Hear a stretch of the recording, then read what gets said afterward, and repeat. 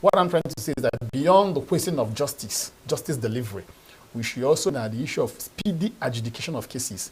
You may be shocked to know that there are some cases pending at the Supreme Court, cases that were filed as late as 1985, 1980, that are still pending in court as I speak. Apart from cases that are time-bound, most especially election petitions, you discover that many conventional civil and criminal cases do suffer undue delays. And these delays that cases suffer are caused by multifaceted factors.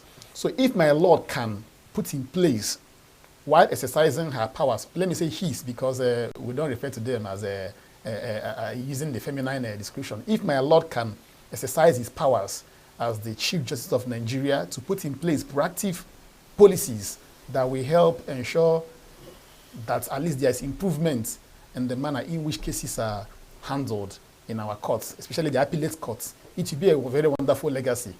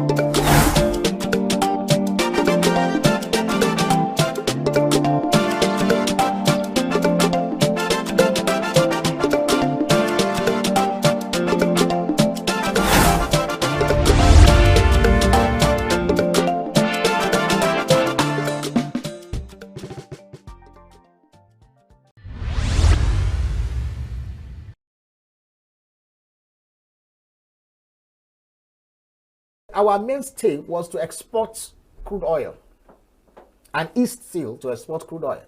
But we reserve a certain proportion of those crude oil that we are drilling for local consumption. So we refined, used locally, and we're able to sell to our neighbors, Benin Republic, as far as Togo, Cameroon, and Chad, Niger, and all those places. Now, when the government now failed, when our refineries died and government failed to produce, governments now said, okay, we will now go outside the country, produce. That is the most idiotic economics I've ever seen in the entire life. Where you carry crude oil from your land. You have refineries. You have technology have even provided what you call modular refineries. You have not made it conducive for people to bring refinery. You take your crude oil outside for local consumption outside the country. You pay dollars to do that, in dollars. You now refine it paying in dollars. You now bring it back using dollars, and then you are selling in naira. Therefore, the differentials in the financial outlay was too much. So the government asked, okay, we'll subsidize. You know, that is one of the craziest things that happened to us. We subsidize because of their inability. Meanwhile, people every day, we see the Nigerian military, joint task force, going to Niger Delta, saying that burning down illegal refineries. What does that suggest? It suggests to you that the technology of refining crude oil is simple. If people can do it in the creeks in their backyard, if people can do it back of their kitchen, during the Biafra war, people were mobile refineries, were moving it and producing fuel for their armory, for their vehicles and everything. So it's not rocket science to refine oil. So why is Nigeria not refining oil?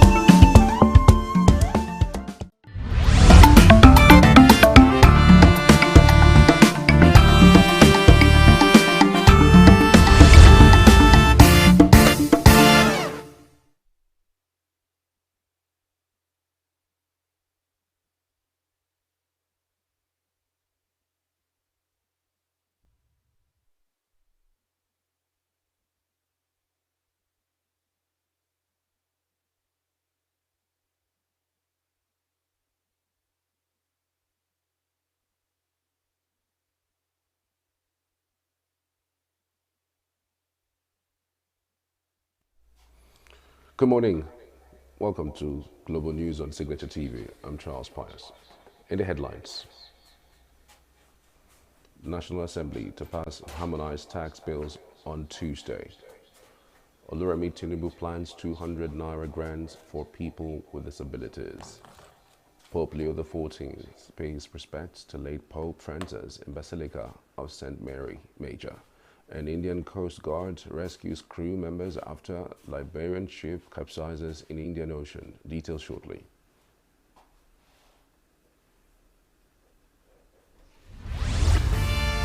We are local. We are right now with the wife of the man that was... Why the main market is in chaos. People We are national. Those in support of this motion as amended, say aye. Aye. We have taken the vote by default. We are international. Israeli airstrikes. Donald Trump left us the worst unemployment.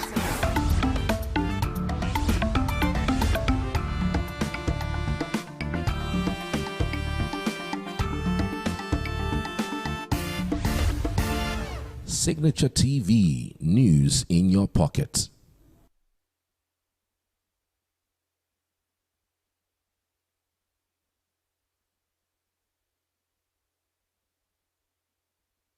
Assembly has hinted that it may consider passing the harmonized tax reform bills by Tuesday following a successful review of the troubling clauses in the proposed legislation.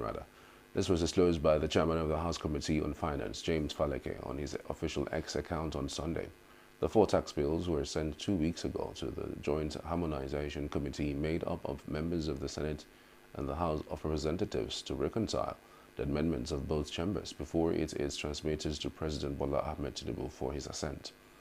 After announcing the passage of the bills, the Senate President Godswill Akpabio praised the lawmakers for their sacrifice in ensuring that the tax rate system in Nigeria meets an international standard. The wife of President Senator Oluremi Tinubu has said that the renewed initiative has made significant progress to support Nigerian people, particularly women and youth, towards building a better life for their families since 2023. She disclosed that plans are underway to give 200,000 naira to 250 persons with disabilities in the country.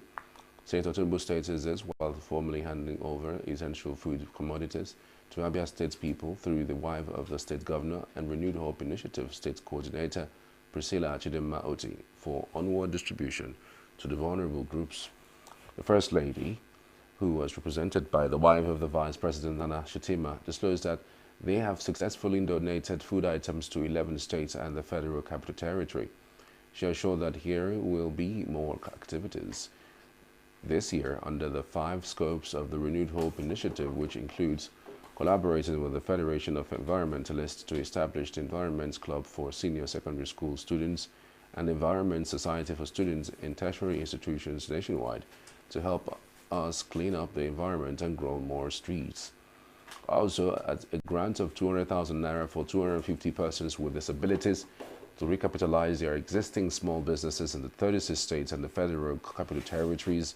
These programs, she said, are aimed to furthering complements of the renewed hope agenda of the administration of President Bola Ahmed Tinubu. Shatima added that the food items distributed to families are not to be sold and encouraged them to make diligent use of these items which are intended to support their families. The 2023 presidential candidate of the Labour Party, Peter Obi, has said that the 2027 general elections may be his final shot at the presidency.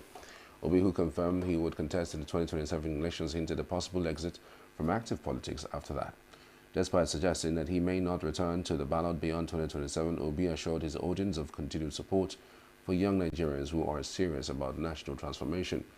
Addressing internal crisis in opposition parties, Obi blamed the ruling government for failing the turmoil in both the Labour Party and People's Democratic Party. He stated that Nigeria's democracy couldn't thrive without strong opposition parties, expressing his determination to fix such structural challenges if elected. A high-level coalition meeting involving former Vice President Atiku Abubakar and Labour Party's Peter Obi, former Rivers State Governor Rotimi Amechi and others descended into chaos as delegates from Jigawa State disrupted the proceedings. The ongoing coalition meeting at the Abuja Continental Abuja, a hotel organized by the National Political Consultative Group North, was briefly disrupted following a disagreement over representation for Jigawa State. Tensions rose when former Secretary to the Government of the Federation, Babachir Lawal, announced the delegates to speak for the state. In protest, several Jigawa delegates stormed the stage, blocking the individual from speaking and insisting they would not be represented by those named. As the confrontation escalated, security personnel, including members of the Nigerian police, DSS and private guards, quickly formed a protective barrier around key figures such as Atiku Amechi and others. Calm was restored after several minutes of appeals as Mustafa Lamido, son of former Jigawa State Governor Sule Lamido, along with another delegate, was chosen to speak on behalf of the state. The Nigerian Communications Commission has directed telecom operators to inform consumers of major service outages through media channels, including the cause, affected areas, and estimated downtime. The NCC also mandated that customers must be notified at least a week ahead of any planned service disruptions. The order applies to mobile network operators, internet service providers, and other last-mile providers. This was also contained in a statement signed by the head of public affairs, Nena Okoha. According to the statement, operators are now required to offer appropriate compensation, such as validity extensions if an outage lasts more than 24 hours, in line with the Consumer Code of Practice regulations. The Federal Ministry of Industry, Trade and Investment, in collaboration with the United Nations Development Programme and the Ugandan Airlines, has officially launched the Nigerian East-Southern Africa Air Cargo Corridor, a transformative export initiative under the African Continental Free Trade Area framework. Speaking at a landmark event held on Africa Day at the Nnamdi Azikiwe International Airport, Abuja, on Sunday, the Minister of Industry, Trade and Investment, Jumoke Oduwole, announced that the new air corridor will provide Nigerian exporters with access to 3 key African hubs, Uganda, Kenya, and South Africa, with air cargo rates discounted between 50 to 75% reduction in logistics costs, including regulatory charges. This initiative marks Nigeria's key campaign promise by President Bola Tinubu to accelerate the diversification of Nigeria's non-oil export by leveraging the opportunities presented by the CFTA, specifically designed to empower Nigerian enterprises, particularly MSMEs. This initiative enables them to expand into African markets with greater confidence, lower costs, faster delivery timelines, and reduced risks. The preferential cargo rates will apply to businesses affiliated with leading national business associations, including Nigerian Association of Chambers of Commerce, Industry, Mines and Agriculture, Nigeria Association of Small and Medium Entrepreneur, Nigerian Association of Small-Scale Industrialists, and Women Chamber of Commerce, Industry, Mines and Agriculture, ensuring inclusive participation and coordinated implementation. Rivers State Sole Administrator, retired Vice Admiral Ibokete Abbas, has called on all Rivers citizens to put the interest of Rivers State first amid the ongoing political scuffles in the state. Vice Admiral Abbas sued for this during a Thanksgiving service held at the Ecumenical Center in Port Harcourt as part of activities to mark the 58th anniversary of the creation of Rivers State, which comes up on Tuesday. He expressed confidence that the current challenges will pass and that the state will emerge stronger, more united, and more determined. According to him, development must not be a privilege for a few, but an experience shared by all communities. He also urged religious leaders to be defenders of truths and pillars of moral guidance. Reflecting on the significance of the anniversary, the administrator said that the focus should not only be a celebration of the past, but also on preparing for a future that raises leaders with character and integrity. The strength of Rivers State lies not in our differences, but in the shared identity as a people called to unity, harmony, and purpose. Political affiliation, ethnic origin, and religious belief may distinguish us, but they must never divide us. We are bound together by a common destiny, the hope of a better tomorrow, a future in which every river citizen can thrive, contribute, and belong. As such, I appeal to all civil societies, traditional institutions, political actors, religious leaders, and everyday citizens to put River State first. This Thanksgiving is more than a ceremony. It is a secret moment, a time to reflect, to forgive, to reconcile, and to pray for each other. I am confident that the season we are in, whatever its challenges, shall pass. The strength of River State lies not in our difference. Earlier this sermon, chaplain of the Government House Chapel, Basarian Organ, emphasized the need for forgiveness and reconciliation, charging the congregation to work towards engendering peace and progress of the state. Governor Hyacinth Alia of Benue State has debunked reports that he is planning to defect from the All Progressives Congress to the African Democratic Congress, ADC. In a statement issued on Sunday by his chief press secretary, Tess Okula, Governor Alia described the report as fake news and a product of yellow journalism. He reaffirmed his unwavering loyalty to the APC, declaring that he has no intention of leaving the party under which he was elected. The statement also denied any crisis within the APC in Benue State, asserting that the party remains or maintains a cordial and effective working relationship with the governor. Meanwhile, suspected headsmen have shot a Catholic priest along the volatile Makurdi-Naka Road in Benue State. The Catholic priest, Reverend Father Solomon Atungo, was attacked on Saturday evening. A statement by the chairman, diocesan priests, Reverend Joseph Beba, revealed that Reverend Atungo was shot on Makurdi-Naka Road on his way from Naka, the headquarters of Gwe West local government area. The victim is the priest in charge of St. John's Kwasi Parish Timber. Reverend Atungo was said to be in critical condition as he was immediately rushed to the hospital for treatment. The Makurdi-Naka Road has become the epicenter of violence in the past 2 years.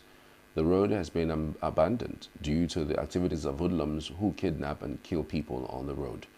After shooting the priest and thinking he was dead, the headers reportedly whisked away the other persons to an unknown destination.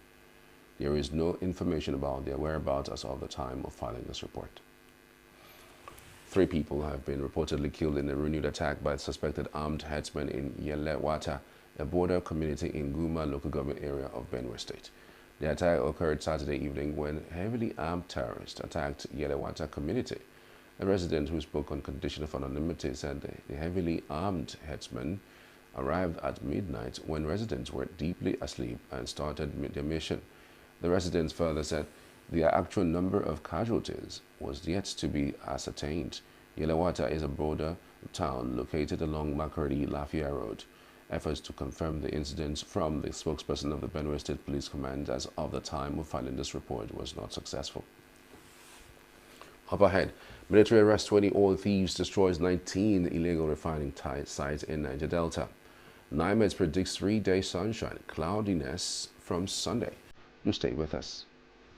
Every second, every minute, every day, news is breaking. Events occur and there are new developments. At Signature TV, we follow these stories objectively, bringing all sides without bias, explaining the complex issues, breaking down the numbers, and investigating the issues behind the news. Anywhere and everywhere, near or far, wherever the news is, we will be there. Signature TV. News in your pocket. Welcome back. Troops of the Nigerian Army have arrested 20 suspected oil thieves, destroyed 19 illegal refining sites, and recovered 589,000 liters of stolen product in the Niger Delta region. The acting Deputy Director, 6th Division Army Public Relations, Jonah Danjuma, disclosed this in a statement issued in Port Harcourt on Sunday.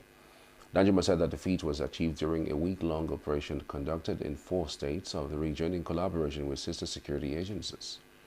Police said the state has Rivers, Bayelsa, and Delta, pointing out that the fight against oil theft and pipeline vandalism is yielding results. In multiple operations conducted across the NDR between 19 and 25 May 2025, troops of 6th Division Nigerian Army with other security agencies have successfully dismantled 19 illegal refining sites with 20 suspected oil thieves apprehended and over 589,000 liters of stolen product recovered. The Nigerian Army has neutralized 21 bandits in Shawu Forest, located at Ruwan Godia Ward in the Faskari local government area of Katsina State. This was contained in a statement signed on Saturday by the State Commissioner of Internal Security and Home Affairs, Nasiru Muazu Dan Musa. According to the statement, troops of the 17 Brigade Strike Group, the Nigerian Army carried out a deliberate attack on a terrorist enclave as part of the ongoing kinetic phase of Operation Forest Sanity III. The operation resulted in the neutralization of several terrorists, including those swept away by river while trying to escape, and the decimation of their operational capacity. Besides operational weapons and ammunition, about 40 motorcycles and a yet-to-be ascertained number of rustled cattle were said to have been recovered from the bandits. Dan Musa explained that at approximately 8:50 a.m. on Friday, the crack troops assaulted the terrorist positions, engaging them in a fierce gun drill.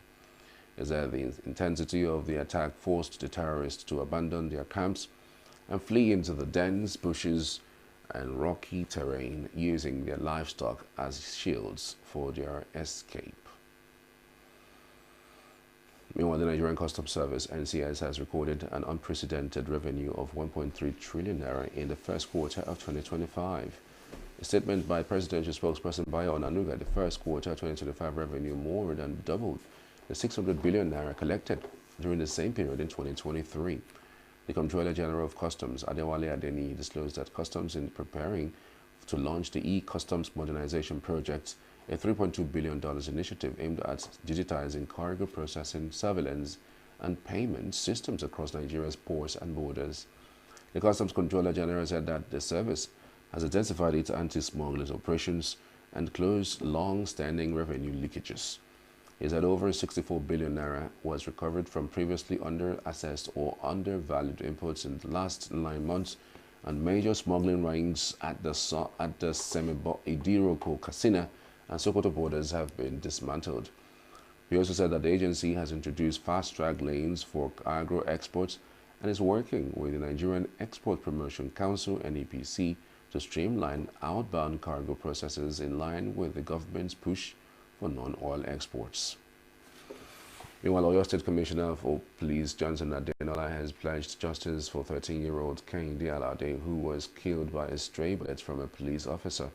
He made the promise during a joint press briefing with Commissioner for Information and Orientation Dotun Oyelade, the chairman of Oyo State Road Transport Management Authority, Adekoya Adeshaba. Alade, a senior secondary school student, died on May 20, 2025 at Alakia Adebayi Road, Egbeda local government area, Ibadan, during a joint operation by Police and Transport Management Authority. Adenola said an interim report had been submitted, but a full report required the father's testimony before prosecution could begin.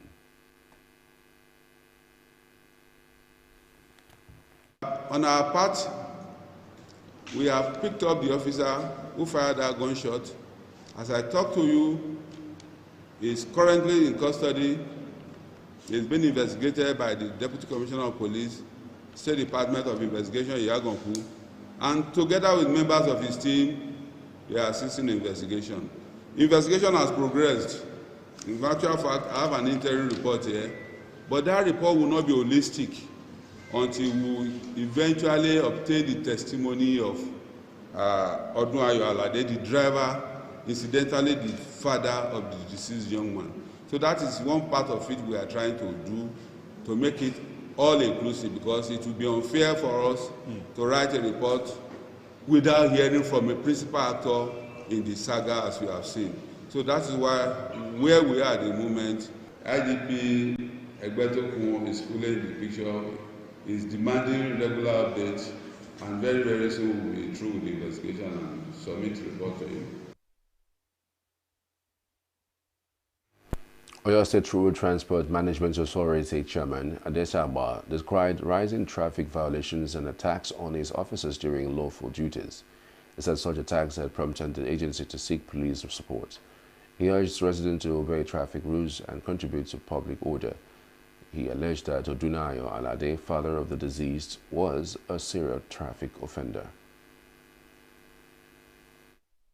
We all watched in horror the event of the last 2 days where an innocent 14-year-old ambitious boy was cut down in his prime by a policeman who definitely will be brought to justice. Together with the executive chairman of OITMA, Major Adeshaga Adekoya, is to reinforce the determination of the state government that justice will be done and that we will do everything possible as a responsible government to placate, to commiserate, and to empathize with the bereaved family. While the culpability of the driver of the vehicle, who is said to be the father of the deceased, is an issue, and a big issue at that, the state government stands on the side of justice. Social Economic Rights and Accountability Project (SERAP) has filed a lawsuit against the Central Bank of Nigeria (CBN) over the failure to disclose the details of any direct payments to the 774 local government councils in Nigeria, including the amount sent to each council. SERAP suits followed a judgment by the Supreme Court last July, which held that allocations from the Federation account with the CBN must be paid directly to democratically elected local government councils, and that no governor has the power to keep control or use the money meant for the councils. SERAP is asking a court to direct and compel the CBN to disclose the details of any direct payment to the 774 local government councils in Nigeria, including the amount sent to each council since the Supreme Court judgment. SERAP is also asking the court to direct and propel the CBN to disclose whether any direct payments has been made from the Federation account with the CBN to the local government councils in Rivers State, and to explain the rationale for any such payments. In the suit, SERAP is arguing that the CBN should make it possible for citizens to have access to the 774 local government councils to ensure transparency and accountability, and judge whether the CBN and other agencies are complying with the Supreme Court judgment. According to SERAP, state governors are starving local governments of funds and putting them in peril, despite the Supreme Court being binding orders. The Nigerian Meteorological Agency (NIMET) has forecast sunshine and cloudiness across the country from Sunday to Tuesday.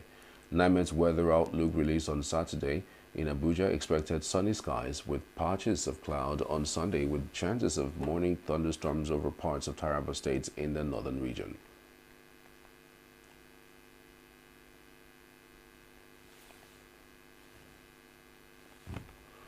The agency predicted thunderstorms over parts of Sokoto, Kebbi, Kaduna, Taraba, Bauchi, Zamfara, and Adamawa states later in the day. In the north-central region, it said sunny skies with patches of clouds are expected, with prospects of isolated thunderstorms over parts of the Federal Capital Territory, Niger, Nasarawa, Kwara, and Kogi states in the morning periods. According to the agency, later in the afternoon-evening hours, thunderstorms are expected or anticipated over parts of the Federal Capital Territory, Nasarawa, Plateau, Niger, and Benue State. It further stated that in the southern region, a cloudy atmosphere is suspected, with prospects of morning thunderstorms over parts of Osun, Ondo, Ogun, Imo, Abia, Edo, Delta, Akwa Ibom, Cross River, Rivers, Lagos, and Bayelsa states. NIMET envisaged thunderstorms over parts of Oyo, Ekiti, Osun, Ondo, Ogun, Imo, Abia, Edo, Delta, Akwa Ibom, Cross Rivers, Lagos, and Bayelsa states later in the day. It also said that the sunny skies with patches of clouds are envisaged with chances of morning thunderstorms over parts of Taraba State in the northern region on Monday. The agency forecasts isolated thunderstorms over parts of Kebbi, Taraba, Kaduna, Borno, Zamfara, Sokoto, and Adamawa states later in the day. It expected sunny skies with patches of clouds during the morning hours in the north-central region. Later in the day, it added that the isolated thunderstorms are anticipated over parts of the Federal Capital Territory, Benue, Nasarawa Plateau, and Kogi states. Then in the southern region, morning thunderstorms are anticipated over parts of Ondo, Ogun, Edo, Imo, Abia, Osun, Cross River, Delta, Lagos, and Akwa Ibom states. NIMET advised the public to take adequate precaution as strong winds might precede the rains in the areas where thunderstorms were likely to occur. It also urged the public to ensure that loose objects are fastened to avoid collision and avoid driving under heavy rain. Still to come, China's hunger producers express confidence amidst U.S. tariffs. Russia-Ukraine wraps up largest prisoner swap. Do stay with us.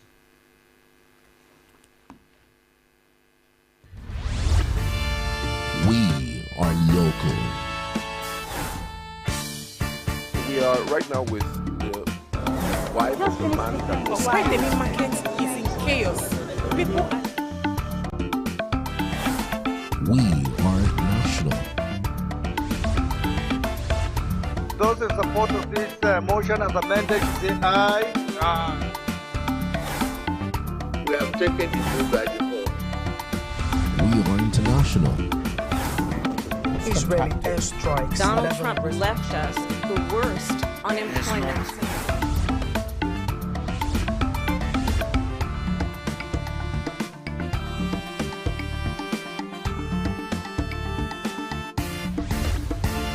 Signature TV, news in your pocket.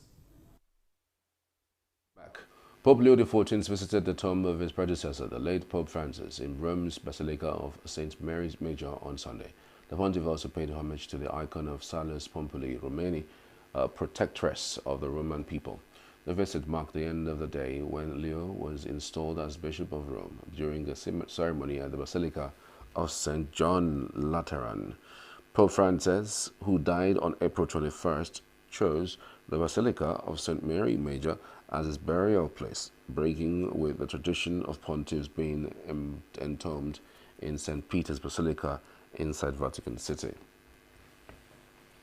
King Charles flies to Canada on Monday for a highly symbolic visit showing support for the nation that recognizes him as its sovereign and is coveted by U.S. President Donald Trump as the 51st U.S. state. Following an invitation from Prime Minister Mark Carney, Charles will open Parliament in Ottawa on Tuesday, the first time a British monarch has carried out the duty since his mother, the late Queen Elizabeth, did so 68 years ago. Trump has repeatedly expressed a desire to annex Canada, a proposition fiercely rebuffed by Carney, whose election win last month came partly on the back of that stance. Charles has made subtle signals of his backing for Canada in recent months, wearing Canadian medals, calling himself the King of Canada, and describing its flag as a symbol that never fails to predict its pride and admiration.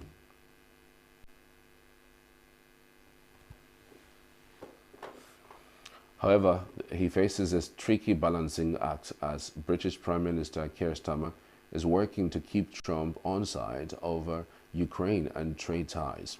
When Starmer visited the White House in February, he made great show of an invite from Charles for an unprecedented second state visit for a Trump whose mother was born in Britain and who has repeatedly praised the British royal family. In Toronto on Friday, residents said they had mixed feelings about the royal visit.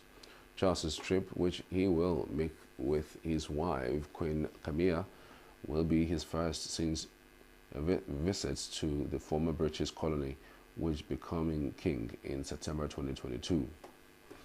On Monday, the royal couple will visit a large park in Ottawa and meet vendors and artists, according to Buckingham Palace. The king will then participate in a ceremonial park drop to launch a street hockey demonstration before planting a tree in another part of the city. It will be just the third time a sovereign has delivered a speech from the throne in the Canadian Senate, an event which opens every new session of Parliament. Charles and Camilla will travel to the Senate in the ceremonial horse-drawn carriage with a 28-horse escort to deliver a 25-minute speech written by Carney's government. With the tariffs and the trade that's going on, the trade war, if the British monarchy plays a more active role in Canadian politics and standing up for Canada, then I welcome the British monarchy. But I just find personally that he's been very silent, and he's been more open to Donald Trump by having a state visit to England, to the UK, and he's not saying too much about Canada. So I'm rather disappointed in the British monarchy. No, right. But why are we supporting a country, 200 billion plus a year? Our military is at their disposal. All of these other things, they should be a state. That's why I told you. China's Hangar capital has held its ground partly through market diversification and technological upgrades despite uncertain U.S. trade policy since 2018, allowing it to stay resilient amid the latest round of tariffs pressure from the United States. Lipo, a county-level city in South China's Guangxi Zhongshan Autonomous Region, is home to more than 300 enterprises, which together produce about 4 billion hangars annually, with 80% exported to the US, Europe, and the Southeast Asia. In response to uncertain U.S. trade policy since 2018, Lipo's entrepreneurs have expanded markets and invested in automation and other innovation to increase their resilience amid uncertainties. Speaking with China Global Television Network, business leaders from the local industry shared their insights into the recent U.S. tariff policies and how their companies keep thriving through all the ups and downs in global trade. Southwestern Railway has become the first train operator in Britain to be renationalised.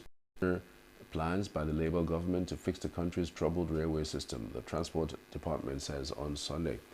Britain's train services were privatised in the 1990s, but several operators have been renationalised in recent years by previous administrations, some of them losing their franchises after underperforming.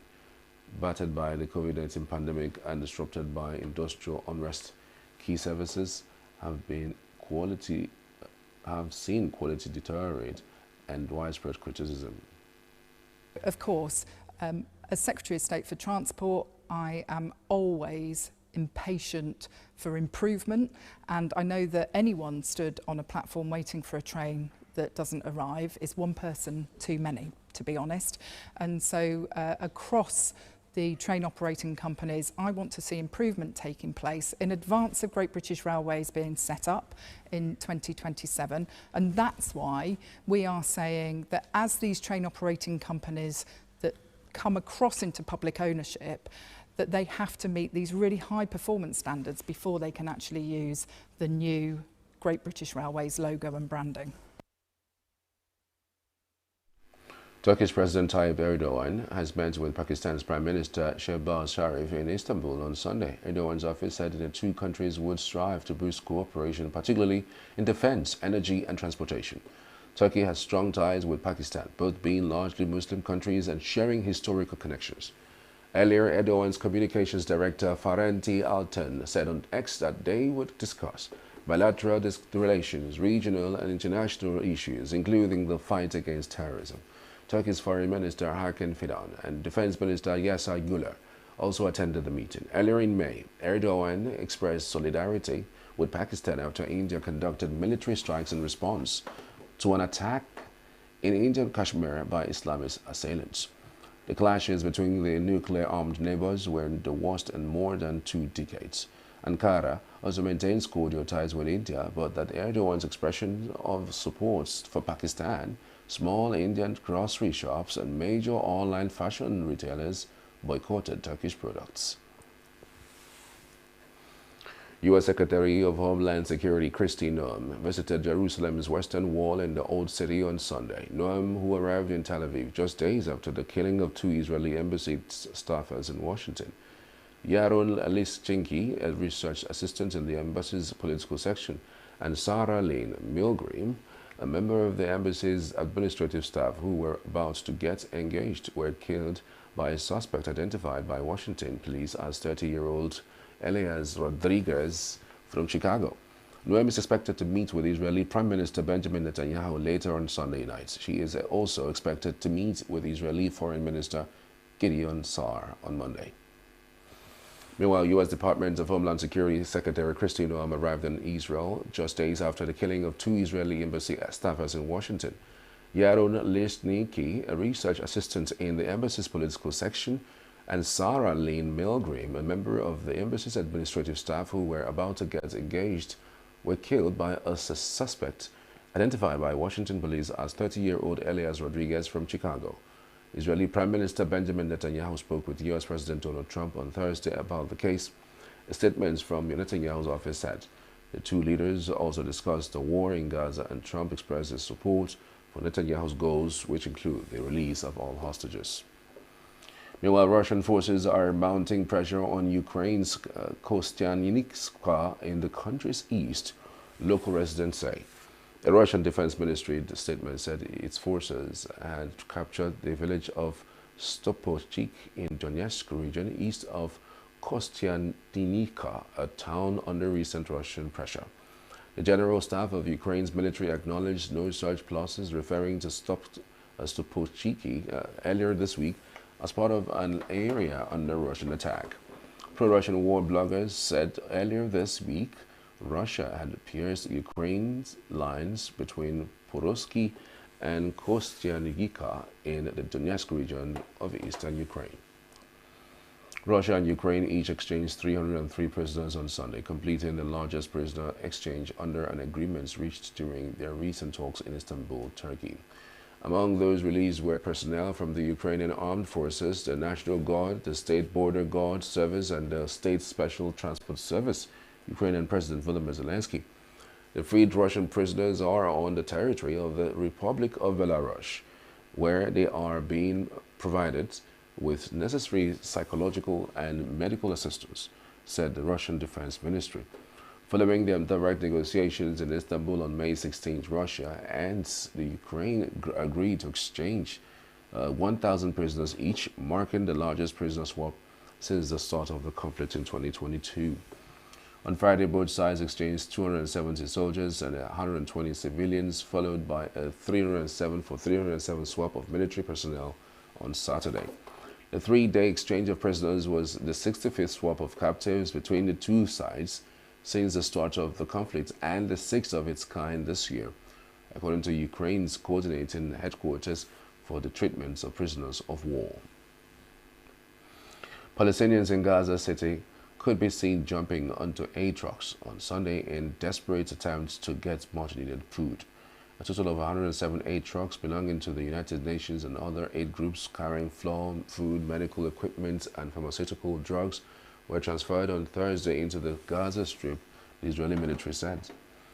Israel imposed the aid blockade in early March, accusing Hamas of stealing aid meant for civilians. Hamas rejects the charge, saying a number of its own fighters have been killed protecting the trucks from armed looters. Israel has announced that a new system sponsored by the United States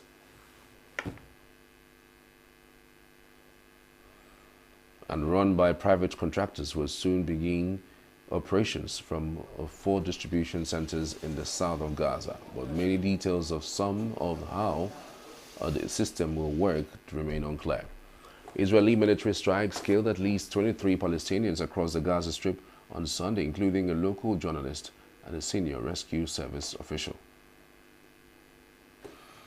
as the head of the United Nations warned that Palestinians in Gaza are facing the cruelest phase of the conflict with widespread famine imminent. Analysts said it is essential that Israel facilitate a massive influx of aid and end its bombing campaign. UN Secretary General Antonio Guterres said that only a teaspoon of aid was getting in following Israel's 11-week-long blockade, and that Israel must treat civilians humanely with respect for their dignity. But Hardin Lang of Refugees International said that far more aid is needed to ameliorate the humanitarian catastrophe in Gaza. Israel's intensified bombing campaign and the forced displacement of Palestinians in Gaza are also hampering aid efforts. With most of Gaza's 2 million population squeezed into an ever-narrowing zone on the coast and in the area around the southern city of Khan Yunis by Israel's military operation, international pressure to get aid has ratcheted up. Israel has announced that a new system sponsored by the United States and run by private contractors will soon begin operations from 4 distribution centers in the south of Gaza, but many details of how the system will work remains unclear. The UN has already said it will not work with the new system, which it says will leave aid distribution conditional on Israel's political and military aims. Hardin Lang said it's hard to see how many aid efforts can succeed if Israel's offensive continues. I don't think we can underplay or overscore the severity of the situation at this moment. Having covered the war and the humanitarian situation in Gaza now since the inception of this phase of the conflict, I don't think we've ever found ourselves in a more acute moment in terms of conditions on the ground. We have been close to famine in the past, but all the indicators, particularly from the IPC, the international sort of mechanism that evaluates the state of food insecurity inside of Gaza, says the warning lights are all blinking bright red right now. So we're at a moment where the combination of the extended sort of trauma that people have had to live through, combined with the blockade for the last couple of months on the population and the lack of assistance getting in, has led to probably the most acute humanitarian situation that we've seen. Couple that with the fact that a massive Israeli offensive is now, if reports are believed, underway. Together, this creates an environment in which it's going to be extremely difficult to respond to the humanitarian needs, which are now probably greater than they've ever been.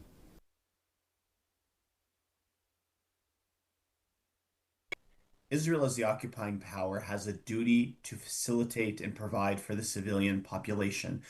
All warring parties amid hostilities cannot block aid.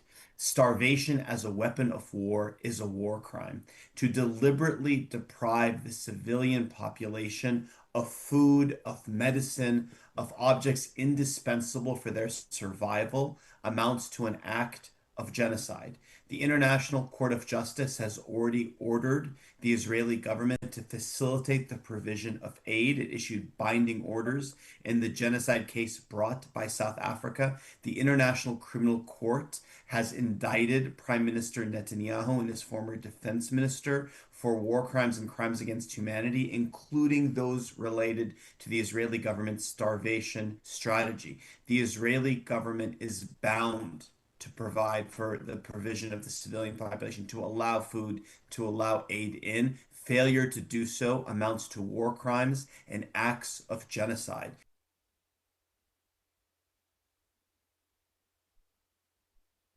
Israeli protesters and families of hostages demonstrated in Tel Aviv calling for an end to the war in the Gaza Strip and the release of hostages. Protesters held pictures of hostages, chanted slogans calling U.S. President Donald Trump to push for a ceasefire deal to release hostages and end the war in Gaza. Netanyahu would prefer an eternal political war over the return of citizens abducted on his watch. He prefers flattening Gaza at the cost of creating another 58 souls who will be missing in actions. Netanyahu is dragging us deeper into disaster. Please, Mr. President, place the Trump deal for ending the war and returning the hostages on the table. Only you can force Netanyahu to sign a deal to end the war and bring our kids home. The war in Gaza must end now. by signing a deal for the release and return of all hostages. We can and will deal with all other threats once they are safely returned home. The hostages must come first. Around 58 hostages remain in Hamas captivity in Gaza. Some are dead, according to Israeli sources. Israel launched an air and ground war in Gaza after Hamas militants' cross-border attack on October 7, 2023, which killed some 1,200 people by Israeli tallies and saw 251 hostages abducted into Gaza. The Israeli campaign has since killed more than 53,600 Palestinians, according to Gaza health authorities, and devastated the coastal strip. Aid groups say signs of severe malnutrition are widespread. Tens of thousands of people took to the street in Warsaw on Sunday to show support for candidates vying to win next week's tightly contested presidential election in Poland that the government views as crucial to its efforts to democratic reforms.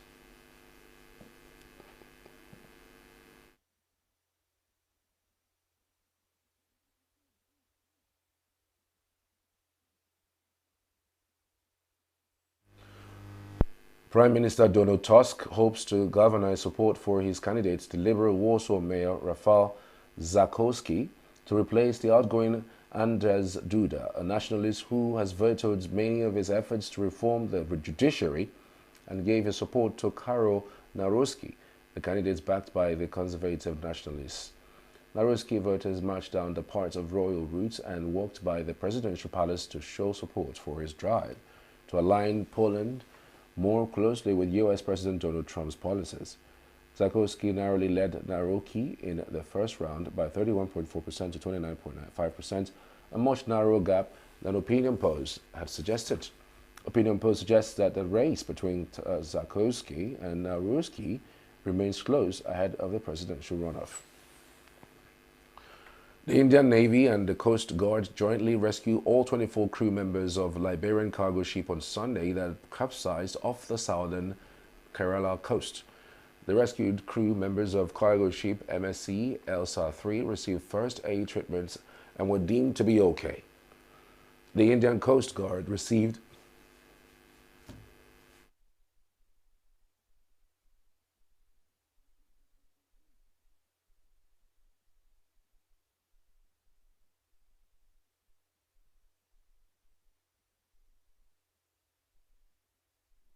The Indian Coast Guard received a distress call on Saturday.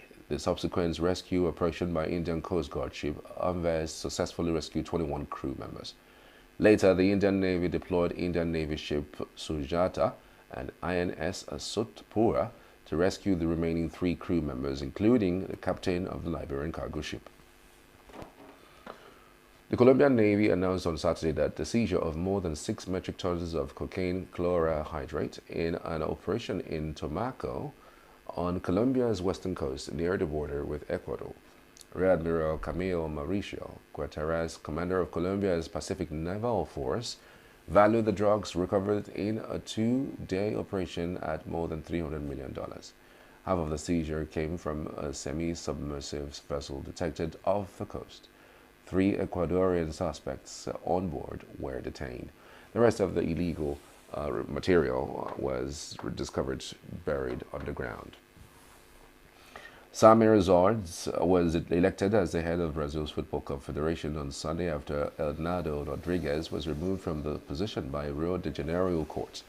The election took place a day before the new Brazilian national team coach, Italian Carlo Ancelotti, was due to be presented.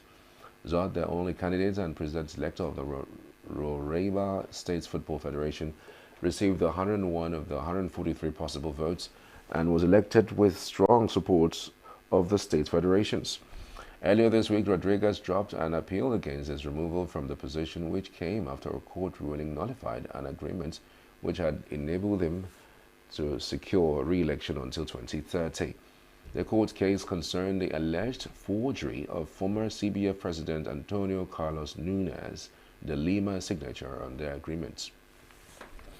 Real Madrid fans said they were pleased with news on Sunday that Xabi Alonso would take over the helm at the La Liga club, where he spent 6 seasons as a player and won several trophies. Alonso has signed a 3-year contract until June 2028, and the 43-year-old replaces Carlos Ancelotti, who took charge of his last game on Saturday. With Ancelotti finishing his second stint at the Real Madrid without winning a major trophy, Real moved quickly to change coaches after the veteran Italian agreed to coach Brazil. Alonso had been in charge of Bayern Leverkusen and confirmed he would be leaving the German club this month. The Spaniard took charge of Leverkusen in October 2022 and guided them to the double last season as they lifted their first Bundesliga title without losing a game. They also won the German Cup and reached the Europa League final. He had a contract at Leverkusen until 2026, but the club said they had granted his wish to terminate his deal at the end of the season. Alonso will be presented as Real coach on Monday and will take charge from June 1st ahead of the Club World Cup, which starts in the United States next month. Aryna Sabalenka sent out an early warning to her French Open rivals as the world #1 produced a dominance display to outclass Kamila Rakimova in the opening round, while Elena Svitolina also made an impressive start on Sunday. 3 times Grand Slam champion Sabalenka ensured that everything was on the schedule as she cranked up her serve in front of a small crowd under the roof of the main show courts to blow her opponents away 6-1, 6-0 in exactly an hour.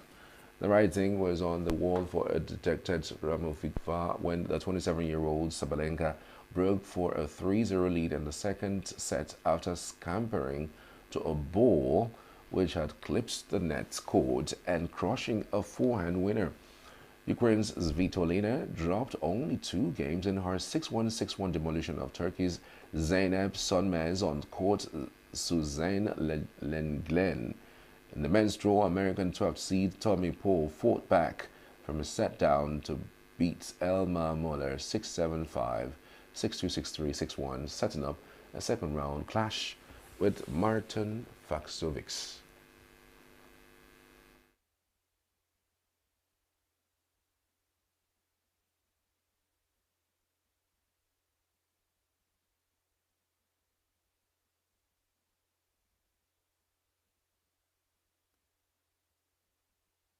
Honestly, I don't think about that. That's, of course, it's always been my goal, you know, to reach world #1 position. But at this stage of the career, it doesn't really matter, you know. You just have to focus on yourself. You have to improve your game and get better basically every day. So I'm focusing on myself.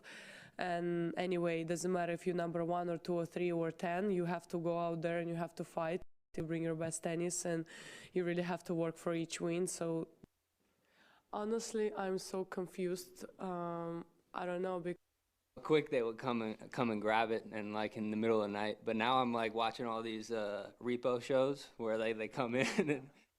And that's the news this hour. I'm Charles Pius. Thank you for watching. Join me in another 6 minutes for the morning show. To stay with us.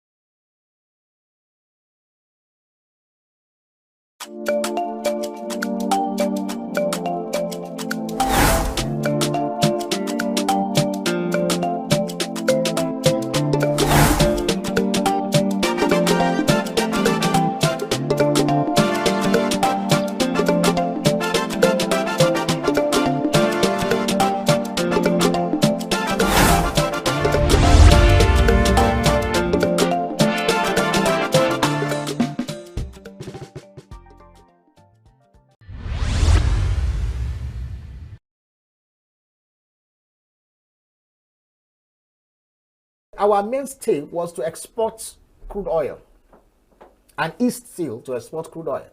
But we reserve a certain proportion of those crude oil that we are drilling for local consumption. So we refined, used locally, and we're able to sell to our neighbors.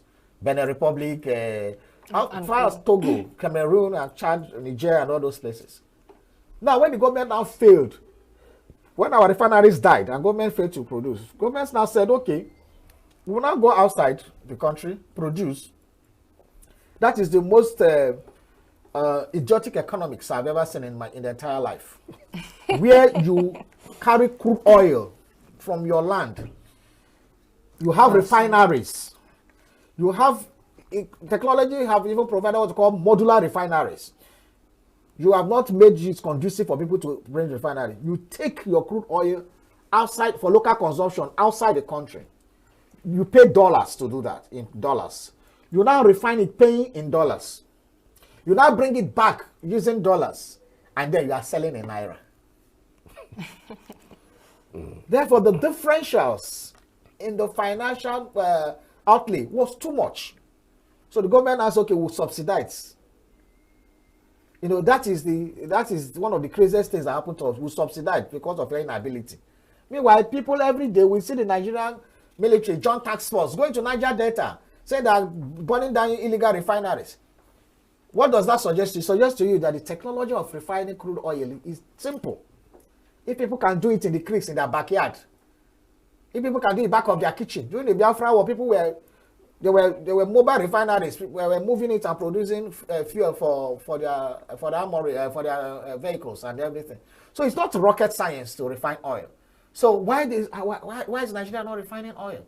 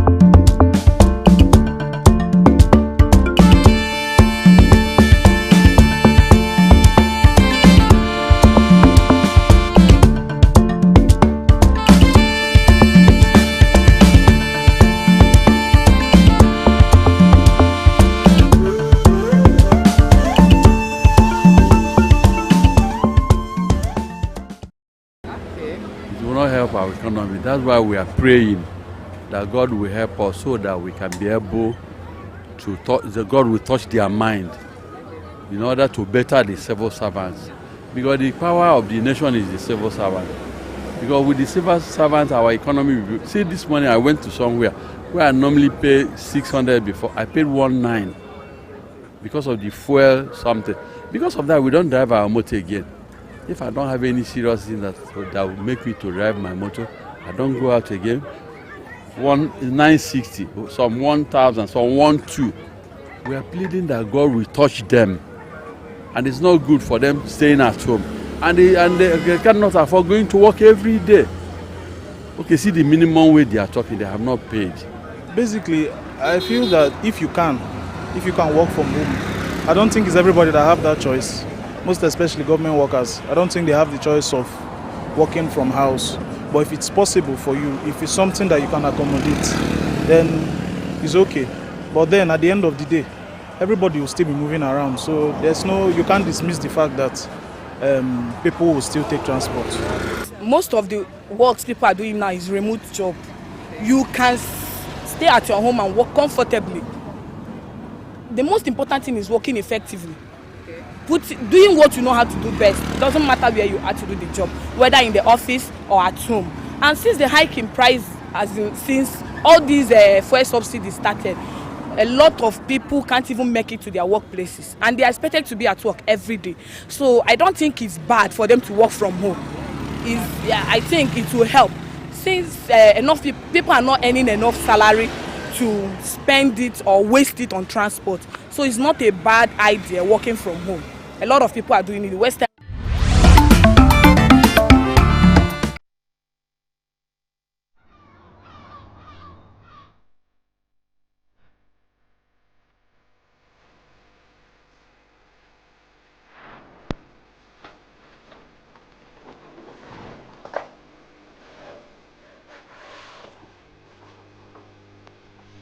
A beautiful day it is. It's a lovely day. Doesn't it look like it? Welcome everybody.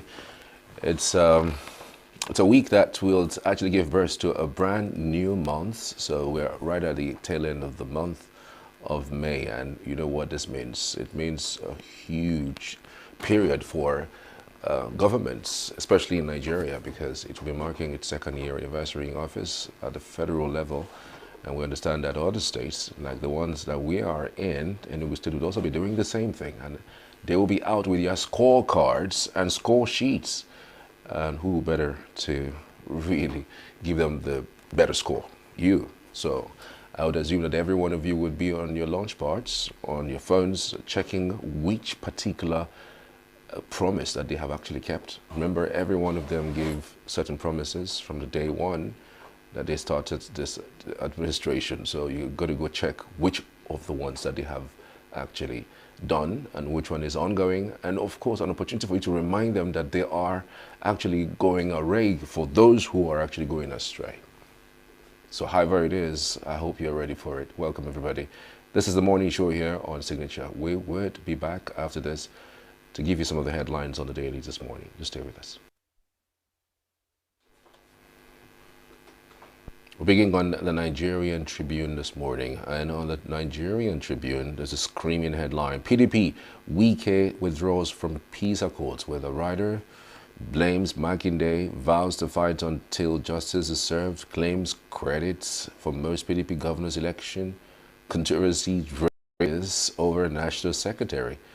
All the details on the Nigerian Tribune. Ekiti communities endorse Oyebanji for second term.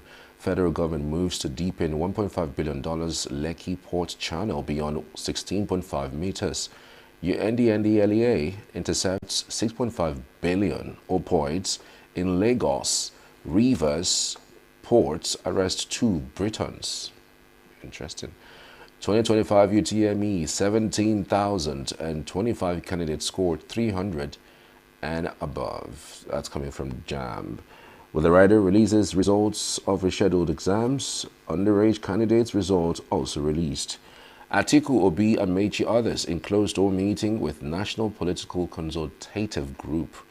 Tensions flare as Jigawa delegates disrupt proceedings. I'm sure if you have been online the last 24 hours, you must have seen that. And it's quite an interesting discourse. Utomi defends shadow cabinet, calls for democratic renewal. Federal government launches intra-African air corridor with 50% discounts, unlocks East-Southern Africa for Nigerian exporters. So it's about time. And now over to the Vanguard newspaper. On the Vanguard this morning, 21,082 candidates absent as 99% scored below 200 in rescheduled UTME. That's coming from JAMB. Neither Buhari nor Jonathan had Nigeria's interests at heart in 2015. This is coming from Lamido. Okay. Anti-Tinubu coalition, Atiku, Obi, others shop for platform. With the rider, Jigawa delegates disrupts coalition meeting. We will conclude talks in 2 weeks, says Wosu ADC chairman. We are considering SDP or new party, says Ardo. Nigeria's problems can be solved from the north, says Obi. WAEC NECO releases 5 years withheld Zamfara results after governor clears debts. Tinubu's mining reforms attracts $800 million foreign investments. Federal government turns back 8 foreigners without visas. PDP, Wike at loggerheads over agreements.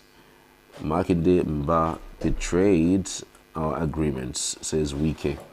Oshun governorship poll, we won't align with anyone, says Arebeshola. All the details on the Vanguard this morning. All right, over now to the Nation newspaper. On the Nation this morning, Wike's walk back on peace deal sinks PDP deeper in confusion. With the writer, ministers indict Governor Makinde. Anya will shift tomorrow's NEC meeting. Port Harcourt refinery on hold for 30 days. Atiku Obi Amechi at coalition talks.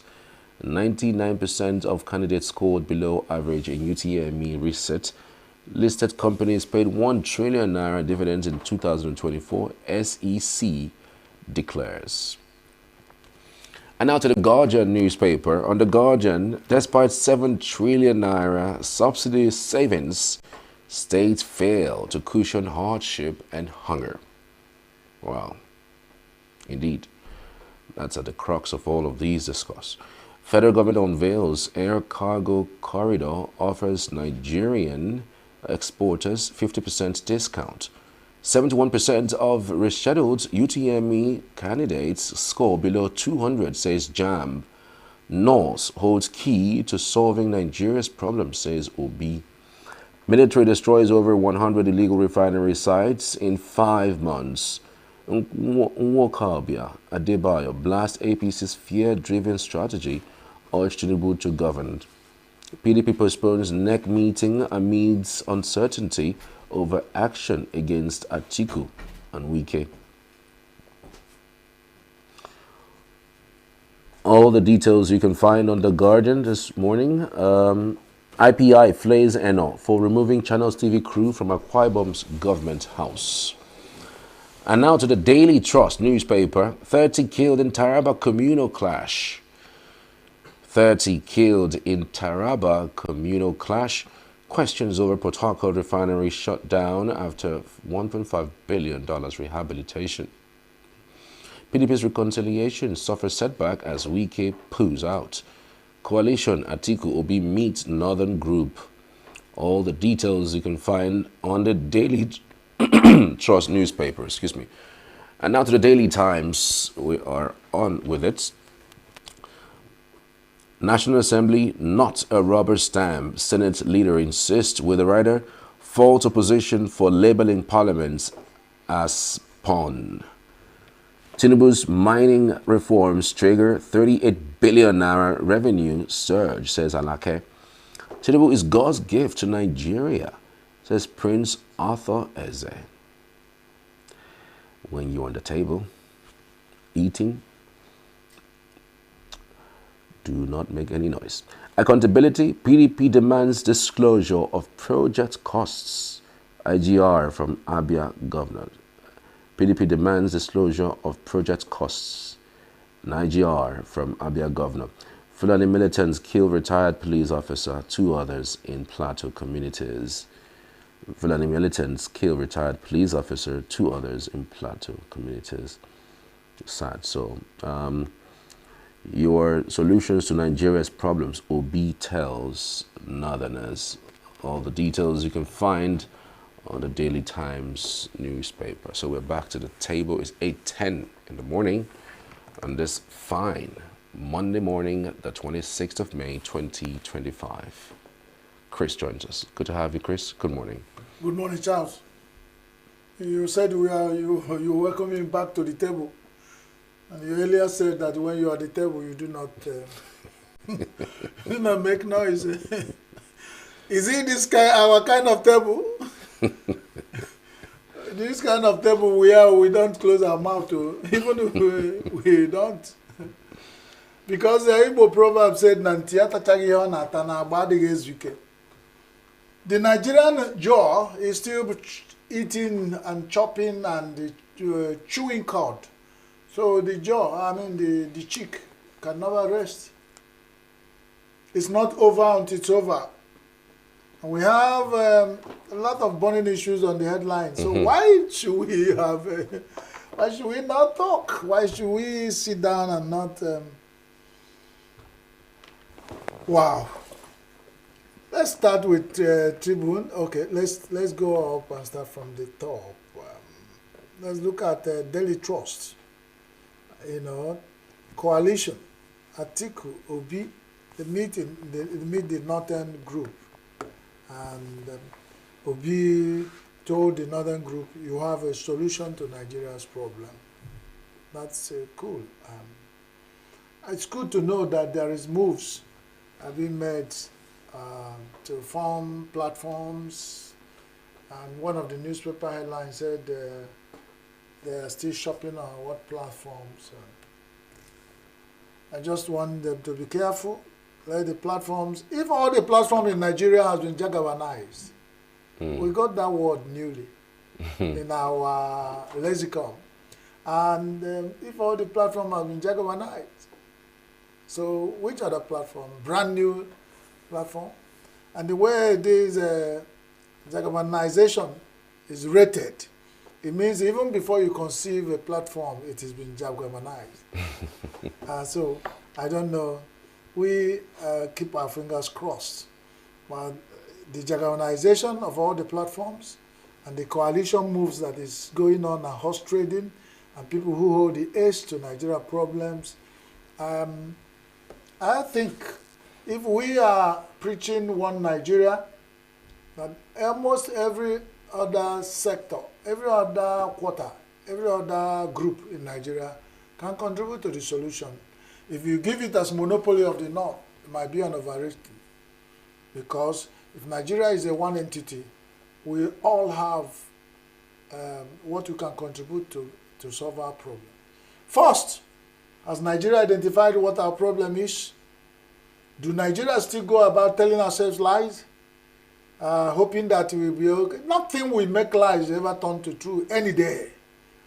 So if we want to solve the problem, all of us will come together and look our face in the eyes, you know, talk about our biases, settle it, talk about the sacrifices. Let's know what are you sacrificing, whatever. In any place there's peace, somebody is sacrificing something. And like in Nigeria complex society, no particular group has the final solution to our problem. It has to be a collective thing. And that reminds me, what happened, Charles, to the 2000, during the Good Luck's era, there was this confab, national confab, to solve Nigeria's problem. The outcome, I'm sure, is gathering dust somewhere, and we are looking for solution to Nigeria's problem. Yeah, I mean, the confab, I think, because there was a new government that took over after Goodluck Jonathan, and the new government didn't think that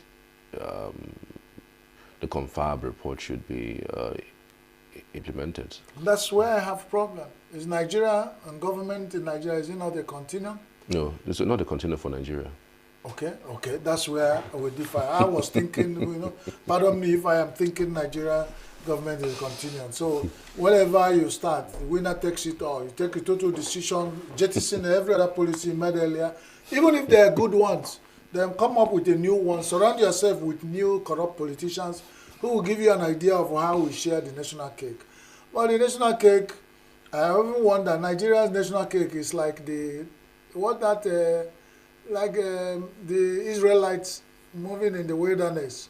They want that the bread that when you eat it, it will replenish. What they call that? You don't go to church, Charles, so you don't disappoint me. That is what the Israelites were eating while they were going out of Egypt. And when that thing, they call it, that doesn't drop, that was dropping from heaven. Oh, manna. Manna drops from heaven. When you eat, the problem you pack, you'll be eating the thing with. Nigerian national cake has turned to manna. It drops. Even no matter, see that the amount we have spent in refurbishing Port Harcourt refinery, and it's down for 30 days. From these 30 days, they give you 30 days, you have a way of measuring how Nigerians are very low retentive memory now. In the next 1 week, they've forgotten that Port Harcourt refinery is not there. So when they give you 30 days, they shut it down. When it has not lasted for up to a month, it was opened. So if you do turn-on operation in NNPCL controlled refineries in Nigeria, when will Nigeria be consolidate and have a steady price in oil and gas? And they will still not allow Dangote, who is a little, with his new refinery, they don't allow him to breathe. You carry your juju to go and spoil our blues, somebody's brews. If all your refineries are moribund, that you do 1 month on, 1 month off, with all the money being sunk, putting salt into the ocean, and we come back and be talking like this, and somebody who is taking decision on our behalf will still approve money for Port Harcourt refinery with over 870-something billion for Warri. We don't not talking about it. Nobody's talking about. I don't know whether it's operating or not. All our minds were transferred to Port Harcourt, and before we could say Port Harcourt refinery, they said, no, we are shutting down. And Petro, whatever association is that, said it's because of lack of capacity. You know, you need capacity, you need skills to handle anybody that is aged as Port Harcourt refinery. You need capacity. It's not something you give to Gen Zs. When I mean Gen Zs are not that they don't have, the experience is not something you buy in the market. There are some Gen Zs who have more experience that can handle that. So I'm talking about people who have experience. I'm talking about either being a Gen Z in experience or Gen Z in, well, that place require people who really know what the solutions are. And who the Nigerian bug of corruption has not beaten. Because if what happens in the recent past continue in the recent future, Nigeria will be running around circle of doom when it comes to oil and gas. And that inconstant lies they tell us about will continue. And we are helpless. But it gets too bad one day, and probably the people cannot control whatever they see. I'm not a prophet of doom. Military destroyed over 100 legal refinery sites in 5 months.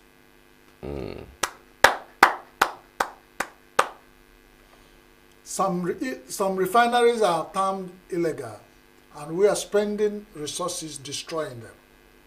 The ones that were termed legal, we're spending billions pouring in there without capacity, without seeing results, and we still pour. Who did this to Nigeria? Remember one time I was saying, people are looking at me, why? Why did you concentrate? Even Shomole one time said, why did the government concentrate in destroying illegal refineries? What happened to the illegal miners? If Nigeria will move the military to destroy illegal refineries in South Nigeria, let them go up and use the same force to destroy illegal miners, so that we will be seeing equity and equality in what we are talking about. But I do not see any reason. Why not mop up this crude technology that these people are using to refine? Have some set of control. If you want to own, come and register. We'll tell you some guidelines about the environment, and then let's take whatever you refine, take it, put it at the center. Let's see. But you want to close their mouth. You don't have enough refineries working in Nigeria. Even the ones who are surviving doing this, you are fighting another 100 illegal refineries. You know what I mean? Assuming these ones are bringing, even if it's 10 liter, out of 240 million Nigerians, the percentage of these 240 million Nigerians that use vehicle, do not export it. Use it for foreign market. Use the ones that you refine in the NNPCL. Have a control over what these people are doing. But in Nigeria, you don't do that. There are so many things you will do if it's coming from somewhere. Suppress it. Let it not see the light of day. Even if when you know that your power to survive in Nigeria depends on that. Somebody was having an argument of record, was saying some people in Nigeria have generated science and technology that Nigerians would have pulled together and said, by now, over time, They should have been top, counted among Japan and some countries of the world as also science-based country. Now we only this oil, they scratch ground small and get. That's all our concentration. We chop and chop and chop our future today, and we still will not get enough. But look at it. So I don't know who did this to us. Is the question we keep asking. But I found that nobody did it to us. We are doing ourselves. It's actually a great feat, really. I mean, so I'm just thinking if we can harness the modular refinery, because I mean, it wouldn't have been 100 refineries that are professionally done. Okay, so I'm thinking harnessing that aspect is what I don't know why Nigerian government hasn't been able to do. People plant cocoa. They have collection center for what they call it, the products, produce, the agri-produce. People who have gathered it and put it together, package it and send it to either cocoa, the factories that add value, or they export the cocoa seeds like that and make money. Modular refineries, if you license them in regions, these people that do these cocoa fire refinery will be collecting at that place. They will be supervised that you know where they are. Because by the time you give them confidence in themselves, they now show you this is what we are. You even know what they do. Now they hide.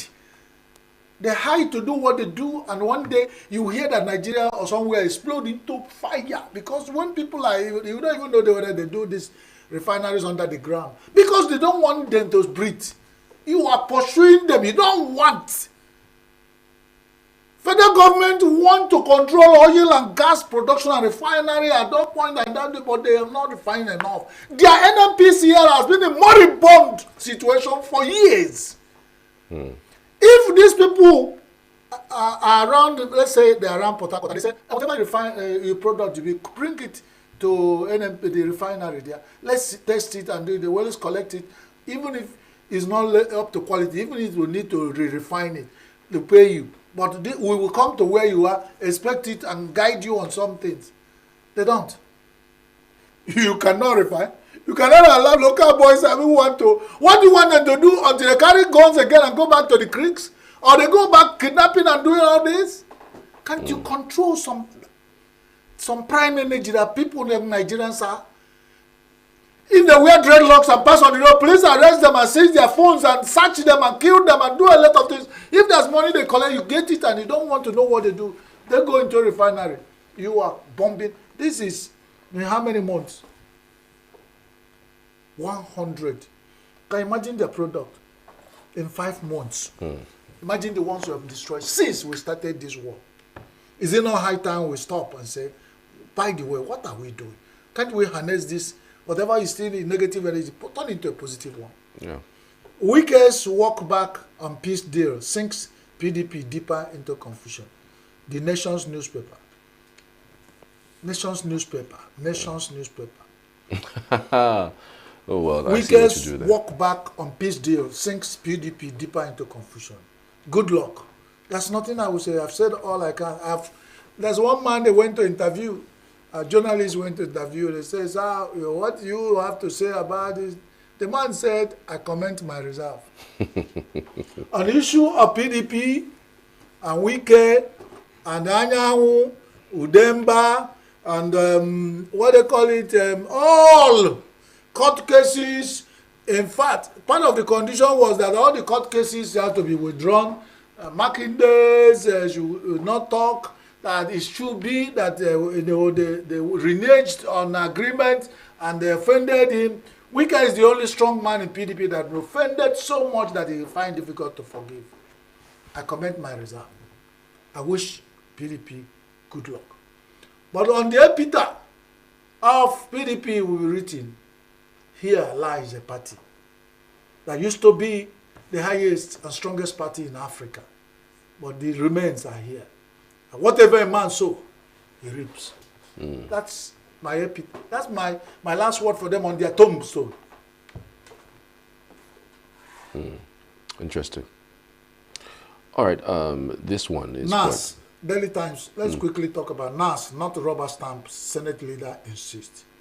No, National Assembly of the Federal Republic of Nigeria, of our distinguished senators, and our revered people of the Federal House of Assembly, they are not rubber stamps. Charles, who said they are? They are not rubber stamps. They are iron stamps. But they are stamps all the same. They are iron. The idea is that before you say, hey, they've stamped.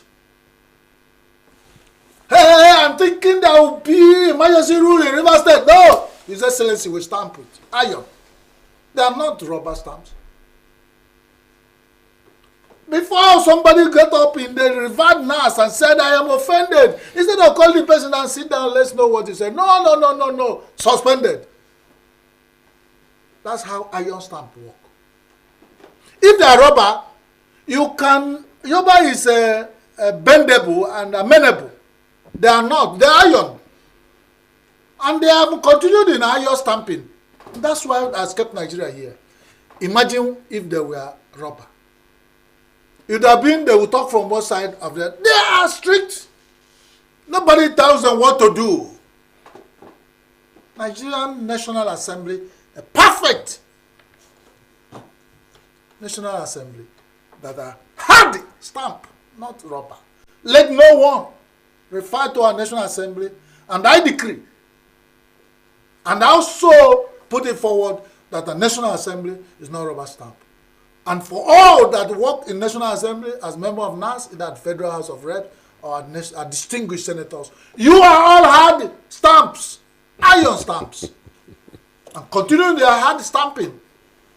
But stamp good things for us. But because over time, you have not given us confidence to know, we are even confused. It's just that you say you are not rubber stamp, but it is me that giving you the name of iron stamp. Because when you say that the Senate leader insists they are not robbers, he didn't tell us what stamp you are. But you must be one stamp. You see that you are here or there. You cannot be in between stamp. National Assembly, you are not rubber stamp. You are iron stamps. God bless you. Indeed. So the last note, Utomi on the top line of Tribune, defends shadow government. He has promised to defend it and will continue to defend it. Let's see. Defending a government that is shadow. We defend.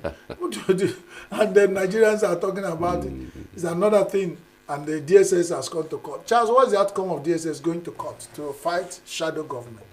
When the ones that are substance government and substance problems has not been fought and brought to their knee. All right, Chris, many thanks for your input. As always, your insights on the show this morning, especially as it concerns the headlines out of the dailies. We're back tomorrow, same time, same station, with the headlines and analysis with Chris Maduka. All right, we're back after this short break. Just stay with me. Every second, every minute, every day, news is breaking. Events occur, and there are new developments. At Signature TV, we follow these stories objectively, bringing all sides without bias, explaining the complex issues, breaking down the numbers, and investigating the issues behind the news. Anywhere and everywhere, near or far, wherever the news is, we will be there. Signature TV. News in your pocket.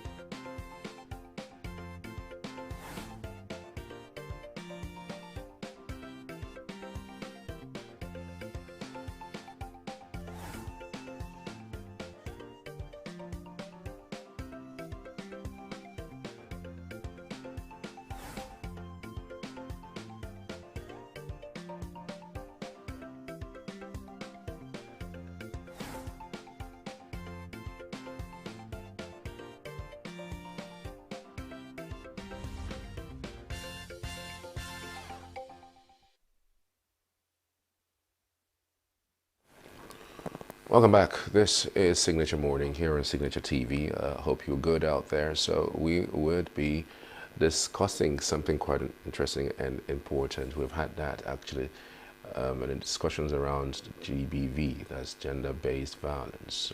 We're going to be expanding on that today because it's a Monday and something that we thought might interest you. We're back after that. Just stay with us.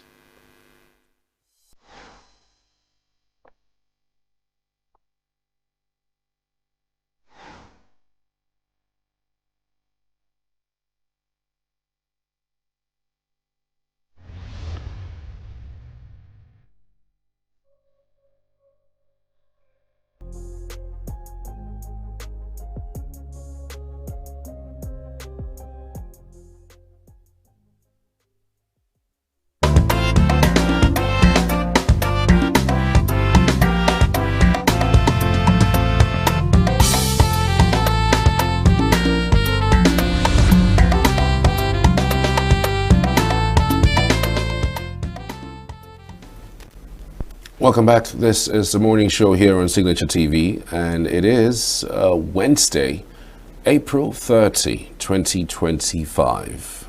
Today we'll be speaking on this issue, the rising incidences of gender-based violence. I mean, it's one that has been up for a long time now, and so many persons have attributed these issues to maybe domestic issues, relationship issues, and sometimes even third-party involvement. We have with us this morning Mazi Jerry Udochu. He is a Program Officer, Civil Research Development and Documentation Center, CEDOC. Thank you for joining us. Good morning. Thank you very much, and welcome listeners. So, if you were to explain what the sexually gender-based violence is, what would that be?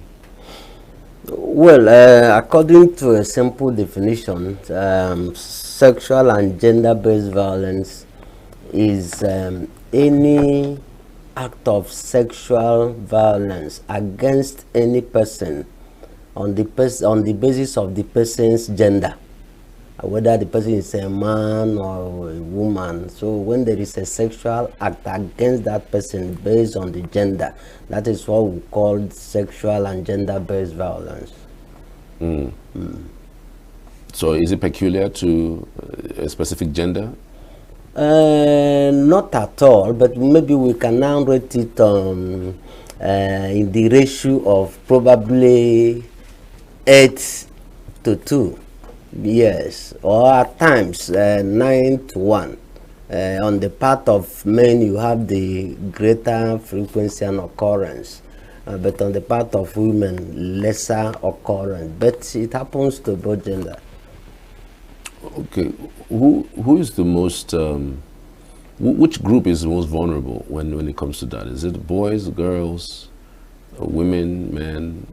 Well, women and girls in general, but recently it has taken a different turn. You are now seeing even minors are being sexually violated. Minors. When we talk of minors, talk of children of months old, 2-3 years old, 4-5 years old. These are minors, and they're also part of the receiving side now of victims.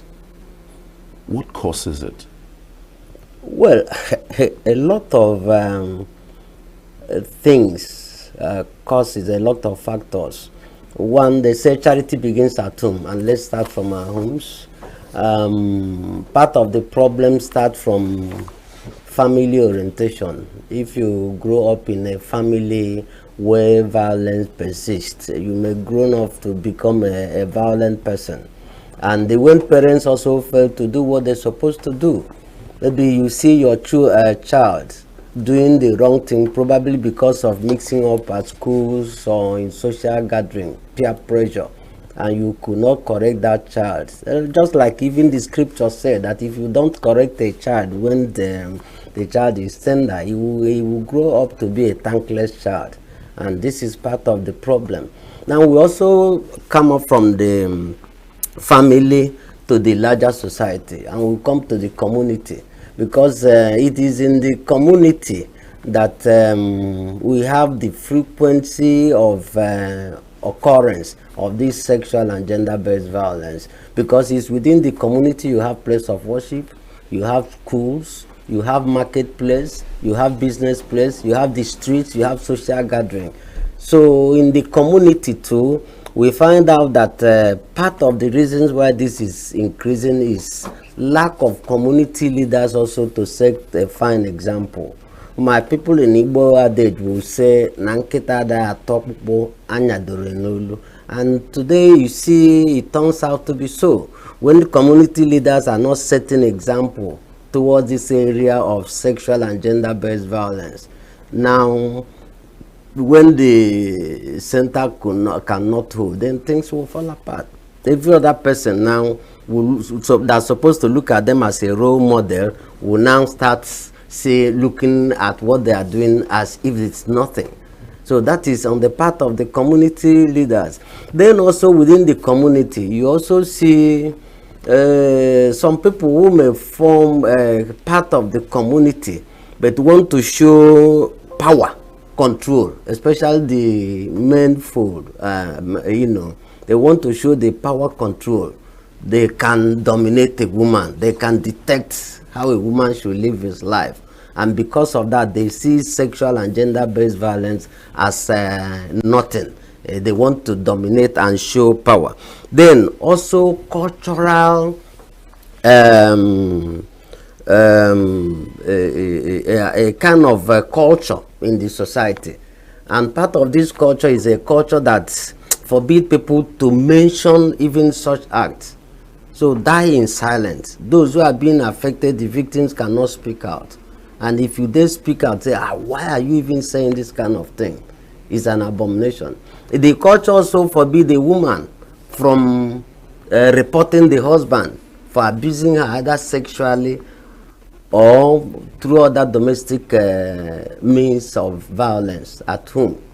They now say, do you want you and your husband to, start coming before a judgment seat of the elders and so on? So the women mostly would be dying in silence. And also parents too at that point.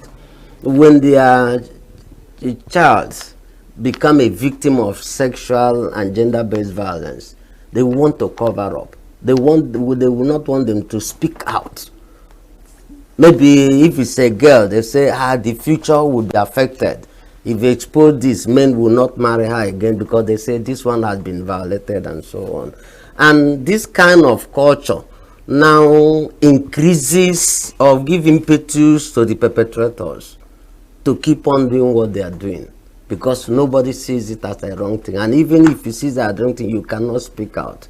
And that is why we formed this slogan of always see things and speak out all the time. Do not hold this. Then within the community also, we another set of leaders become the religious leaders. These are people that are supposed to teach us moral ethics. They're supposed to guide us in the way of morality. In fact, apart from when you leave parents, the first port of call now will be the religious leaders before even a child will now start going to school. But we'll come to that of the teachers. So you find that in the religious environment, even religious leaders too are perpetrators. In fact, it's sad to tell you that within the last quarter of last year and now, first quarter of 2025, I've handled a case of about 3 religious leaders involved in sexual and gender-based violence. And this sexual and gender-based violence, the 3 cases I have, they were not cases of sexual and gender-based violence against an adult female, but against minors. Wow. 6 years, 12 years, and I think the latest is about 16 years. Wow. To the point of even getting them pregnant and trying a way to cover it. You see, once I look at these things, I start feeling so bad. Many years ago, I read a book. The title is What Has Religion Done to Mankind? You find out all sorts of atrocities committed by religious leaders during the First and the Second World War. Even assisting to traffic hard drugs. Then today again, you also see, apart from that, area of sexual and gender-based violence. Religious leaders who are supposed to see it and teach people morality will now turn to be perpetrators. Then how do you think also the congregation and their followers will feel? So that is on the third stage, because I mentioned family, I mentioned traditional rulers, and now we talk of religious leaders. Then also we move to school environment. That is where you have all sorts of sexual and gender-based violence, such as sexual harassment, which is unwanted or unwelcome sexual advances. You also have sexual exploitations. And what are the factors that increase these sexual exploitations? Poverty at times. Because sexual exploitations, we have found out, always occur between somebody in power or a wealthy person and a poor person. Take for instance in school, somebody will want a grade or will write, what do they call it? Is it term paper or whatever? And before you can be offered a mark, the lecturer will say, I must sleep with you. That is sexual exploitation. Because you are now using your position in order to victimize the one who wants to benefit. That is on one side. Then sexual and gender-based violence can also be perpetrated by somebody who wants to benefit. A lecturer may be also decent and morally upright. Right. And a student who failed to read, who party all night and gallivant all over town. And when he, after exam, he will now go to the lecturer and say, please, just give me a pass mark. In fact, whatever you want, I will do. And when somebody says whatever you want, you're already extending a blank check to the person. To the person. So it happens either way. So my brother, there are lots of the reasons why it escalates. Then we move to the last stage, which is also the state actors or government themselves. What are they doing? We don't have, well, I can't say in Nigeria, I always tell people, when we say we don't have strong laws, we do. A lot of them. Not only in the area of sexual and gender-based violence, but in other areas, we have laws. But our problem is implementation. The law enforcement agents are not doing what they're supposed to do when it comes to issue of sexual and gender-based violence. In fact, if it's occurring between a husband and wife, they will say it's a family issue. Well, I mean, the one for the husband and wife is quite dicey, because you mentioned just now that sexual and gender-based violence exists between husband and wife. Yes. What constitutes sexual-based violence between a husband and a wife? Well, good. Remember what we are saying, sexual and gender-based violence. Yes. Sexual in the sense the husband will want to have sex. Gender-based because you are a woman. You don't have control over your body. Like just yesterday, I said, if I knew this kind of thing is coming, a girl walked into my office and now said the husband, what we asked the husband to be given, upkeep and so on.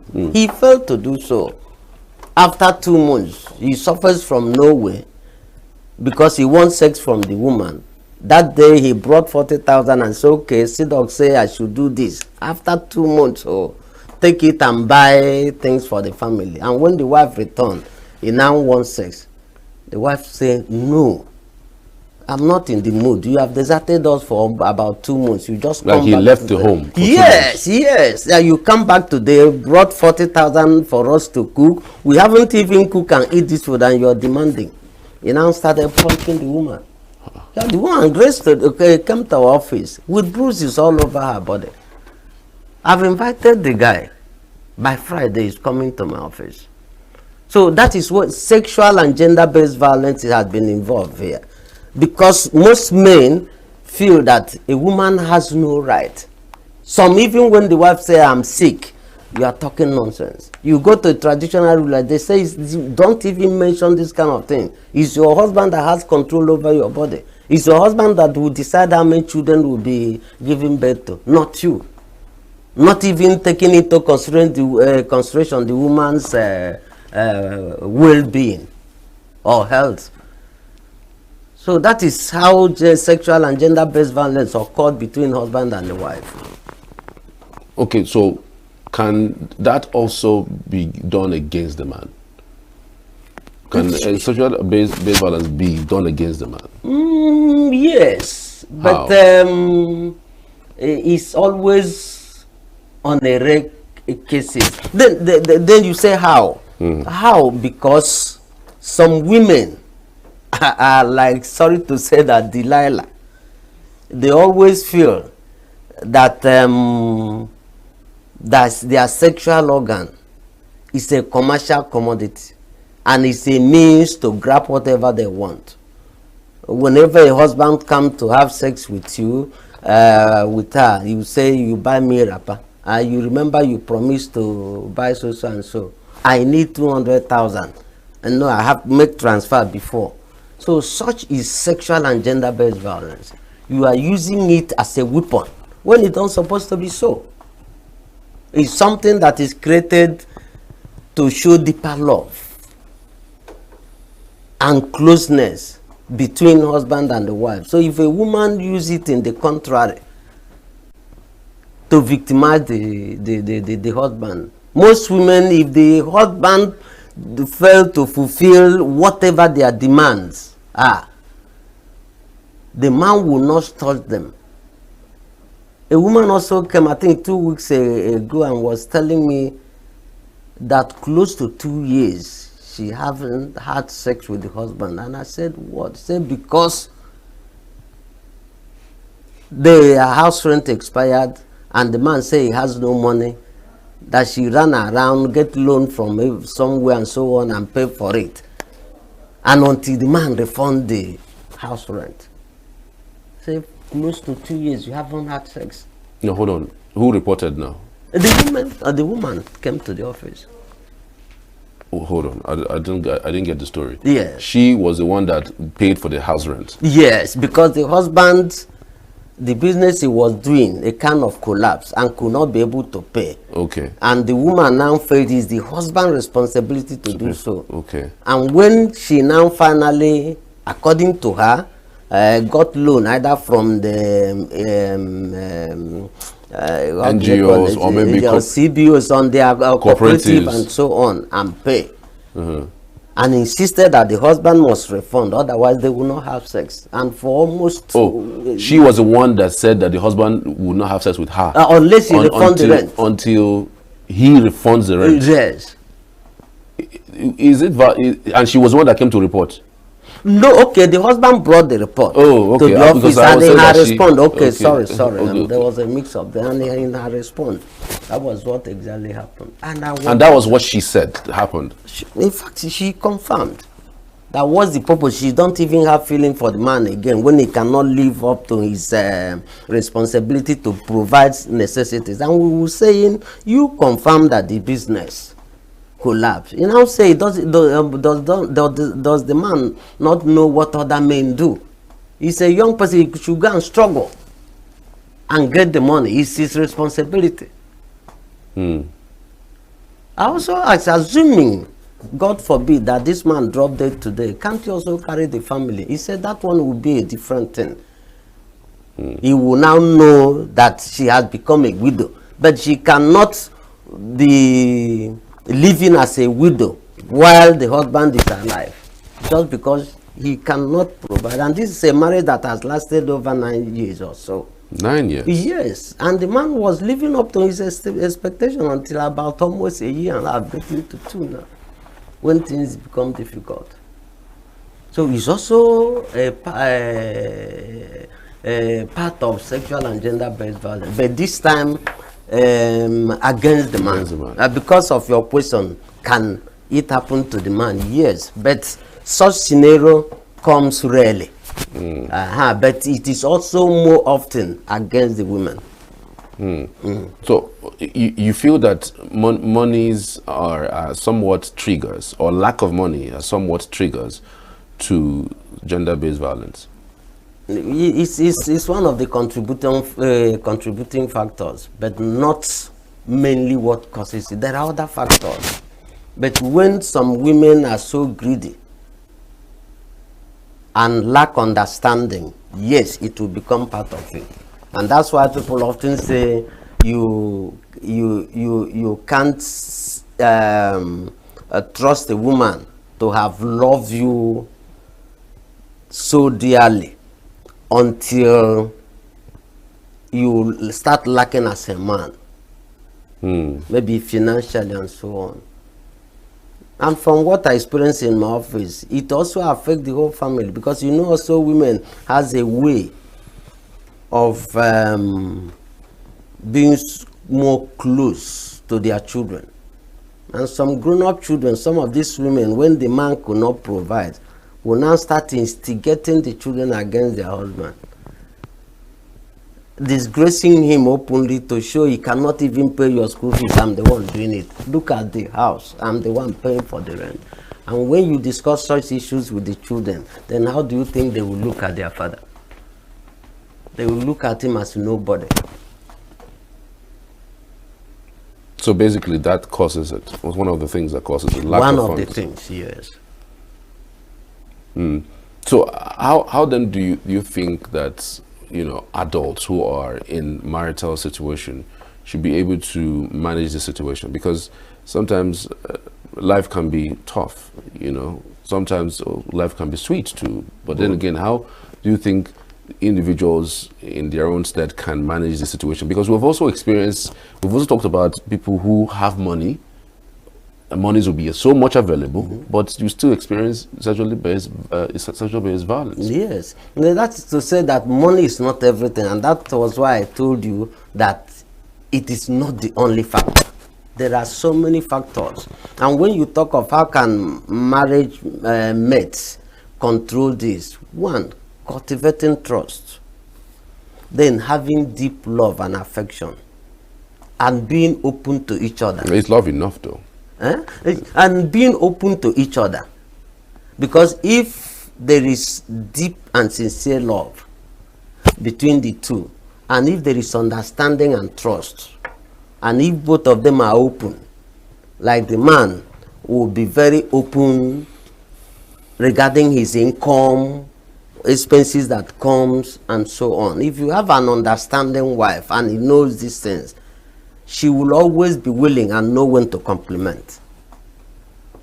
But if there is suspicion, if you are not open, any of the mates are not open, it can now breed such a problem.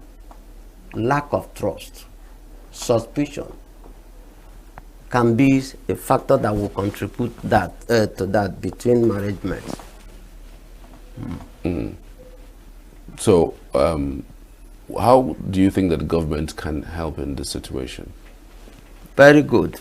One, I think the most important part of it is creating what we call legal and support services. Then again, public awareness campaigns, sensitization, creating awareness. I think the Ministry of Justice has a department we call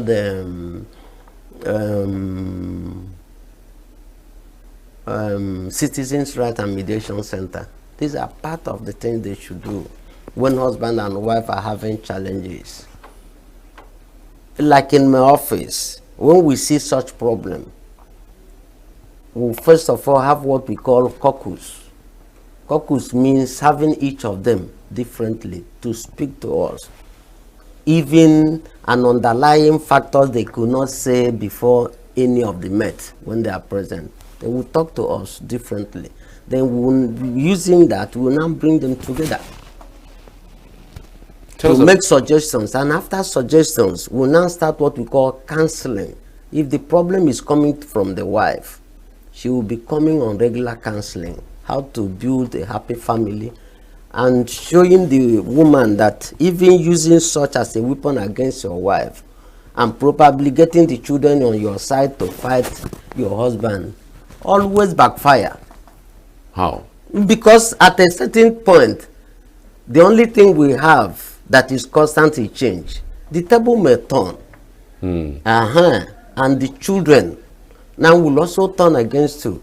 And assuming things were moving like that, and one day the man is no more, and the children grow up, that is how they will also be treating their own wife. Because they learn from their mother that husband and wife cannot work together. And the only way to be into relationship or marriage is to victimize one mate. So that's why it can backfire. And also, like the Bible said, the children may grow to be thankless children. And when the father is no longer there, they fear nobody. And their mother, who felt that they were on their side, when they become hoodlums and so on, their mother will now be the first target to fight. We have handled such cases. So that is why counseling them and showing them the dangers could be that can possibly come up in the future will always save the family when we handle such matters. So government also should fund, support such systems, because issue of marriage, we have found out that going to court destroy more things than amending it. But coming to mediation will always get the parties to know their limitations, their rights, and how to apply it in order to live a successful family life. If for instance, people come to SIDOC, and there is an involvement of sexual based violence, do you advise them based on what your findings are to separate or maybe divorce? Does it come to that? Even after the discussions? Because some persons would say the only thing that would make them leave their relationship is when the other party becomes violent. And nobody wants to be a victim of violence. We've seen what happened with the Ekweme Kruna. I think that's a trending story right now, Osinachi's story, you know. So in that stead, would you advise someone who is in that environment to leave their relationship? Sure. When we have done all we could to salvage that marriage, personally, if it's a sin, personally, if it's a sin, I have committed it severally. Because when I have done all I could, if it's a man, I will not tell you what to do, but I will advise. I will say, nah, if you are my son, I don't think this marriage has a future. Can continue. Because it's better to live, to tell the stories. Like when Osinachi died, the story became one-sided. It's just eyewitnesses and others that made her husband to be culpable. Otherwise, he would have been his word against a dead person. And we advise even parents that contribute to this. Most times, you see the woman complaining that he has taken this matter to family and even her own parents. They will say, manage it now. With time, maybe this thing will stop. We in our family, we don't give a woman out for marriage and later the woman comes back. It's an abomination. But on our own, when we have done everything we could, we may ask them for judicial separation. Stay apart. Let's watch out. Within a period of 6 months, 1 year, 2 years. And if it persists and we feel it cannot, then it is better. Like we have it in one of our posters. It is better for you as a man or a woman to go to your parents or your family alive than to be taken to them as a corpse. So life is so precious. When we now see that the violence has escalated to the point of treating a party's life, how can we now urge the person to remain? So how often, like, do you think these things come to the fore in your office? Like, the question I wanted to ask is, if somebody beats somebody once, and they come, do you feel that's enough for them to leave their relationship? No. People do that for a lot of reasons. One is ignorance of the law. And when you come, some will even look at it as a right. They will say, yes, now, is he not my wife?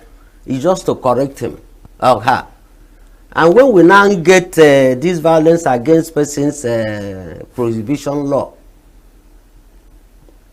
specifically section 19 of it, spousal or partner battery, we'll read it to you, that if any person beats his marriage partner or his marriage or intimate partner, the person commits an offense and be liable to, I think, about 3 years imprisonment, or pay a fine, or in extreme cases both fine and imprisonment. We'll let you know all these things to tell you that it is not even a right to do that.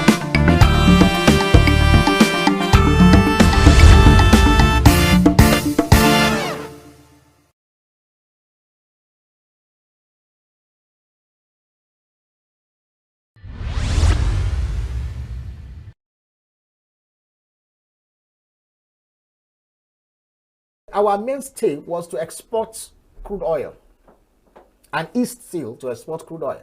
But we reserve a certain proportion of those crude oil that we are drilling for local consumption. So we refined, used locally, and we're able to sell to our neighbors, Benin Republic. And investigating the issues behind the news. Anywhere and everywhere, near or far, wherever the news is, we will be there. Signature TV. News in your pocket. Welcome back. This is the morning show here on Signature TV. It's 9:04 a.m. on this fine Monday, the 26th of May, 2025. Hope you're good. Hope you're preparing for the 2 years administrations, the midterm that like they call it in other climes. But of course, we're looking at some of these issues as it affects every single person. Today's papers didn't really look good, given the amount of monies that have been saved, some from subsidy, and not reflecting on the lives of the common man. Anyways, we'll get into that shortly. But again, let's talk about something that is quite important, more important in fact, because it centers on employment and unemployment. We're talking vocational training. How much of vocational training have been infused in our curricula? Given that in our climate we have the highest number of unemployment, and if we have harnessed the strengths of vocational studies and trainings, we would have been a lot better. Our students are trained mainly to become job seekers, not job creators, but that's where we are right now. But we're going to be expanding on that discussion as it relates to our system, because we have someone who would expand largely, because he is a professor of business and management development and a senior lecturer at the ENUGU Business School, the person of Professor Vincent ENUGU. Good to have you. Good morning. Thank you for joining us. Good morning.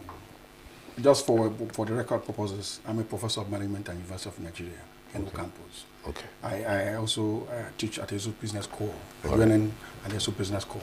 Perfect. Just to put it in context. Fantastic. It's my pleasure to be here. Pleasure is mine. Why has it become very difficult to infuse vocational training on our curriculum, given that we know that is the path to, killing unemployment in our system? You must look at the history of our educational system.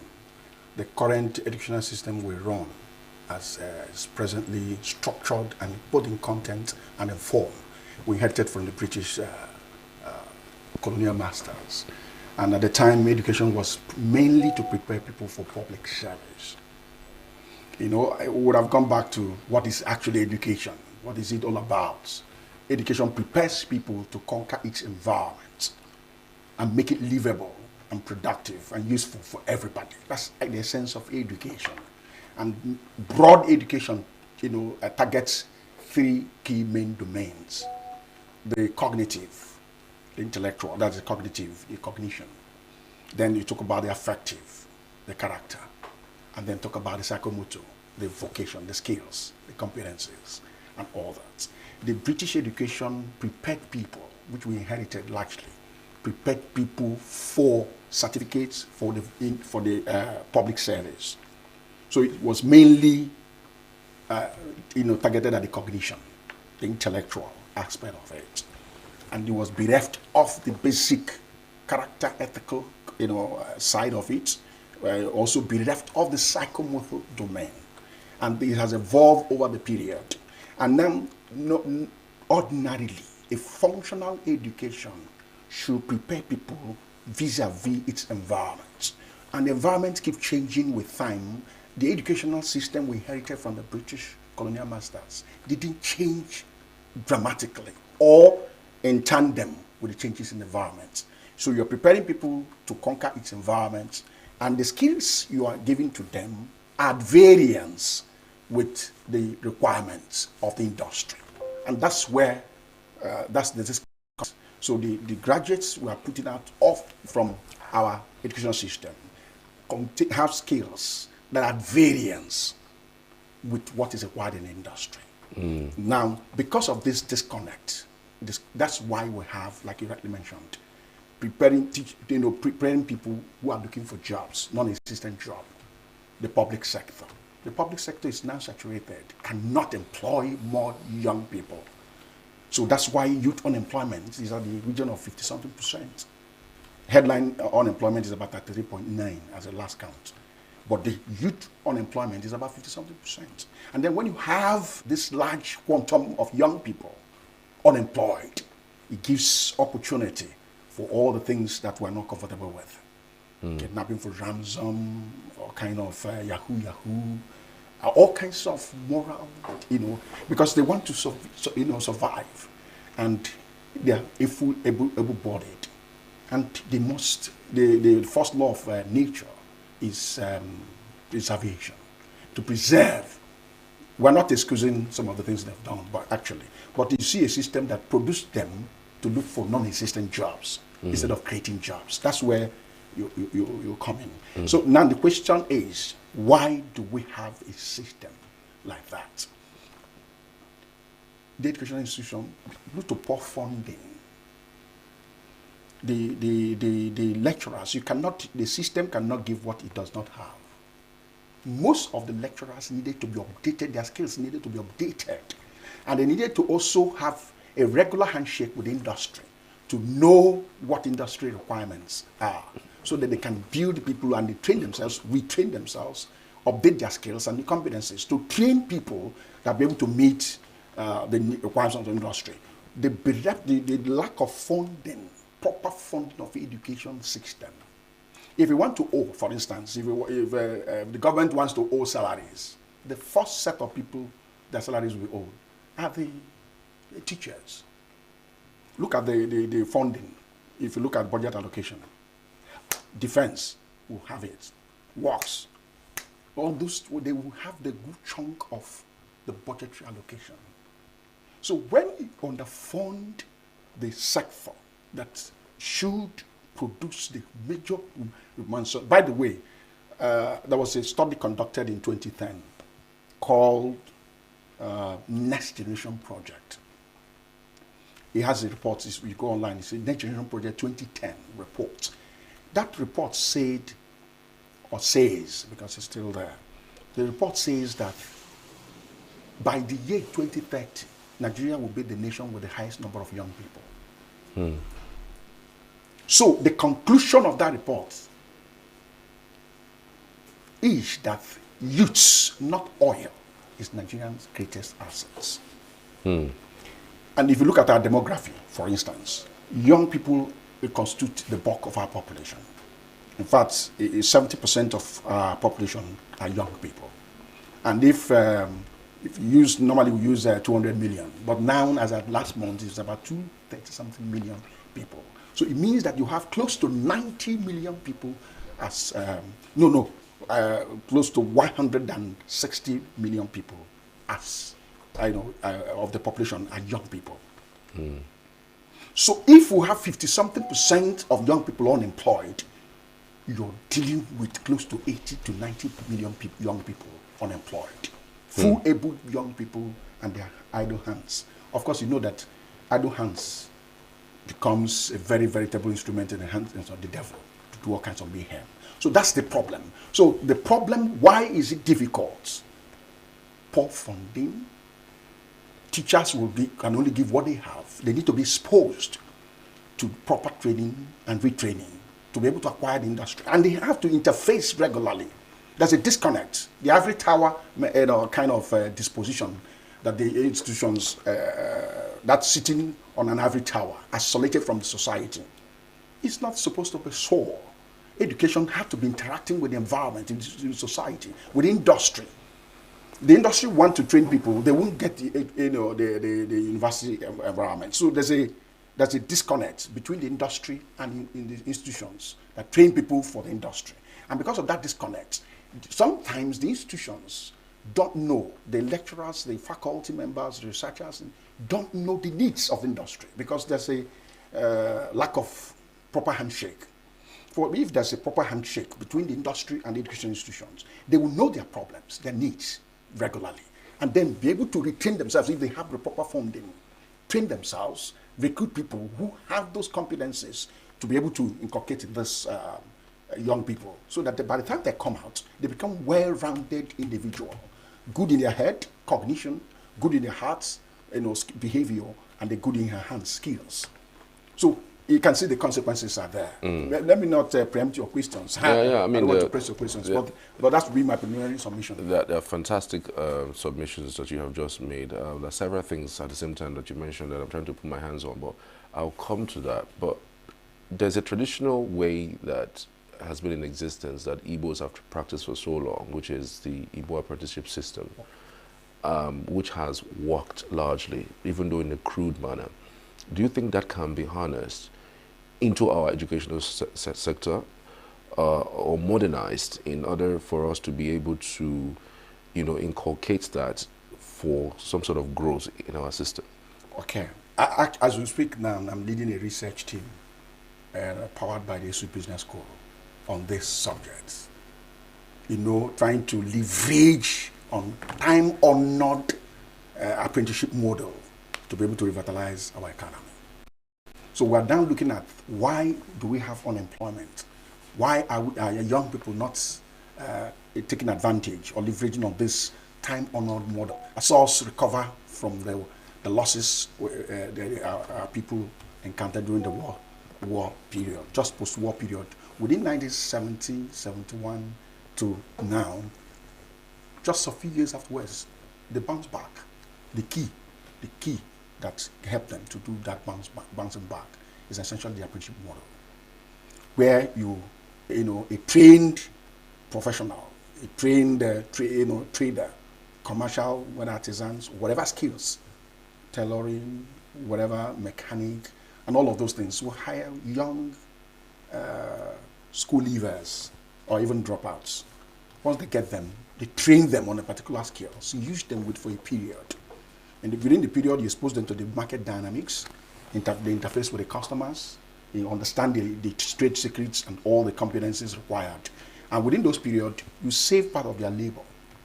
And there are two, the Eba boy side and the Emuahia side. Eba boy is that you're drill an apprentice. You live with your master, understudy your master, live with him, so you're living with him for the period, after which, maybe 4 or 5 years, he will now settle you and empower you to stay on your own. The aim here is that maybe you come from your parents' place or you live alone and you want to learn the trade. Sometimes you are required to pay. For the most part, you are supposed to pay if it's aim here. But if it's Eba boy, you're settled at the end of the period. That's the model. And we're now looking, the research we're undertaking, actually, or that we undertook, actually, we were trying to look at why our young people not subscribing to this very time-honored model. Even in other climes, in Harvard, in other institutions, they're beginning to study this model. That become the greatest innovation hub worldwide, globally. So they begin to look at this. And so we're now looking at how can we replicate this model in other professional areas. But the question is, why are young people not subscribing to this? Sometimes, you know, this certificate-based education that we're doing,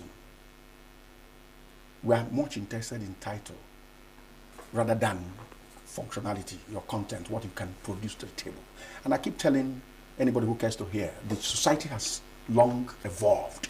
We have moved away from certificate-based society to competence-based society.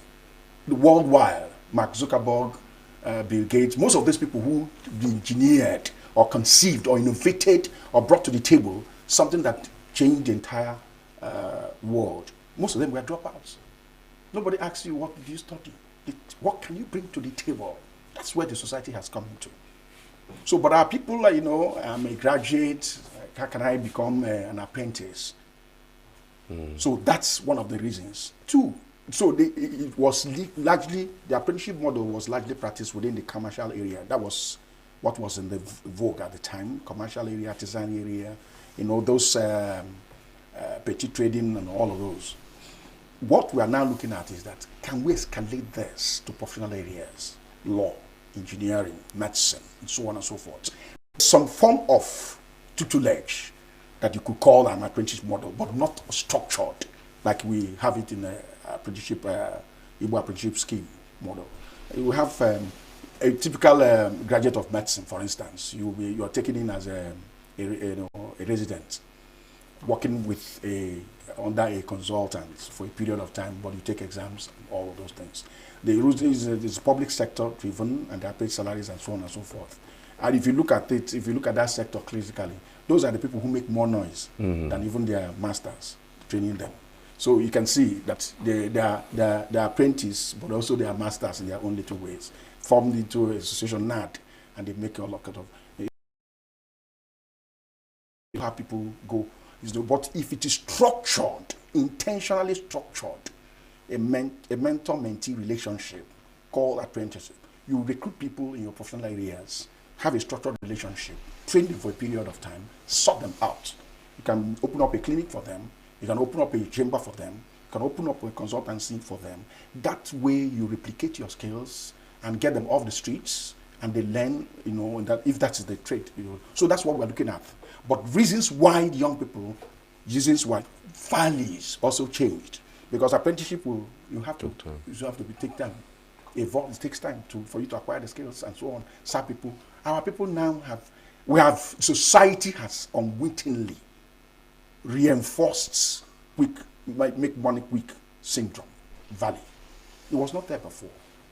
So because of it, instead of, and we have also exalted materialism over and above character and value system, you know, honesty. People will not marry you if you are poor, even though they see your path, your trajectory that you're going to, you know, they will not give you, you know, chieftaincy. They will not confer on you chieftaincy titles if you do not show signs of throwing around wealth immediately. So now you see people who you don't know the antecedents. They don't know the school they attended. You didn't know how they make money, and they are being encouraged by society by their awards. Even young youth organizations were conferring award on so. What has he done? What is his CV? And then, of course, the polity has even worsened the situation. Political appointments are not based on clear skills, competencies, and your contributions in the past. Your antecedents are not part of it. Loyalty over and above. Okay, look at what is happening in some of the states where protegees are now beginning to want to carve the decision. Why did you have to choose somebody who has no pedigree? Because you want to use the person as a lackey. Power corrupts, absolutely. The guy comes up and he wants to call his shot. So you understand what I'm saying? So we're culpable, all collectively culpable, mutually culpable, society and the individuals there. We reinforce Society encourages what they reward. So when we reward materialism that has no clear path, values, without values, even appointments across board, across various spectrum of society, appointments are not based on clear trajectory, clear value system, clear competencies. What are you bringing to the table? So you pick people who you want to. The young people will want to become more lackeys, more of sycophants, team boosts, if you like, because that's what society rewards. That's what people reward. So you encourage what you reward, and that's where we are now. So young people are no more patient enough to undergo the proper tutelage they need to go under the apprenticeship model. They want to make it in here and now, and then Japan. That's why a lot of people are moving. They're trying to, they can swim. If they can turn themselves into a fish and find themselves in Spain, they want to do it. That's the society we find ourselves in. So it's a potpourri, if you like, of factors that brought us to where we are. All right. We're headed for a short break. When we get back, we'll continue this conversation. Do stay with us. With a population of about 36 million people, the Southeast is awash with stories. Every day on Southeast News, we tell the peculiar story of the Southeast and her people. Our Southeast should be the Silicon Valley of Nigeria. Their successes, achievements, and daily challenges. Do you have a Southeast story to share? Community achievements and challenges, completed and uncompleted projects, bad roads, water scarcity, erosion, flooding, insecurity. Return to Southeast News. On Southeast News, no story is too big or too small. Southeast News. Let's tell our story. Showing on Signature TV every weekday at 4 p.m. WAT, 1600 hours GMT.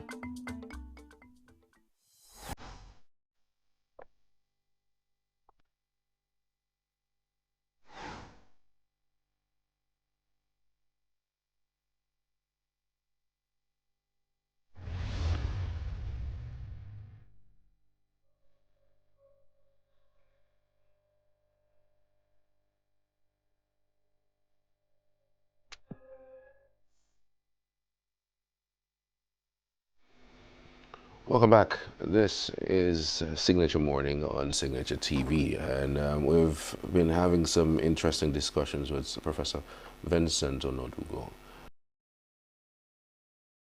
and developments in UNN, and of course a senior lecturer at Esud Business School, giving us an insight into the import of vocational studies and vocational training in our developments.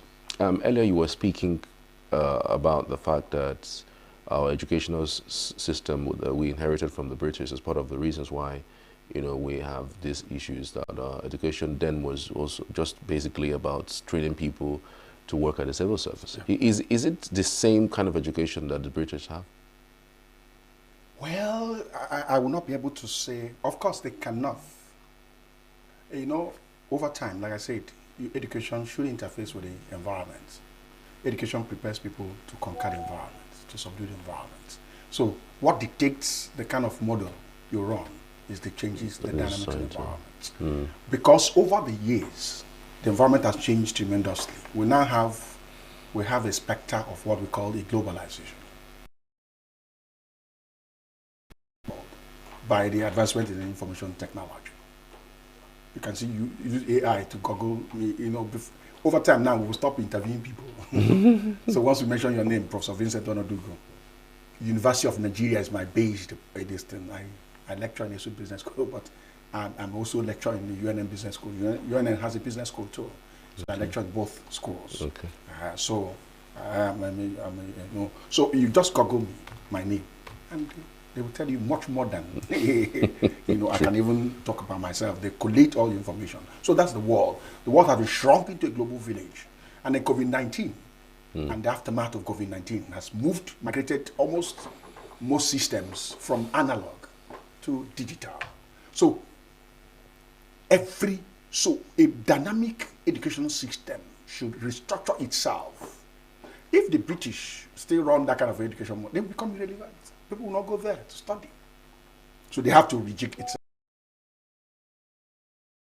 interactive system, more responsive system. They have long changed that their model. And Nigeria has refused to change us.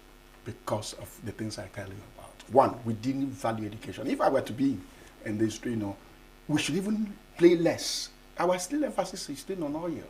While the major resource we have are young people. The major Nigerian game changer are the human resources where we have. If you go to the American demography as you speak, Nigerians are the most educated segment in the entire, Nigerian Americans are the most educated segment in the entire American demography. So you can recruit raw materials, build health institutions. It is known that Nigerians medical practitioners are the ones that are driving the British, European, and even American system, health system. So why can't we produce these things and send them there? Gone are the days where we're talking about there's an osmosis. It's no longer, there's nothing. Osmosis, movements of skilled, competent people from a place where they are lowly paid and harassed and intimidated by the environment or whatever. They are now moving to a place where they are well paid, respected, and called resource. That's the movement that is coming to. So there's an osmosis. So because of that osmosis, you must understand the dynamics. Trained, become a human resource producing, headquarters of the whole world. Send them. That's what Indians have done to be able to reverse their or fast track their development quest for development. What did he? So take these people there. They will learn, raise, make money, send remittances for us to be able to keep changing our distance. And by the time they get to a certain point, when they're settled in, they can come back here and bring part of the human and financial resources to be able to change our economy. But it should be planned. We don't have that level of coordinated planning. And then the resources are not being devoted to it. Where people are more interested, if you are made a minister of course, in the last successive regimes, the president has become the minister of petroleum resources. That tells you where our hearts are. Because where our resources are, that's where our hearts are usually, will be. So the truth is that over time, we've prioritized oil as a game changer, rather than looking at resources, human resources, that are renewable. So that's the issue. So I believe that their system must have changed a lot. Otherwise, they become irrelevant. People will not be going to UK, but a lot of people are going to UK because their curriculum have changed to be able to train people for the global economy. Right. Do you think there's a role that the private sector can play in all of this? Because I also think that the government, given the quantum of issues that they have, would be of immense benefit. Oh, yes. What the government should do is not to only intervene. Government should clearly start taking the back seat, do policy, create environment, and allow the private sector to play.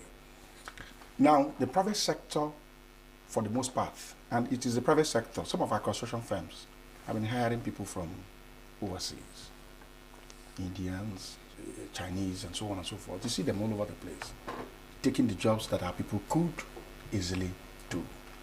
One, let us patronize our own. Let us, even our institutions, some of the, like in the medical field, the pharmaceutical field, some of these medicines, I use the word medicines, not drugs. Some of these medicines, you can endure a chair, research chair, to our universities. Go to the pharmacy department and say, look, we want a cure for malaria, for instance. Find malaria. We want a cure for tuberculosis. Do research. Find those distance. Once you get it, we must produce it. But because we do not look at Dangote is crying. Innocent has vehicles, made in Nigeria, but people prefer Prado and all of those things. We must begin to patronize our own locally. Our organized private sector should interface with the educational institutions so that they'll be able to produce research produce prototypes, initiate, conceive ideas, products, which they can mass produce. That handshake. So instead of getting it from overseas, you can sponsor local scientists, local researchers to be able to produce some of these templates. When they produce the prototype, you can now mass produce and sell. So that kind of symbiotic relationship needs to exist between, and government needs to facilitate it. For instance, if Pfizer, assuming that Pfizer is still there, assuming Pfizer wants the University of Nigeria Pharmacy Department to be able to produce drug on a particular area, Pfizer will endorse $10 million grant. Government can complement it, 10 million, 10 million, and they encourage UNN that must have, after competitive bidding from university, proposals and all of those things, they look at it, which one gets it, gets it. When you produce the prototype, they give you these things, you will take it, the Pfizer will now take it, mass produce it and sell. By so doing, you are getting these people up on stream, the equipment, the skills, competencies, and they begin to interact with the industry to know their needs. Their students in the process of research would have also learned how these things are done, to update with the equipment, current equipment. Some of our health professionals, when they go overseas, they get lost in the few months of their stay in overseas because they will see equipment they have not seen. So that's the problem. Poor funding, and then of course not incentivizing our scholars and our researchers has also been the challenge for the most part. So organized private sector has a lot to do. I keep telling them, why would you train people in my field? Why would you go and hire foreigners to train people in my field? I think we have the competencies, we have the faculty members to train people from any angle you want to look at it. So why would you go outside like that? So you know, so we must also be altruistic. We must also be nationalistic in our approach and all of those things. Sometimes we do it even in the sports. Christian Chukwu, you go and hire people who are outside. And when we have local people, of course, we have a lot of stories said about it. Sometimes they hire people they can share the salaries with and all of those things. But that's by the way. So it's a whole lot. There's a whole lot of cobweb of issues that hinder some of these developments. Right. Do you think vocational trainings, we've seen the rise of AI, and it does look like AI is not going to go away anytime soon. We're just going to see improvements. Do you think it's important that is also inculcated in this vocational skill that we're talking about? You see, I had to say this, that if you are computer illiterate, you are globally an illiterate citizen. That's the truth. I was once in, I think it's George Bush International Airport in Texas. You will be the one to check yourself in. You won't see any officer. In other clients, you won't see anybody interact with. You have to check yourself in, get your boarding pass and move. So if you are not ICT literate, of course, you know financial transactions now.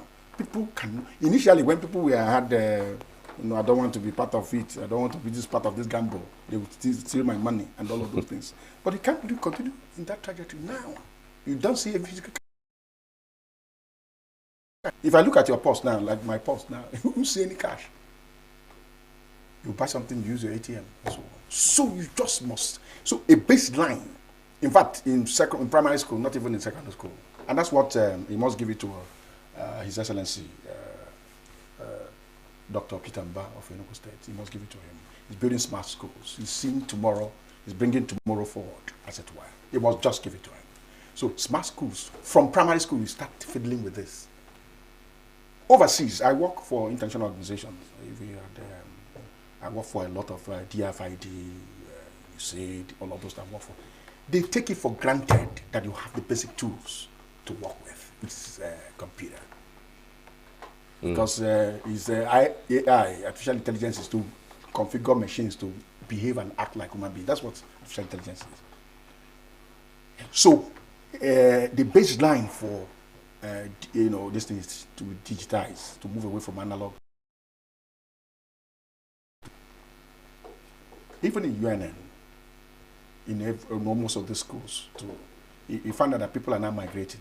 You cannot help but Even in security alone, some of our students used to come from wherever, but we use online to be able to facilitate them. And that's the global trend.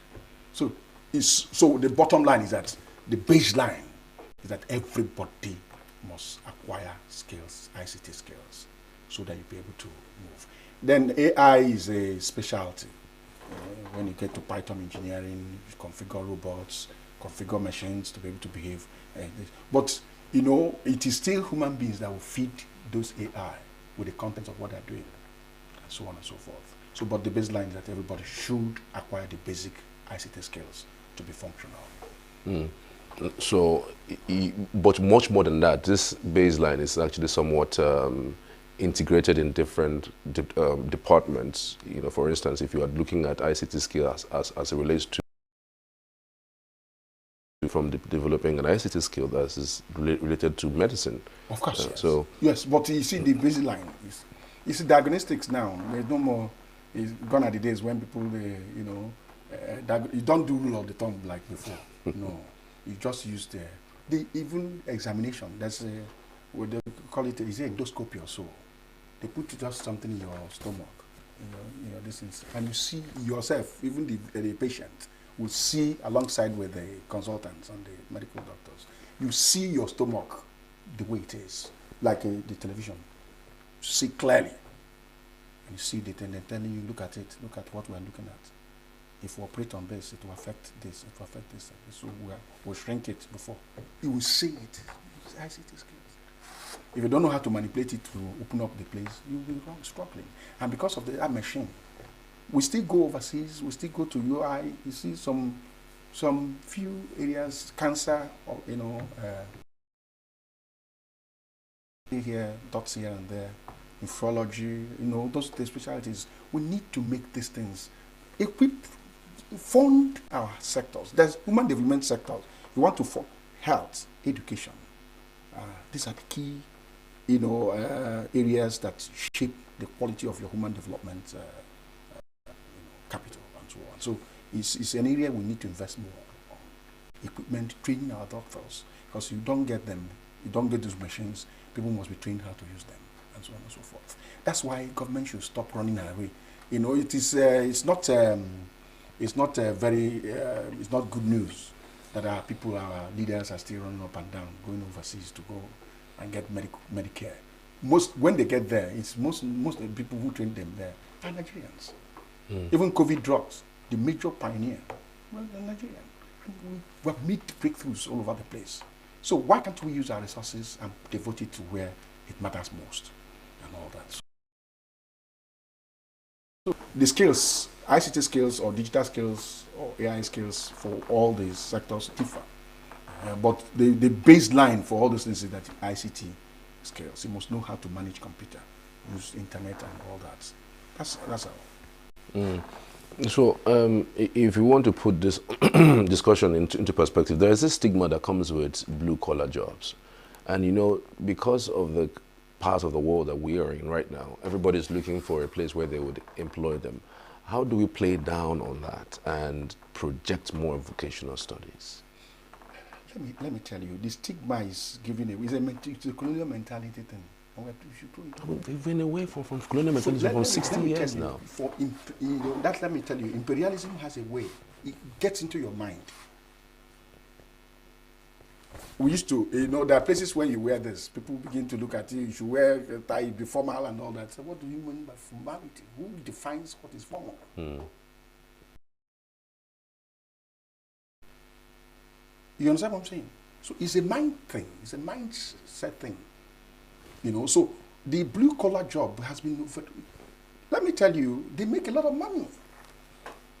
And unfortunately, our society values money, materials, rather than all the, so they're throwing away some of those things. So people now feel free. So why vocational, for instance, the person who do, those people who do POP, the amount of money they will make will pay a professor. Just in 2 buildings. The amount of money they make in 2-3 buildings will pay a professor for per annum. So why? Society is clearly. So there's no more, you don't even need to do campaign on that one. Don't bother yourself with that one. Because people have, young men, don't bother with those things. And I tell people when I teach on money, maybe as opportunity present itself will come and talk. I teach on vocations, on callings and professions. I can tell you this for free. There's money everywhere. They can run one wedding, just one wedding. So they can run even one burial outing, and they make millions. Caterers. Just, I know how to cook food. There's money everywhere. A professor, how much is my salary as a professor? Strictly on the salary. Some of these people in a big wedding or big occasion, some of these caterers can make that money in one outing. So you don't need to blue collar, white collar distance. These are just, for me, these collaborations are just colonial mentality. And people are now using modern, people who make these clothes. You know how much they make clothes now? Very good. So those things have been thrown overboard. And they're modernizing it. If we come to the office, most of the offices, most of them have upgraded the equipment. So that stigma, whatever, is no more there. And that's why most of them left those things. What we need to escalate, the apprenticeship model, we need to escalate it from where we need to escalate it to other professional areas. You know, like tailoring. Some call it seamstress, depending on what you call it. It's a moved fashion designer. People call it, the names have changed because of the model, the style, fashion, just like every other profession. It keeps changing, but because the equipment and the sophistry and the earning power has changed over the period. In the time past, when we were much younger, there was nothing like a caterer. Just hire local women for local instance. People who have the skills, they give them what their pay is, the food they eat there. But over time, this thing has been monetized and made a profession.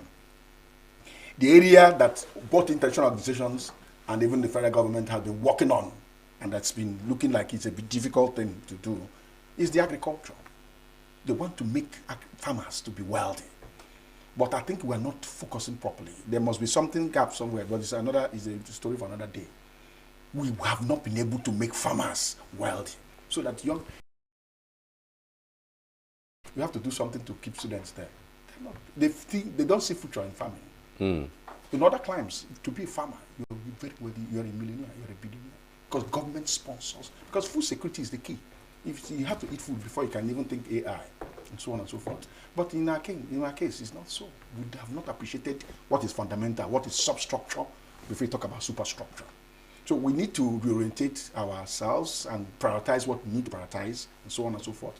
There are some sectors, when you prioritize them, I've had meetings overseas. Some of them don't pray the way they pray. Because the food. In fact, I've had a training. There was a training we went for 26 in Hagar, in Maui, in America, for 26 days. Light doesn't blink. Food, 3 square meals every day.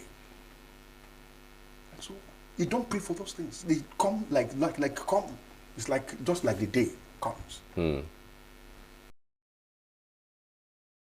Make the basic needs. And that's why they don't struggle. They have time to begin to do gay and all of those things. You know why those things are not? If somebody was not eating food here, what time does he have to do? You know, that's why what is bothering them are those things. But we are still at the existential level, survival level, basic needs of food, shelter, and clothing. That's where we are. We have not even gone half of it. And that's why the society is replete with all kinds of things. Even people who are in the bush, staying there to even collect ransom, you can't even enjoy it. Because, I mean, it does make sense and all that. So, I think we just need to look at that nation. Our leaders come from the top. They've not... If you get people, somebody who is down to earth, who have built over the period, who understand the society, set the priorities right, give priority to these things. When we build the basics, we can now begin to go into the sophistry. You don't talk about AI in Nigeria when you have almost idle. I mean, train them on entrepreneurship. Let them see this model. Let them get to eat food. When they eat food, then you can now move it beyond that point. Interesting discussions. I mean, you mentioned earlier that we lack a lot of investment in our young people, that the greatest resource out of Nigeria is our youth population, not the so-called oil that we have. But why has it been very difficult for government to look at this as a great resource? If you look at even the budget in itself, the amount of monies that are budgeted for youth development, even education, as it were, it's a far cry from, you know, what has been invested in places like security. In fact, I was reading on a page one day, we have over 17 trillion naira invested in security since 2015, and up until this moment, we're still having security problems. So you wonder, really, the priorities are. It's difficult to say, but truth be told,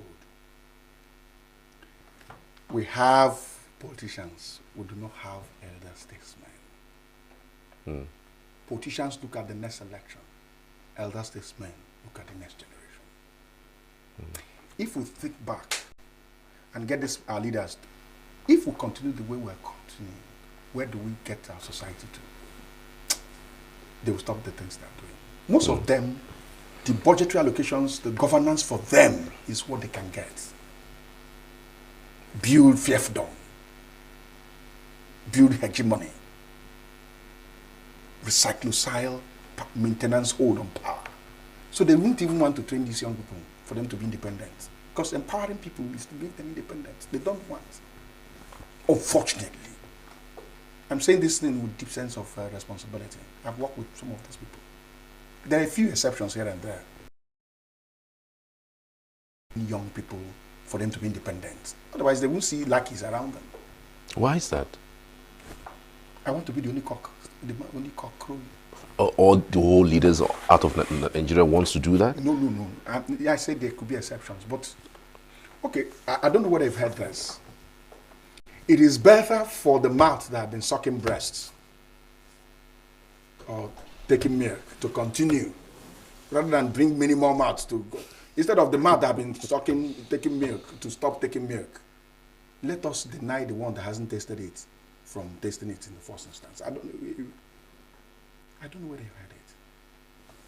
Okay, why? If they really want to develop society, look at their budget allocation. Where do they put money more? Okay, you said 17 trillion over the years on defense. Where is security? Where are the equipments they bought with it? They self-fund these things. What it takes to build a road, a kilometer road in Nigeria, will build about kilometers. So for investments, 1 billion invested in road infrastructure across board, there could be exceptions here and there. 1 billion invested. Only 300 billion, I'm being magnanimous, gets into the real thing. 700 billion is padded and there are various levels. Nobody is excused, both public servants, politicians, and everybody alike. Even the sycophants around them. The people that will even link them to get the contract and so on. There's a cobweb. We need to sit down and tell ourselves the truth. Our children are there languishing. Okay, tomorrow and all that. How many young people have been given access to the political platform to be able to ventilate? Nnamdi Azikiwe, Gowon, most of them operated in their late 20s, early 30s, and so on and so forth. Where are our young people? We are begging people like Atiku, in his, who is touching distance to 80, to leave the scene for young people to come. Who have energy, and so on and so forth. Thinking that, are you thinking this? These are politicians who just want to. Okay, if it is the thing that you want to just answer the president, when you become a president, prepare ground for young people to take over. Nelson Mandela took 1 term and retired. So it's a whole lot. I don't know what, and I've asked myself, what do they do with the monies they are piling up? What are they doing with the money? Most of these people will not go hungry. Even if they eat 1 million every day, they can go hungry. So why are you struggling to continue? So sometimes it becomes, we become addicted to it, become a primitive sense of accumulation, unnecessary. So I think we just need to, if you can pray, we need to pray to ask God to send us elder statesmen, people who think about tomorrow and not thinking about winning the next election.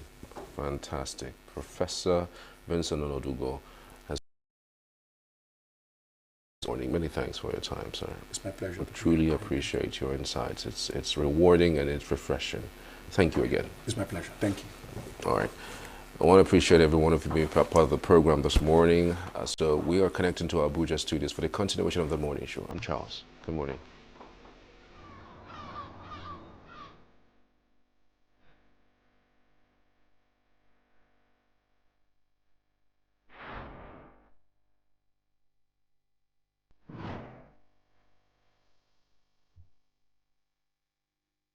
Every second, every minute, every day, news is breaking, events occur, and there are new developments. At Signature TV, we follow these stories objectively, bringing all sides without bias, explaining the complex issues, breaking down the numbers, and investigating the issues behind the news. Anywhere and everywhere, near or far, wherever the Signature TV. News in your pocket.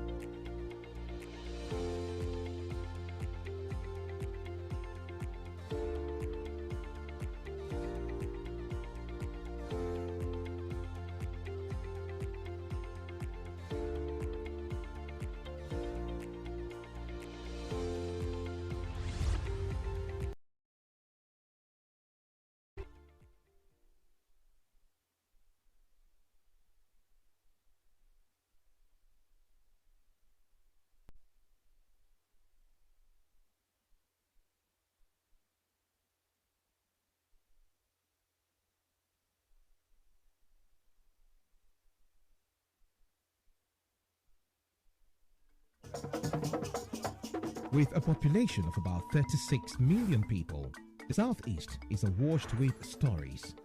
Every day on Southeast News, we tell the peculiar story of the Southeast and her people. Our Southeast should be the Silicon of Nigeria. Their successes, achievements, and daily challenges. Do you have a Southeast story to share? Community achievements and challenges, completed and uncompleted projects, bad roads, water scarcity, erosion, flooding, insecurity, or even disagreements? Bring it on to South. No story is too big or too small. Southeast News. Let's tell our story. Showing on Signature TV every weekday at 4 p.m. WAT, 1600 hours GMT.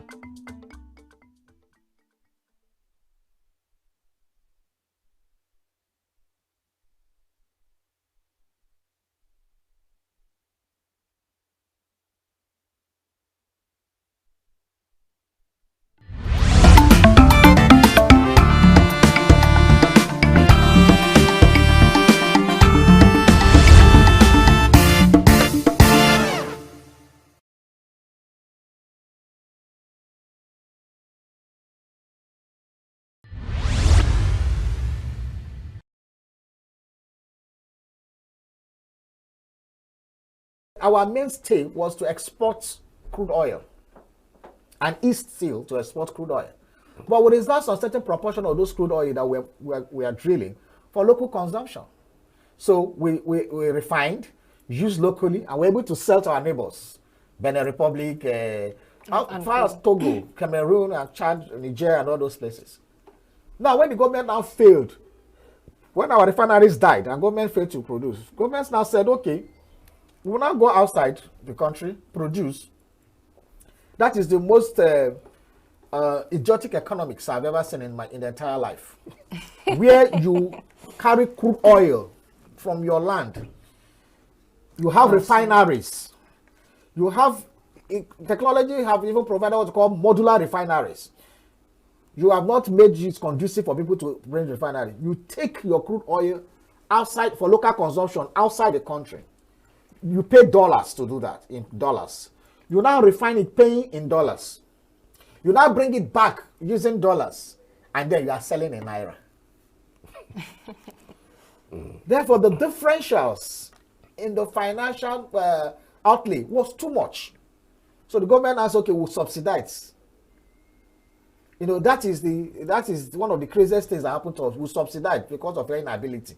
Meanwhile, people every day, we see the Nigerian military, joint task force, going to Niger Delta, saying that burning down illegal refineries. What does that suggest to you? It suggests to you that the technology of refining crude oil is simple.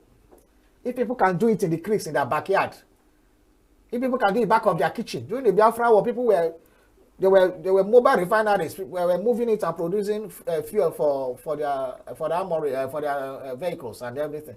So it's not rocket science to refine oil. So why is Nigeria not refining oil?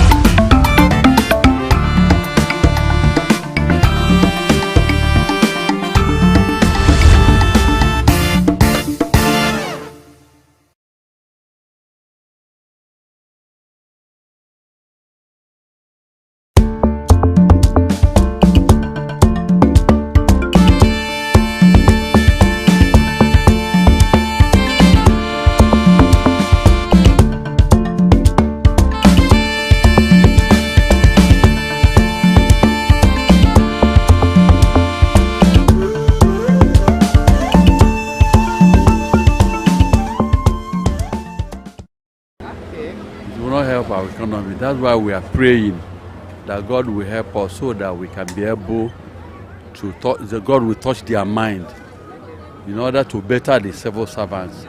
Because the power of the nation is the civil servant.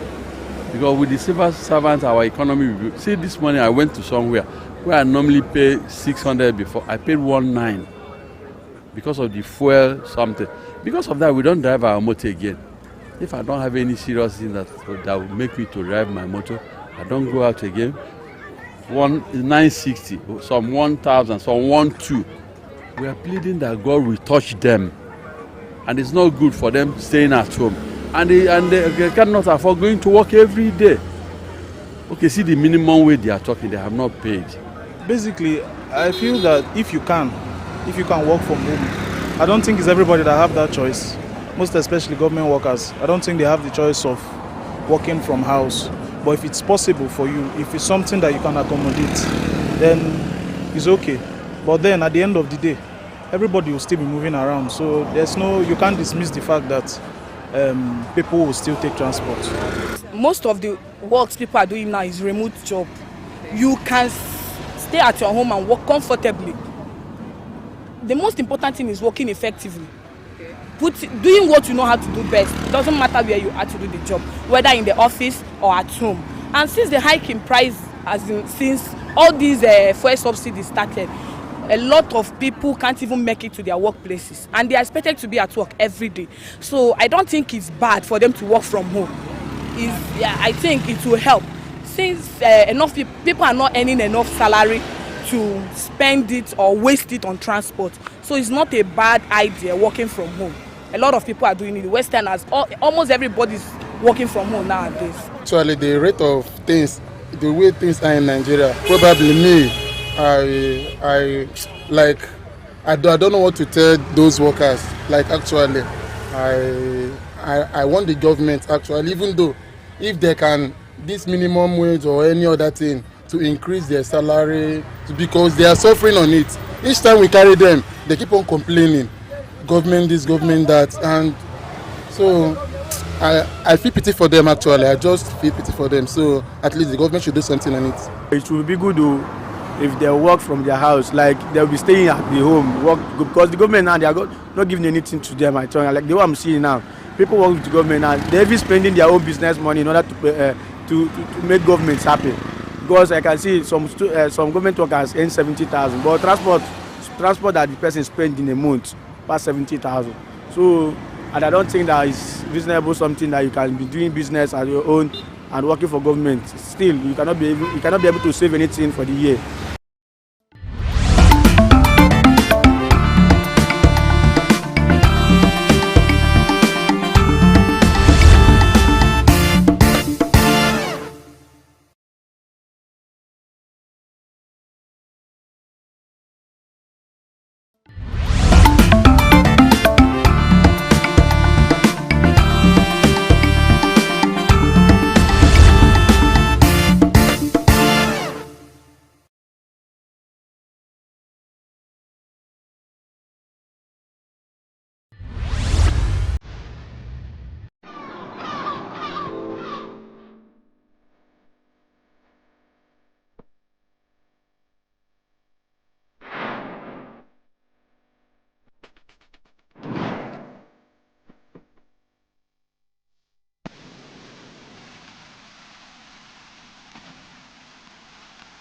Hello and good morning. Welcome to the Abuja Center.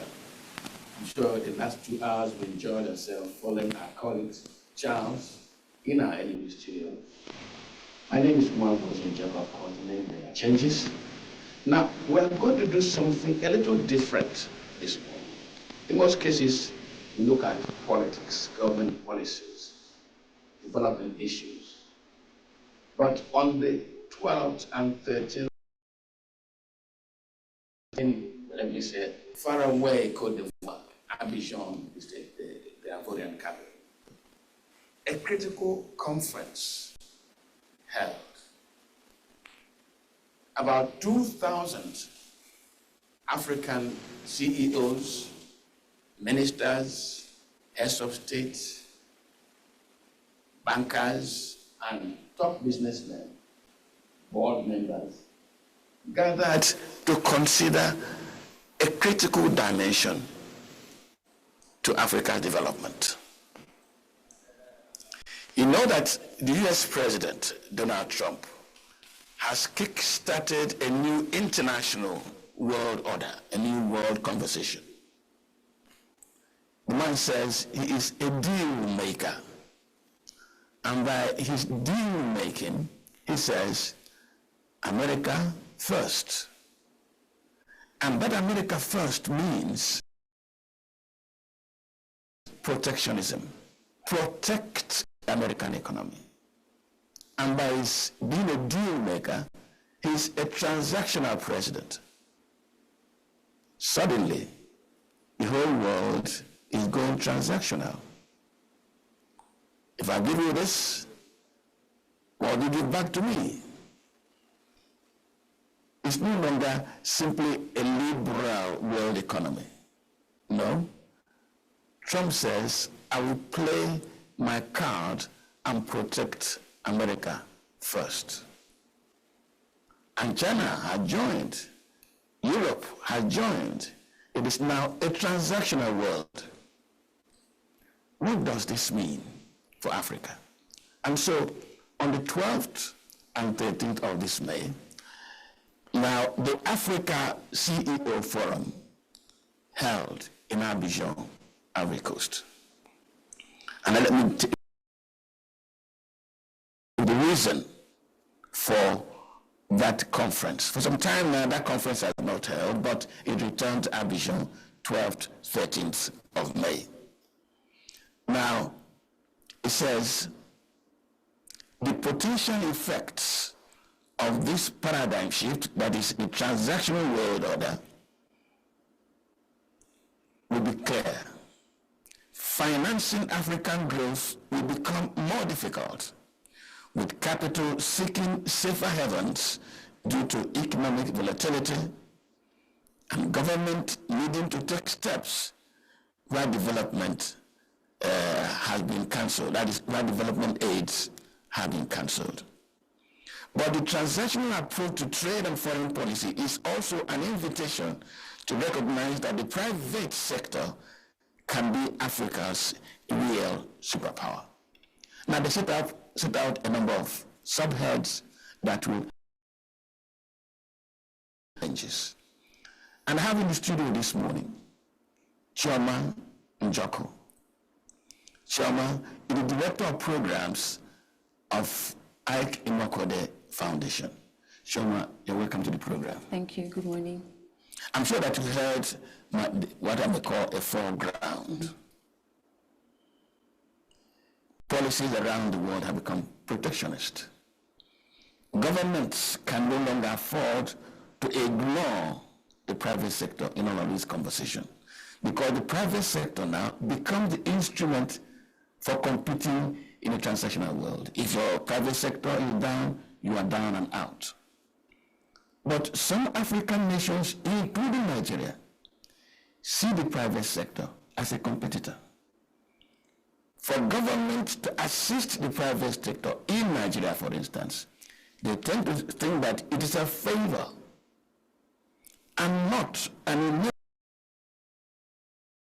innate in this kind of world.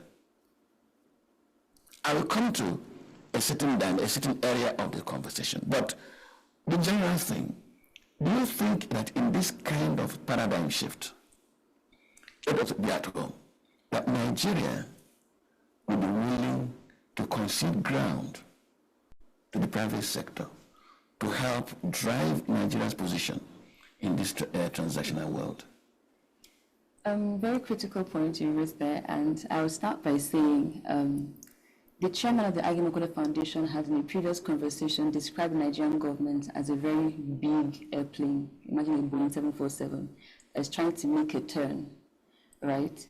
While the pilot is navigating, from the outside it looks like nothing is happening.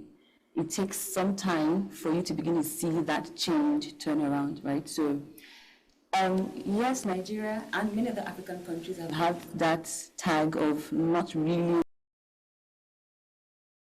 be covered and closed up in what's happening within government.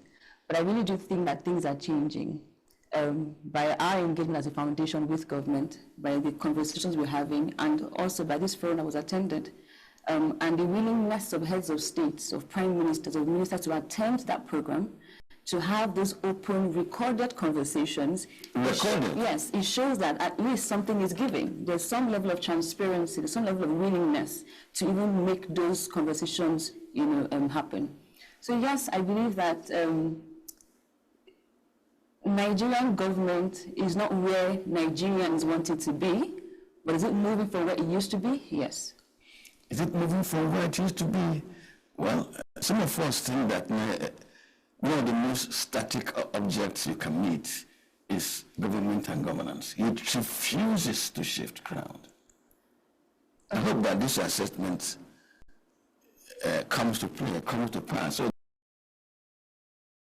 the effectiveness of governance can only be gauged by delivery of service. That's not that we're gauging government.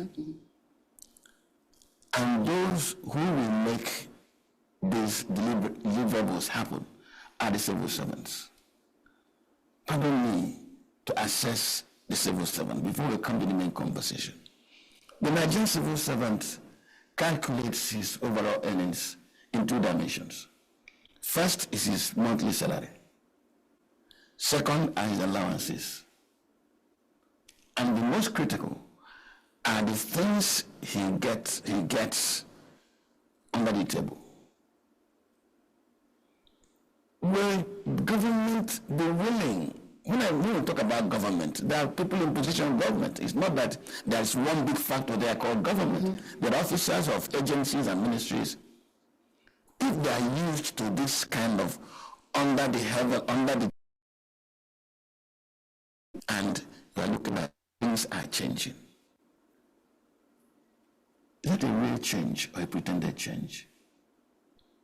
Because I want to fill the services. You and I are sitting here now. I want to change my passport, international passport. My biodata remain the same until I die. My fingerprints are my fingerprints. My names are my names. My age remains the same age. I will years go, you dig it up. Yet, you ask me to come, get my biodata, get a new file, and all that.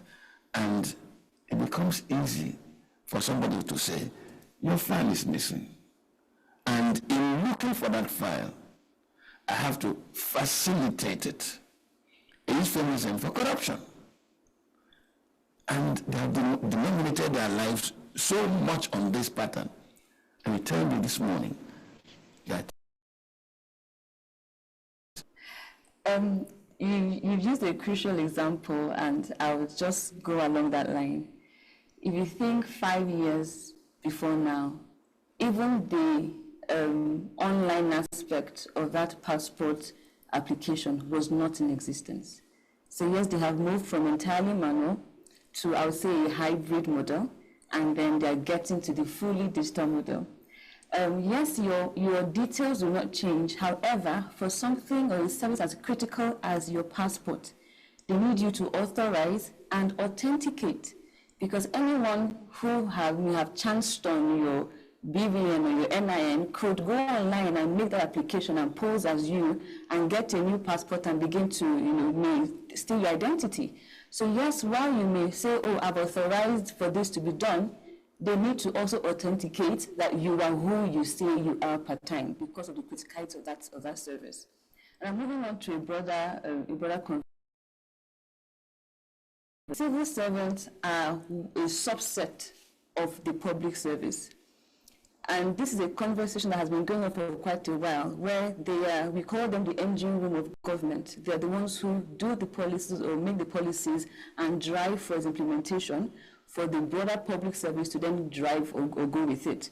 But if you check the salary scales and you check the remuneration, they are less paid than those who are implementing. And the excuse or the idea is these other guys are the money-making arm. You don't make any funds. But then you forget that the pen is stronger than the cash, right? And I'll give an example of only not so long ago, Dangote was frustrated in his business, not because somebody in his office was frustrating him, but because he felt challenged in dealing with government. So that's how critical it is. If we ask ourselves how many people in the private sector can really or are bold and live within the kind of circumstances that they are put through and survive. People run away from government currently because they don't see it as lucrative. It's not well, it's not a well-paid job. But these guys, many of them who we've met, really do want to make change. That's why they've opted to go into the service. They're not the worst in their classes. I've met permanent secretaries who were one of the best, who were doctors, but wanted to make impact, and so they went into service. Now they got there and they met extenuating circumstances, but they've stayed the tide. They did not run out to say, let me go abroad, as we are doing in my days, and we're jackpotting everywhere. They didn't leave the country, they didn't leave the service, and they're making their little contributions. And when we speak of corruption, it's not limited to government. And I say public servants or civil servants are people's parents, people's siblings, people's uncles, right? And corruption is demand and supply. So if they're supplying you corruption, who is demanding it? That's a bigger question. Well, but if they create a circumstance, what will I do? I'll be forced to supply. It's a it takes two to tango. It does. It takes two to tango. Okay, it's a mindset. Now, there is a very critical issue that arose at that conference, which is of interest to us, and that is governance driven by artificial intelligence, technology. I've just painted a picture that people in the public sector, I must also say that our private sector sometimes afflicted by the same thing. They are hard to push away from their old habits because those old habits pay. Not just pay really, because there's an attitude challenge. We are used to this. This is how it's been done. Have depended on our doing it this way. Who the hell are you to come now and say, do it this other way? Now, in that conference looked at governance driven by AI. Let us just make it simple for everybody, for me to understand. In other words, you are applying technology in government operations. There are fears that when you apply technology, it reduces workforce. And that immediately will stir labor into a fight. You cannot stop employing. That will also call for competence and knowledge domiciled within that economy. Not just in that economy, within government. That will also mean government institutions so that they can either see or hear one another. Look at Nigeria, where we are.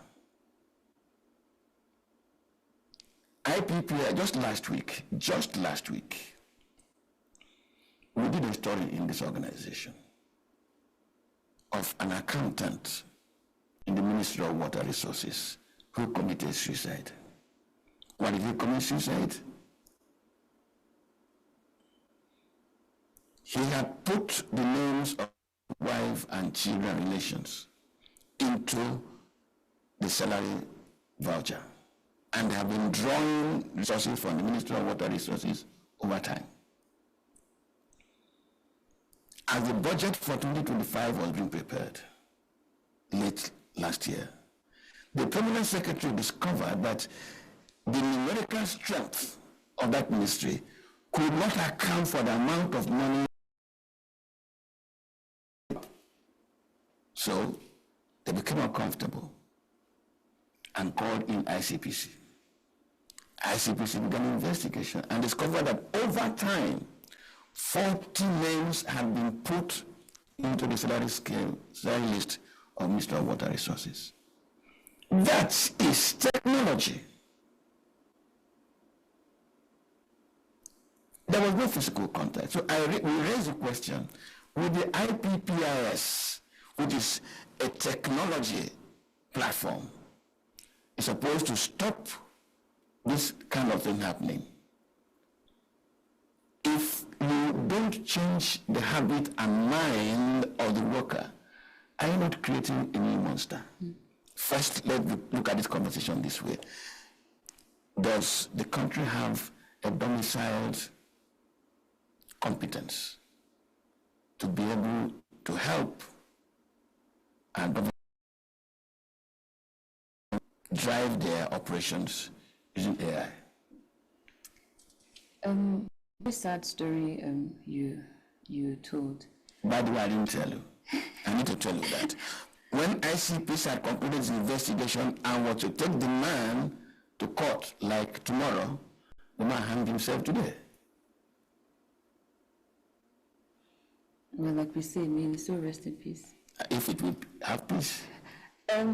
So to the question, do we currently have that competence domiciled within the service? I would say no. Do we have it domiciled in Nigeria? Answer is yes.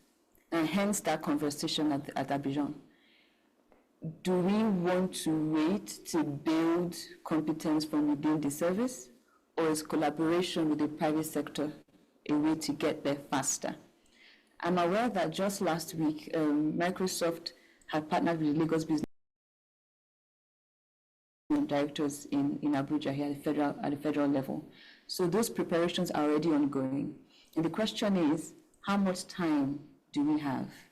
Considering that currently Africa is sort of behind the AI conversation and the implementation or driving work with technology, like you put it, do we have the time for middle level, more senior civil servants to catch up on the competencies where we have AI or digital natives who are much younger but are not in service? I know that in the UK civil service works with a third-party private organization that drives a lot of its technology work and work collaboratively with the government. Does Nigeria want to explore that option as a government, or do we want to upskill our own staff?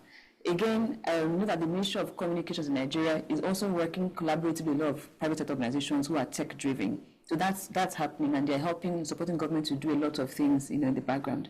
But you've raised a critical conversation about trust. And one thing we do at the Agimokode Foundation,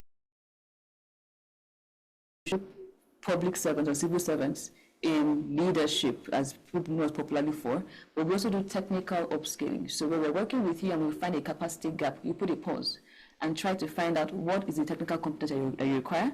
We find a partner who can deliver it, we get it done, we survey and test that you're okay, you can do it, and then we push ahead. But that's a long road because we have a lot of civil servants, we have a lot of things to do in Nigeria. But it's not impossible. Are Nigerians patient enough to give the government time, understanding, again, where we're coming from? These people are not digital natives, right? We've gone through trainings for digital upskilling, and the more senior people, some may be computer shy. You can pick up your phone and do a lot of things on your apps, and for you, it comes naturally. There are still people who are not comfortable with technology, and they will need time to get comfortable before we get to the conversation about AI use. But is the government currently putting things in place to get the staff upskilled for that process, or do we want to nudge them to partner with the private sector at this point to get job done while you're doing the upskilling? Now, this conversation, what you told me now, is applying at the federal level. There is an editors platform to which I belong, and all throughout this morning, our debate has been, they want to organize debates for politicians looking forward to contesting in 2027. Every office they mentioned was at the national level. And 2 or 3 of us weighed in and said, this is the challenge of Nigeria development. We do not look at Nigeria development as one single whole.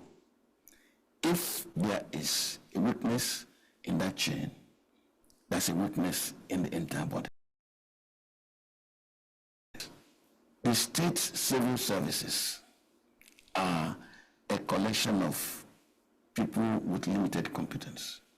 And that is why the delivery at the state level is also very limited. Most governors at the states work with special assistants, consultants, all manner of names. The civil servant remains there with very limited competence. Now, in this conversation, we're talking about how to allow technology, artificial intelligence ought to drive government processes so that you can also know what has been delivered and what has not been delivered. It's an Abuja conversation. How much is Zamfara into this conversation? How much is Imo into this conversation? With all the exposure, how much is Anambra into this conversation?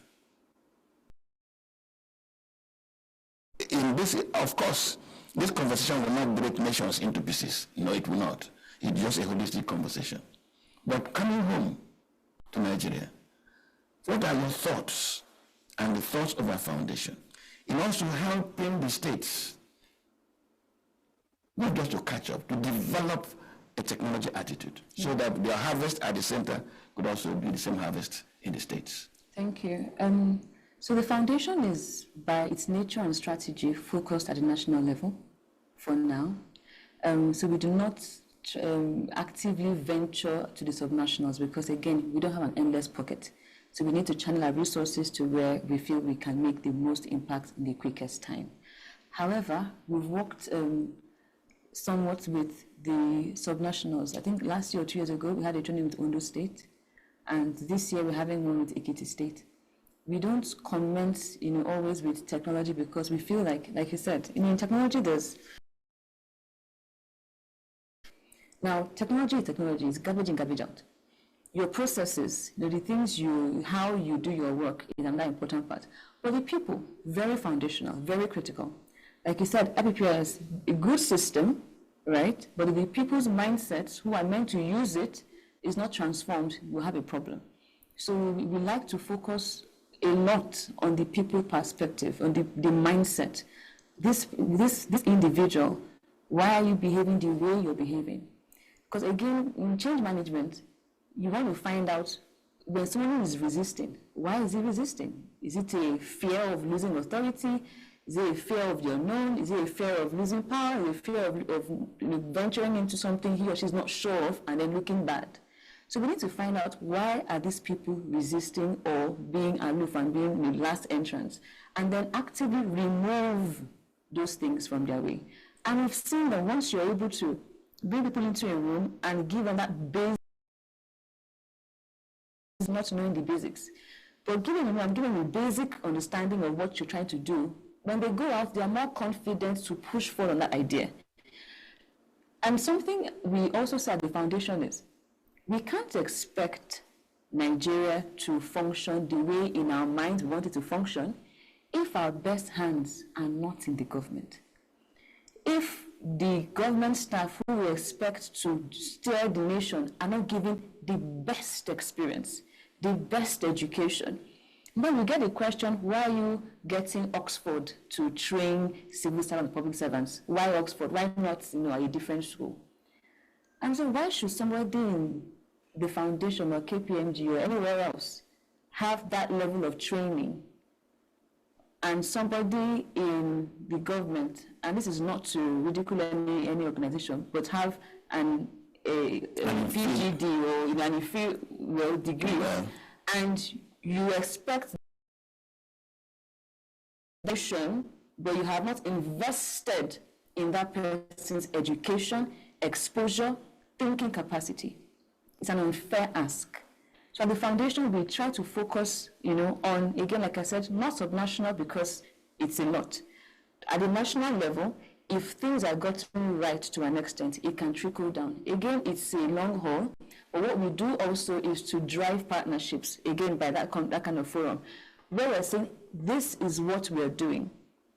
These are the gaps we have found through research, evidence-based gaps, and these are the things we are suggesting for private sector to do or to join us in doing to get this done faster, because alone we can only go so far. Well, we're looking at Africa and brought back home Nigeria in a transactional world. The partnership between government and private sector. We'll take a short break now, but when we return,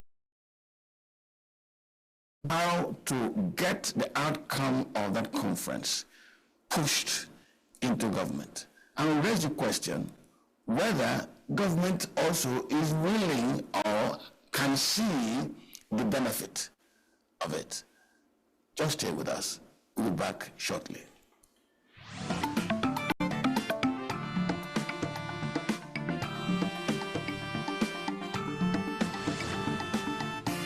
Every second, every minute, every day, news is breaking, events occur, and there are new developments. At Signature TV, we follow these stories objectively, bringing all sides without bias, explaining the complex issues, breaking down the numbers, and investigating the issues behind the news.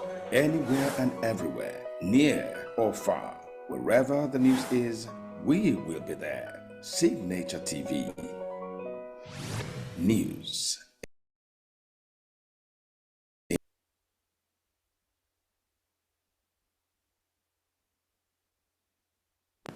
Welcome back. I'm still here in studio with Director of Programs at ENUGU Foundation, Chioma Njoko. This is Njoko to Njoko this morning, isn't it? Well, you've come back from this forum, from this meeting in Abidjan.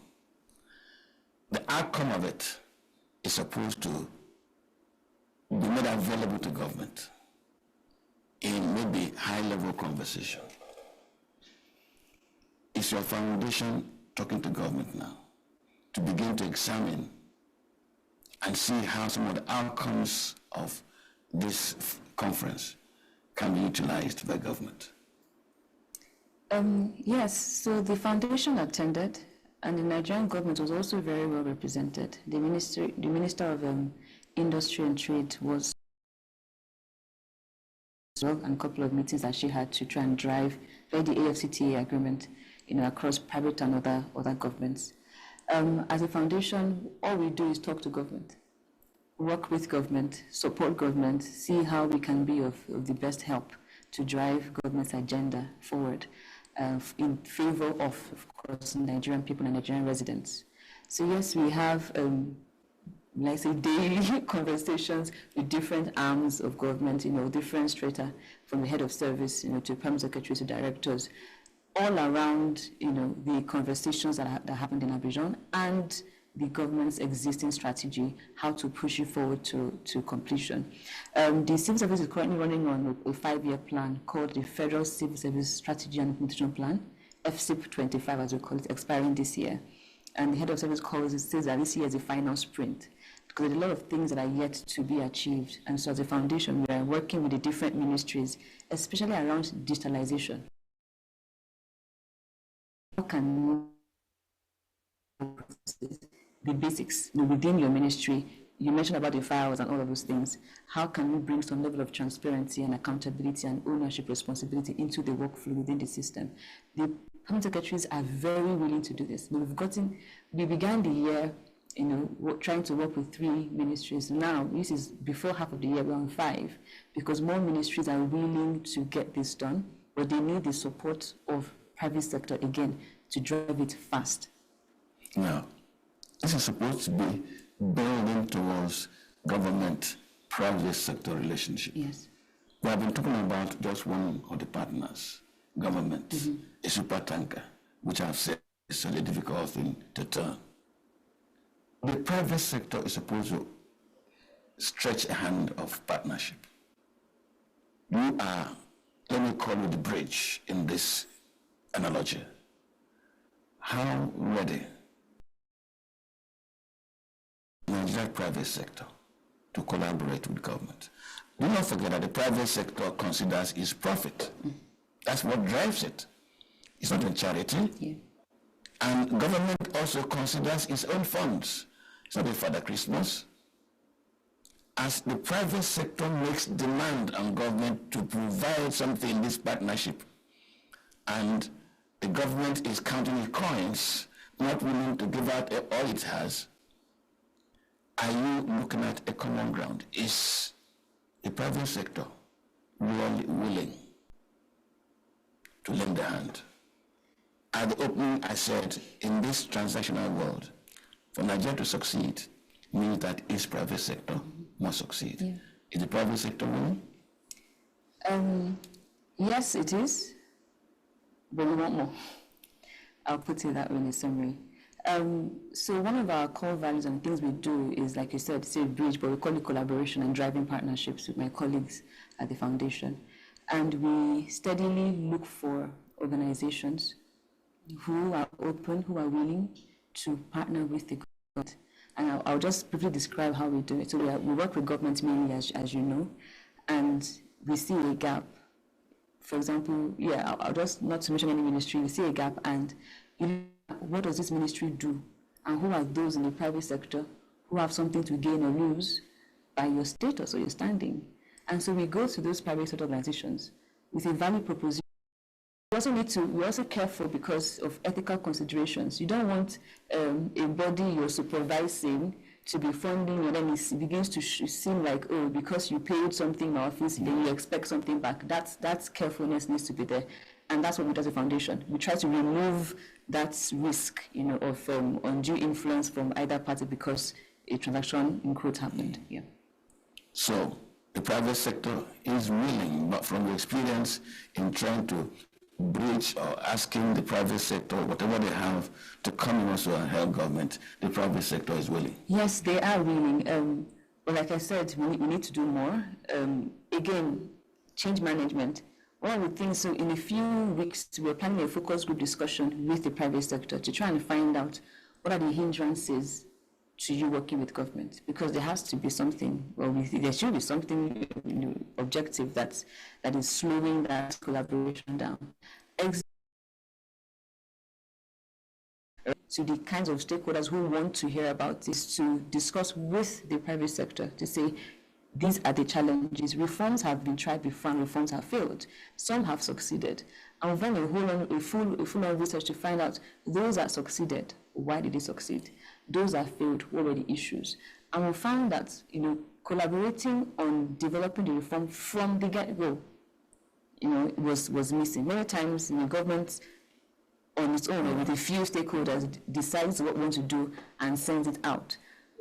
You don't know that that's what we want. Yeah. You don't know that that's the best thing that we want at that time, and we feel that way. We feel like more people should be involved in crafting those policies from the beginning. And that's a conversation we're having in the private sector to say, if reforms fail or succeed, it's a responsibility of every stakeholder, the academia or academic people who do the research and all these things, the think tanks or NGOs, the private sector, the public sector, the students, the younger ones who are coming, who those reforms will affect in longer term. Their voices need to be captured, their thoughts, their needs need to be captured. As a private sector, how can you support that process to ensure its success during ideation, implementation, and monitoring and evaluating it? Sometimes we can see that a policy can be put out and people are uneasy about it. How quick or how open is the government to shift and say, let's make a change? Maybe we didn't get this right. So those conversations are happening, and we'll keep pushing more of those as well. I'm still remaining in Nigeria, even though this is a Pan-African forum. Maybe toward the end of this conversation, I'll venture into the broader African continent, if you do not mind. In a transactional world, because that is the driving reason for this conversation, every country that needs to take a position must bring something to the table. Trump, in his Trumponomics, is putting tariffs on virtually everything because America is producing a lot. That is why Trump can wake up in the morning and put tariff on anything that pleases him. If the field is kept open and every world member is bringing in item on that global stage, have you observed whether Nigeria has anything to offer? Except a Dangote. Maybe except what? The refinery, the crude oil. Because no matter what we talk about creating change in the public sector, about collaboration with the private sector, the outcome that improves is when the goods and services are produced at plenty and I can access them anytime. How does this conversation, this aboriginal conversation, how does it affect what I've just said? Better manufacturing, more products, outcomes of research. How? Because that's the core issue being attended to by this conference. Yes. So currently, if we look at Nigeria, many of us feel like there's not enough local production to even sustain ourselves, talk more of exporting that can then get us the revenue that we need, like you mentioned, besides maybe petroleum or all of that. Again, hence this conversation. I know that because I follow some news online. The manufacturing sector is really trying to get people and get funds and get people started up to manufacture things, and export. But that is not as broad as should be. I think this will take collaboration, not just from public to private, but inter-ministerial collaboration. It's very critical. And currently, we don't see a lot of that happening, right? We need more inter-ministerial collaboration, especially with the educational sector. What is Nigeria's gap? And how can we intentionally train Nigerians to develop interest in those gap areas? For example, the power sector. Nigerians can solve the power sector if they are early on trained with the capacity to do it. Agricultural sector, Nigerians can solve the food problem if people are intentionally, from when they're in school. When we're in school, it's either you want to be a doctor, you want to be a lawyer, you want to be an engineer, right? What if that's not the capacity gap of the country, right? How are we, ensuring that those coming up are being, pardon the word, indoctrinated to see the gaps that exist in their country and develop interest in closing those gaps? Because currently we lean a lot on external capacity or external expertise, and that should not be the case. So until we close those gaps, right? And the forum, the session I moderated was on AI-powered African governments, a pipe dream or a future vision. Until we intentionally identify and work towards closing those gaps, every other thing we're saying is simply a pipe. I will allow you to continue, but you just touched on something which I will not allow us to gloss over. I think it was in February, we were at the inaugural lecture of Professor Uche Uwaleke, the first African professor African professor of the stock market. And he made a recommendation, which in our media conversation we are tending to gloss over it. He said, the way to create, domesticate, and finance capacity in Nigeria is simple.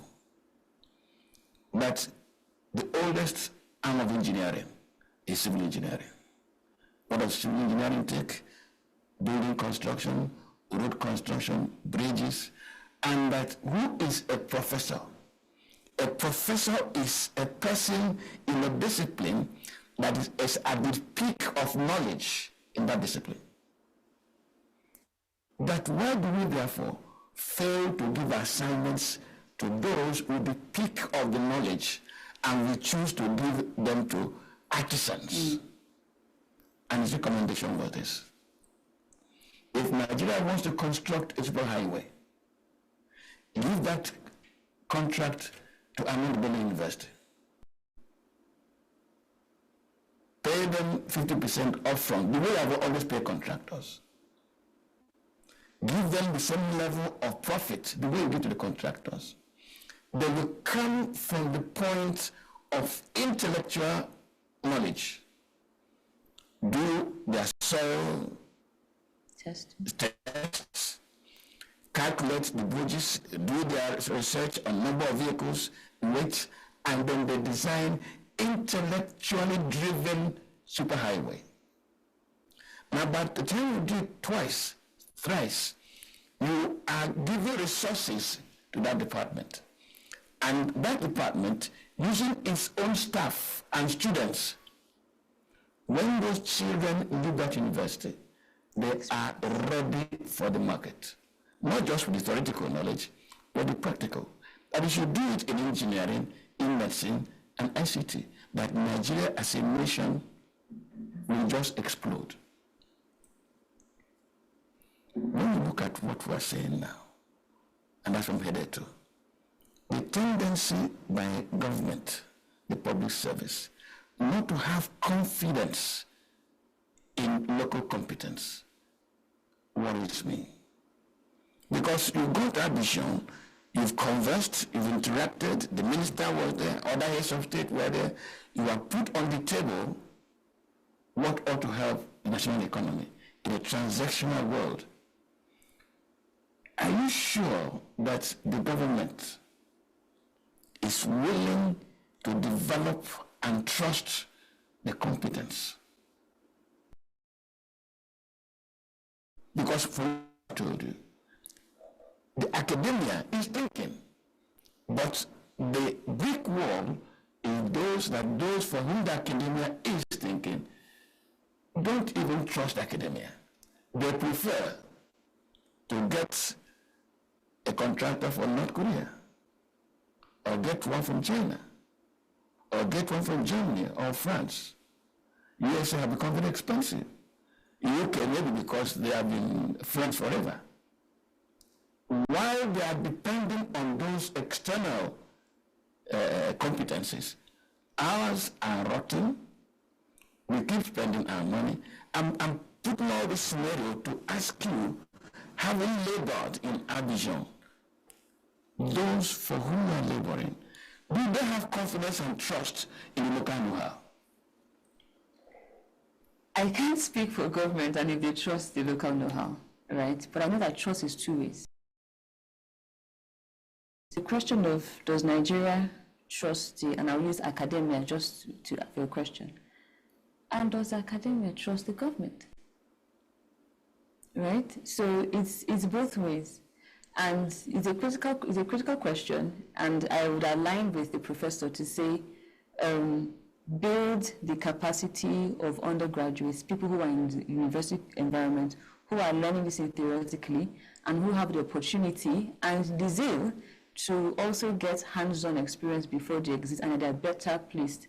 Because, you know, I mean, it's a, what I call it an epidemic, the capacity of many undergraduates these days. And I won't entirely blame them because sometimes curriculum very outdated, no opportunity for practicals while they're in university, and they come out to organizations that are already well established, and you expect them somehow to know what to do when they never got the opportunity to really, you know, practice those things. So yes,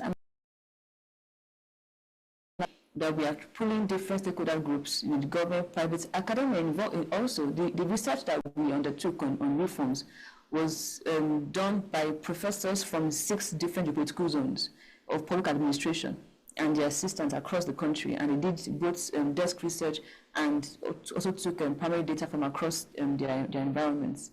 So yes, that's a lot of untapped resource that we have, and we need to, as a nation, as a government, I think they listen to this conversation, also begin to think about how they cannot disregard. Not that when we hear government academia, it's usually about ASU strike. There's more to that relationship that can benefit the country. Well, my producer has given me a signal that I just have about 3 minutes only to get out of the studio. And on the board, I now promised my viewers that toward the end of it, we'll look at the broader African continent. What level of enthusiasm of this conference did you notice among the African heads of state, ministers, private sector that came to that conference? I would say I enjoyed the conference or the forum mostly because of the presence and enthusiasm of the public sector that was there. Like you mentioned, the presidents from President Kagame was there, President Ramaphosa of South Africa was there, prime ministers from different African countries, Anglophone and Francophone were there as well. And there were frank conversations. I remember President Kagame expressing his deep frustration about the slow pace of even agreeing to policies, talk more of, you know, implementing them. And, you know, calling out, as we say, calling out his fellow presidents to say, why do we move at this very slow pace? There are things that need to be done. Our people, you know, Africans, Nigerians, need these services to be delivered. Why are we not prioritizing them? So those conversations happened very raw and very real. And so I think that from that perspective, yes, the African governments are speaking, are listening to what needs to be done. From the private sector point of view, a lot of them were there also to make, as we call it, deals with the government, right? The foundation, we had conversations with the Minister of Communication from Ghana, and we also heard about their experience. We also conversed with the academic work from Morocco, heard about their experience as well, what's happening within other countries. So as the Nigerian organization, we can also learn and take lessons from them in developing our own projects and initiatives back home in Nigeria. Well, AI. You know that before I got to open a computer, it was as if I was going to change my person, because the first thing that occurs to me is pick up a Bible and write, and I think on paper. Yeah. I want to believe that I'm not alone, or I was not alone, since I've kind of overcome it. Now I can write whatever I want to write without needing pen and paper. Is there a strategy to help the civil servant, the public servant? Area? Yes, it really just takes practice, right? When we are having our digital upskilling, sometimes we see that they don't even have systems, computers.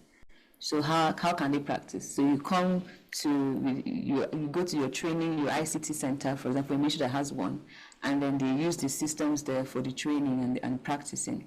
When they get back home and they don't have laptops, or back in their offices and they don't have access to those devices, how do we expect them, to carry on that learning process? And that's why we call on other private organizations to say government really does require resources. I mean, I know we have an idea that government has billions and billions of naira, but those monies are segmented. But the core civil servants, a lot of them do not work in the best environments, and they need the support of the private sector to give them even the basics, for them to practice every day to get better at these things before we can expect the world of them. Well, before we can expect the world of them, my producer says, why the hell are you still in this studio? I haven't worked out. Effective tomorrow, Tuesday, the 27th of May, this program will go conversational. What do I mean by that? Interactive. My producer will put out a line on the screen now, and our email, so that as the program is going on and you are following us either on your television or online, if you don't like any dimension towards which the program is going, or you want to make a contribution, you can always reach us. Call us live. It's not a question of reach us tomorrow. Call us live and give you a chance to make your contribution. Or if you want to use our email, my producer will put those emails on the screen. It's on the screen, okay? He says, it's already on the screen. You can easily join us via that email, or please call us on that line live. And don't forget that tomorrow is Children's Day. This program will run for 2 hours tomorrow, because we're going to have between 4 and 6 guests explain why the Nigerian child, raising the question whether he can become the leader of tomorrow. Can, in the circumstance of the Nigerian child, make him become the leader of tomorrow? It's going to be a very involving, detailed conversation. It will run from 10 o'clock to 12 o'clock tomorrow. But effective from tomorrow, this program becomes interactive. Just join us. For this Monday morning, let us thank Chioma Njoku. Chioma Njoku is the Director of Programs, Ike Foundation. Not to worry.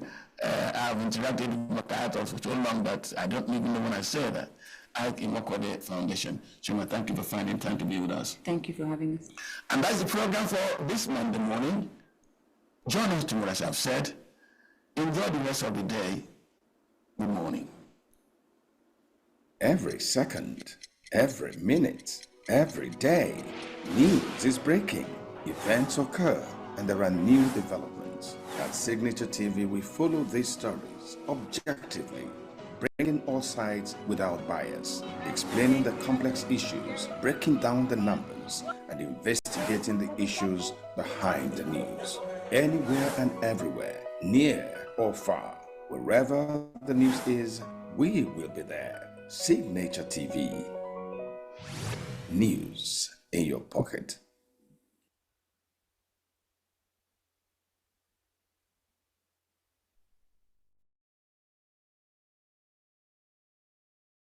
Our mainstay was to export crude oil and East Seal to export crude oil. But we reserve a certain proportion of those crude oil that we are drilling for local consumption. So we refined, used locally, and we're able to sell to our neighbors. Benin Republic, as far as Togo, Cameroon, and Chad, Niger, and all those places. Now, when the government now failed, when our refineries died and government failed to produce, governments now said, okay, we will now go outside the country, produce. That is the most idiotic economics I've ever seen in the entire life. Where you carry crude oil from your land, you have refineries, you have technology have even provided what we call modular refineries. You have not made it conducive for people to bring refinery. You take your crude oil outside for local consumption outside the country. You pay dollars to do that, in dollars. You now refine it paying in dollars. You now bring it back using dollars, and then you are selling in naira. Therefore, the differentials in the financial outlay was too much. So the government asked, okay, we'll subsidize. You know, that is one of the craziest things that happened to us. We subsidize because of their inability. Meanwhile, people every day, we see the Nigerian military, joint task force, going to Niger Delta, saying that burning down illegal refineries. What does that suggest? It suggests to you that the technology of refining crude oil is simple. If people can do it in the creeks in their backyard, if people can do it back of their kitchen, during the Biafra war, people were mobile refineries. We were moving it and producing fuel for their armory, for their vehicles and everything. So it's not rocket science to refine oil. So why is Nigeria not refining oil?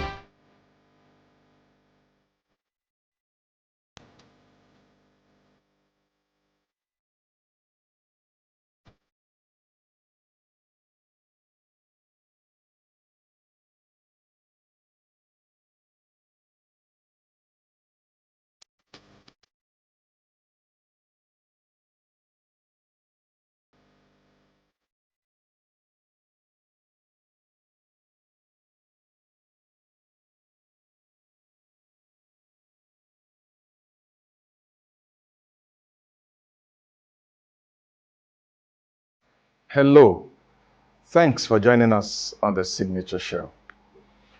As usual, another big fish. Someone who has graced our homes. Sometimes we love her, sometimes we hate her. I remember a lot of older women would not even stand watching her. My pleasure to welcome to our show Patience Ozopo, Mama G. Patience, you're welcome. Thank you. It's good to see you again. We come a long way. Yeah. Yeah, it's good to see each other once in a while. I remember those years in FRCN, Radio Nigeria.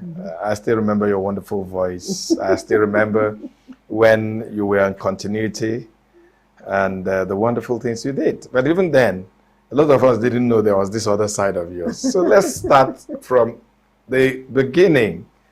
When I spoke to one of your colleagues, Peter Doche, he said that when people say, oh, I became an actor or an actress from my mom's womb, that he was not very comfortable with it, because this is something, yes, you come with talent, but then you have role models and all that. So at what point did your mom or your dad or your auntie see that you had this special talent in you? I didn't even know they saw anything in me until I ventured into the industry. And my younger brother was in the US, and my elder sister was always on my neck. You stop going there. People will give you bad names. Those who are acting, they don't have good names and things like that. I insisted that I was already enjoying myself, you know, just like I was enjoying myself on radio, and suddenly the retrenchment came, and it was very, very hard. It was like taking a child away from the mother's breast and things like that. But when this one came, it became a very wonderful substitute. And I started enjoying myself again. For my sister to now come and say, my eldest sister, say, you should stop. And my husband was very sick then, bedridden. I was the one running around, fending for the family, taking care of the children, and taking care of his medications and things like that. It was very much weight on me. So when she started reporting me to my younger brother now, who was in the US, and then that one said, sister, leave that girl alone. Is it today you discover that that's her she just discovered her talent? That's when I heard it for the first time, that it was a talent that had always been in me. Maybe from the things I did when I was in the primary school and secondary school, he now discovered that my sister has it. And now he's abroad. He saw people who had the same talent, the way they were behaving, and then felt, oh, we have such a person in our family. So when my elder sister came with the fact that I should stop, he said, no, I don't want her to stop. So when you look back, I mean, primary school, secondary school, let me use myself for instance. I did a lot of drama in primary and secondary school. Did you do stuff like that? Yes. I never wanted to be in debating society and all that. I hate debate. I hated arguments. I want to be straight at all times, tell you how I feel about things, and I move on. So debating society wasn't for me. But dancing and making people laugh, you know, was the thing for me. So I joined such groups. If the school is organizing traditional dances, like I did the Calabar dance when I was in secondary school too. I did stage dramas like Marriage of Anansewa, The Gods Are Not to Blame, you know. Small skits that they were bringing then. And we had a wonderful English teacher who would always want to present something to the school, and then she would use it for us who had interest in it. So that was where my interest was. And, you know, joining things like Girls Guide. Was not anywhere to play, anywhere to you like those too? Yes! So that's how everybody around me knew that she is there to entertain people. And that's why these people that are planning this, when they went through my interviews and they said, counting from that time to now, they were even the people that alerted me and said, you know, you have been doing this for the past 45 years. 45 years. I said, what? That's a whole lot of time. 45 years. Yeah. But we'll get there soon. Okay. Broadcasting really was your first love. Yes. Broadcasting was your first love. Tell me, how did you get into broadcasting? You know, I never thought about it. But one day I was a teacher, and I would always take children on things to perform one way or the other. And one day, one of my cousins, she was working with Radio Nigeria then, Florence Onya. She came to record I think it was school debates or things. Talk show for children. And she said, sister, you like this? I said, you know, your cousin is always your sister in Igbo land. Sister. You came to this? I said, yeah. You are here? I said, yes, okay. You are going to do something for me. I can't even remember the aspect of it she asked me to do for her. And I did it, and she was, wow, that was good. I said, did I do? I said, very well. I said, thank you. And then the next, she came to the school and took me and said, come and anchor my children's program in Radio Nigeria. It was a big thing for me, and I took permission from the school and I went. The next time I went, it was after school hours, and she took me and we recorded. She said, everybody liked it. It was like you were a pro. Yeah, and I didn't know what they were liking. I just got, so at the time, there was a problem in the office, and then they took me away from continuity, and then sent me to produce, and they put me on Women and Children. I started producing Women and Children on Radio Nigeria. The manager came on and said, "Come here, you this girl." You know, I just love you with children. You made me feel like a child too. The way you blended with the children, and everybody was so, he said she loved me, I should stay there. But me, I loved the continuity. Oh, when you were already in Radio Nigeria, yes, they moved you from continuity to Women and Children programs. To sort out some things. And every aspect of the listen that I went to, people were loving me. Until the retrenchment came, and I was retrenched. Yeah, I mean, I think I was already in the industry at that time. Yes, you had come. I had come into Radio Nigeria. And a lot of us felt really bad that such a talent as you are, and as you were even then, was retrenched. Can I say that you are a good example of when one door closes, another door opens? A bigger door. So I know you left after the retrenchment, downcast, very disappointed. I refused to leave the office. I was always coming, sitting down there for them to look at my face, because there was nothing else I could do. I just felt the world had come to an end for me. Every day I would come. Ositaga, you know Ositaga? I remember Ositaga. And his friends, they pushed for me, because at the time, I didn't know what happened. They brought back some of us. Jevas Chukwemeze came back. Some other people came back. And I didn't know the reason they didn't want me to come back. So I couldn't leave. I was back. And the GM then said, "Bring this woman back." We had already trained her, because I had gone for training. Bring this woman back. She did well in the training, and then all that. I remember what one of us, blessed memory, said, "Well, we have other people who have come in with a bigger certificate that they have created Anambra State, and so they don't have anywhere to go to in Anambra, so they want to stay back, and the only place they can work now is Federal Corporation. So that's why they have employed those people, and they can't take me." I cried and cried as if the world had come to an end. Eventually I left. I stopped coming, started looking for what to do. It was really hard. My children were there. And then my husband has started having problems in his office because of non-payment of salary. They were in there for 2 years. I had to struggle for these children to keep up with their school and things like that. So I started carrying the load on my head. I wouldn't know why I don't have high BP now, because it was so much. It was so much on you. Yes. So that's how I dabbled into acting. I didn't even know where I was going. So what happened? Was it just like going into broadcasting? No, it was not just like going to. Somehow I can say that, but assuredly,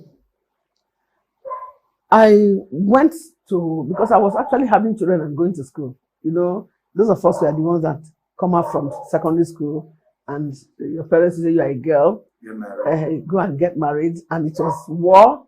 Eventually I was subdued. I went into marriage and then started having children. So I didn't want to stop school. So I was already going to school. But it weighed down so much on me, because the children were already growing.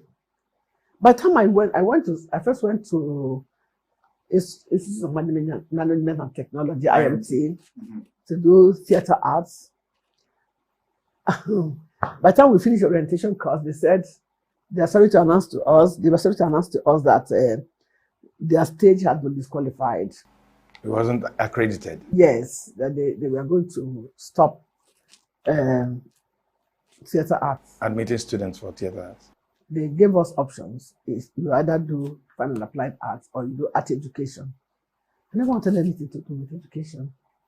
So I went in for fine and applied arts and I majored in graphic arts. But I still wanted to do something related to, I had to go back to ESUT to read mass communication. That was the closest thing. And the children were grown. They were in the university, I was in the university. And their father was bedridden. He was sick for more than 15 years. Bedridden, not getting up, not doing anything. So, and all of them, because I had them like that, 1 year difference between each other. Yes. I had to. This is I don't want to remember such things. No, please. Okay, no problem. I was in the class and my cousin in the class again called me and said, "Sister, we are going to break down. 4 children in the university and you are also in the university." I hadn't paid my own fees for. After the first 2 years, I couldn't make up my school fees. My husband was sick. The children were in school. We were eating. We were going to the hospital. We were doing all that. And then it was only me. And unfortunately, corporation was not paying them. They owed them for 2 years. You can imagine they were not paying them salary. Is it now pension that they will pay them? So I managed. And then one of the people in our reading group was working with Chief Zebudaya. A very woman. Chikopala. So she now told me, I forgot that you had worked with Reading Nigeria. I know you know all these things before. That she could actually connect me to Frank. I said, with Frank, that with one of her friends. Yes. Hey. She now introduced me to Frank, who now introduced me to Chief Zebudaya. So when they wanted to do an advert for Anambra State, because Anambra State, their children were just finishing elementary schools and they go into business. So they wanted to encourage them. So it was given to Chief Zebudaya to manage. And then they gave me the role to play. And the man that played my husband in that advert, I said, wow, where have you been? These are the kind of people we want I said, which industry? So no, you come out. I said, I don't know where to come. Yes. Because there was the announcement that people should come to First Hotel. They were doing auditions. I said, I didn't like going to where you have crowds. I don't like to jump the queue, and I wouldn't want to stay too long on the road. I heard people were there, so many people were there, so I didn't go. Then they persuaded me, and I went to Zebudaya. So that man now brought me to do. He was commissioned to shoot a 13 episode of a community film, and they called it "Someone Cares." Because of what he saw me do in that advert, he gave me the lead character, and I was there. That's where I met David. David Hesse was there too. David Hesse. This man from ENUGU too. They were all there before I came, and they were happy when I came. Said, hey, this woman can do it. Do what I didn't know. They gave me a script, and then they said, wow, this is what you want. And then I shot the 13 episodes. 13 episodes. So people now who came for the production now said, come for audition. I didn't want to come because I was actually going to that suite and taking care of the kids. Yes. And nursing your husband. Yes. So I managed and went to shoot that. From there, people saw me and they said, come for audition. I went for audition. All the companies, they were coming from Lagos to shoot in ENUGU. That's where my success started. They left Lagos to go, because if you had told me to go to Lagos, I wouldn't know where to go to. So they came to ENUGU to shoot movies. ENUGU was streaming that time with movies, and then if 5 companies came and they did the audition, I would be in all the 5 movies. So I started running from money started coming in. You know, I didn't even know how to negotiate. And the little one that was coming was a wow. Is this possible? Yes. In fact, that advert I did for Chico Elpala, no negotiation. He just going to do. I did it, and then the day they were paying, they said I should come for payment. I went and they gave me 5,000. I said, what? 5 whole thousand naira. I looked whether I was going to share with people or no. It's for you. Madam, just make yourself available anytime we have. I went home rejoicing because it was almost Christmas and there was no hope where we are going to get something for Christmas, and it turned out to be a very big blessing. So that was where everything started. As they say, one thing led to another. You see, the way the other one came was almost the way this one came. So no plan that I'm going for this, I'm going for that, and then every company that came to do audition, we said, where is that woman Patience also for? Vicky Madukife was there now. You know, she was the one that actually said, well, there's something they can do, that there are people who have better certificate than me. Okay, in FRCN. So, and you met again in the movie set? Yes, and that in fact, she became a mommy to me in the movie industry. Both of us were being auditioned and they will give me anything. Okay. You know, one aspect of your life that a lot of young people have looked up to was that period of losing your job, taking care of the kids, going back to school, nursing your sick husband. How did you do it? I don't know. And what was driving you? The drive was that my children, they were all intelligent. None of them wanted to stop school. And I wouldn't want to hear that my son or my daughter couldn't go to school because of money. Wow. That was one. Yes. Was there something like an inner strength? Yes. Was it? I remembered my mother. She was a very strong woman. She was a well-known trader.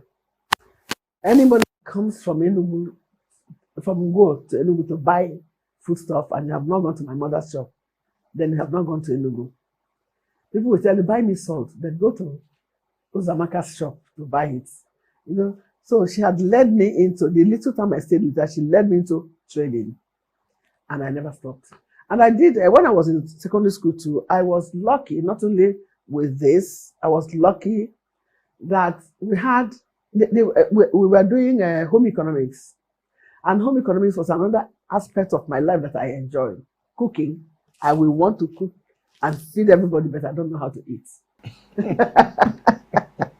If I eat, you know, that time they were measuring Gary with cigarette cup. I couldn't finish half cup of cigarette cup. But So that came handy. Yes. In your period of stress. Yes. So that time I will keep awake. I'll buy the flour. I'll mix the flour with every ingredient apart from liquid. And I go to bed around 12. And then by 3 a.m. I'm awake. Mix it into dough. I will do chin-chin. I will do buns, puff-puff. Then I started doing wedding cakes. You know how I started doing wedding cakes? Because I learned all that in school, in home economics. I will, if I have relations or friends that we are wedding, I will tell them, don't pay me. I'll bake the cake. Buy the ingredients. That was a smart marketing move. I will bake it. The remaining little flour that, if you want 4 steps, I will give you 4 big steps. The remaining ingredients, I'll keep them. That's the profit I had. Nobody paid me for all that. And then I will set up the table, make it fine. People will, wow. one thing is that anything I find myself doing, I do it to the best of my knowledge. I research, I watch others, and I learn from people a lot. I don't know it all. I don't feel I ever knew it all. I will keep watching, listen to people talk. I wasn't talking much then. I was kind of watching and listening. Listening more. to others. So those were things you were doing to augment. Yes. Whatever nobody ever gave me like, take this 10,000 naira, go and start business. No. No. But if I was able to get like 2,000 naira, I will look for something I will do with it that will give me 2,500. Before you know it, I will have up to 5,000, and it encouraged me. And each time my husband needed his drugs needed to be refilled, I will find money to do it. A lot of young women, I work with you, were such a pretty, beautiful, you're still a beautiful woman. But I'm talking about when you were much younger. You were such a beautiful young woman that even as younger people, we admired you. We didn't have the guts to say so. You know. A lot of young women, pretty women like you, would have, either killed. Because you were passing through hard times. Yeah. Your husband was bedridden. Yeah. And you were in need. Yeah. So what calmed you down? What was... from childhood, I grabbed the word of God. I grabbed the word of God so much so that the only thing you are telling me is, if I'm not doing all those things, then I'm in church. Oh. I was raised as an Anglican. So from Anglican church, I joined Scripture Union. So I never looked at the world. It was inculcated. I learned it from childhood that you should not sleep with a man that is not your husband and all that. So I lived with it. Even when I said at a time, let me even try and be like others, I couldn't. Because I wasn't so used to it. Yeah. I wasn't so used to it. Sometimes other people will tell you, you are killing yourself. Come now. Loosen up. Your husband is sick. We do this. I said, okay. They'll tell me when we are going out. When it's time to go out, something brings me back. You just don't do it. But I enjoyed myself in the church. As a member of the Scripture Union, I was in the choir. I was in church choir, Scripture Union choir. I was a Bible study teacher and all that. So it really ate deep into me. So I didn't have the opportunity to be wild. And then your husband died? Yes. My husband died, and then a lot of people came and said they were going to marry me. But then my children were already grown. There was even a time I said I was going to get married because people were offering their hands in marriage. But, excuse me, with all these big boys, and I had 3 boys before the girls. Were they jealous? Yeah. The young men were jealous? Yeah. In fact, they called me and said, Mommy, please, we know you never had a wonderful marriage, but please, for our sake, we are grown. If you get married now, our friends will laugh at us. They will be selfish. There was a day we were shooting. We were shooting in Lagos. I was in the car going from one location to the other. My phone rang. It was one lady. She was what we call bloggers now. She was a blogger. She said, excuse me, is that Patience? I said, yes. She said, we heard that you wanted to remarry. This happened, and now you want to remarry, and your children said no. I said, yes, they don't want me to remarry. No, they don't have the right. I said, they do have the right. They are the family that I have. If they say they don't want it, I live with my family. That's what I know from childhood. So leave me alone. How could you have made that sacrifice? It was a lot of sacrifice. Young woman. I didn't see that sacrifice. I just saw it as something I should do. They don't want it, so why not? Yeah. And my children were all over me because we went through the suffering together. When I'm on location, Daddy was taking their father to the hospital. All they need to do is to tell me how much for the drugs and money for taxi because the only car we had broke down and all that. So I made sure I provided that one, and once in a while I rushed home because I was always on location. Like I told you, 5 companies came. they would put me, all of them would put me in their movie. So I was running from one location to the other from there, trying to meet up with demand. That's how I was able to even put up this house. Because we didn't have a house before my husband died. Oh. Yeah, we were living at a GRO extension. And then when they returned, even with the non-payment of the still returned them, they retired him, you know, we just left. I told him, let's go to the village. That's where we came to. And we did have a wonderful house in the village then. We started building here, 1 year, 1 block, that kind of a thing. So at the time, it just came on me. My younger brother came and said, sister, I know you. You can't be happy in this old house. The only thing you can do now is to. So I said, how will I do it? Where will the money come? First of all, he bought me a car. Your brother? Yes, to console me. I know you will like good things. But I said, don't worry. If I can. One day my children called me and said, Mommy, don't worry, you have tried. Whatever you can't get now, we'll give you. You have spent so much time on us, we will give you. So I was looking up to it. My mind was, let me struggle and make sure that they are comfortable, because what I can't get on my own, they will give me. But all is now, they say, we can't even give you anything you have. You have everything by yourself. What will I buy? Yeah. I said, what will I give you now? I said, anything. Even if it's handkerchief, as long as it comes from you, I'm okay. Ha. It's been a journey. Oh my God. A long journey. Okay. Let's go to Nollywood, where you have become, forgive me, an oracle. You become such a figure that when the history of Nollywood is written, there must be a special place for you, no doubt. Let's talk about Nollywood. Yeah. The Nollywood you met, the Nollywood that you were part of growing, are you proud of it today? I am excited about Nollywood. Yeah. We started from nothing. These people, they didn't even have money to produce any movie. I know how many movies I did without receiving one dime. Yeah.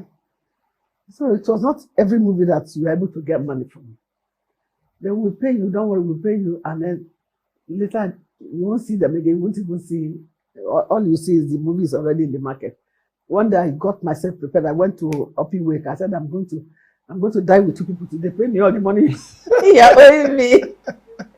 I needed money for so many things. This house was skeletal. One of them, each shop I came to, they would say, Oganode. Each shop, Oganode.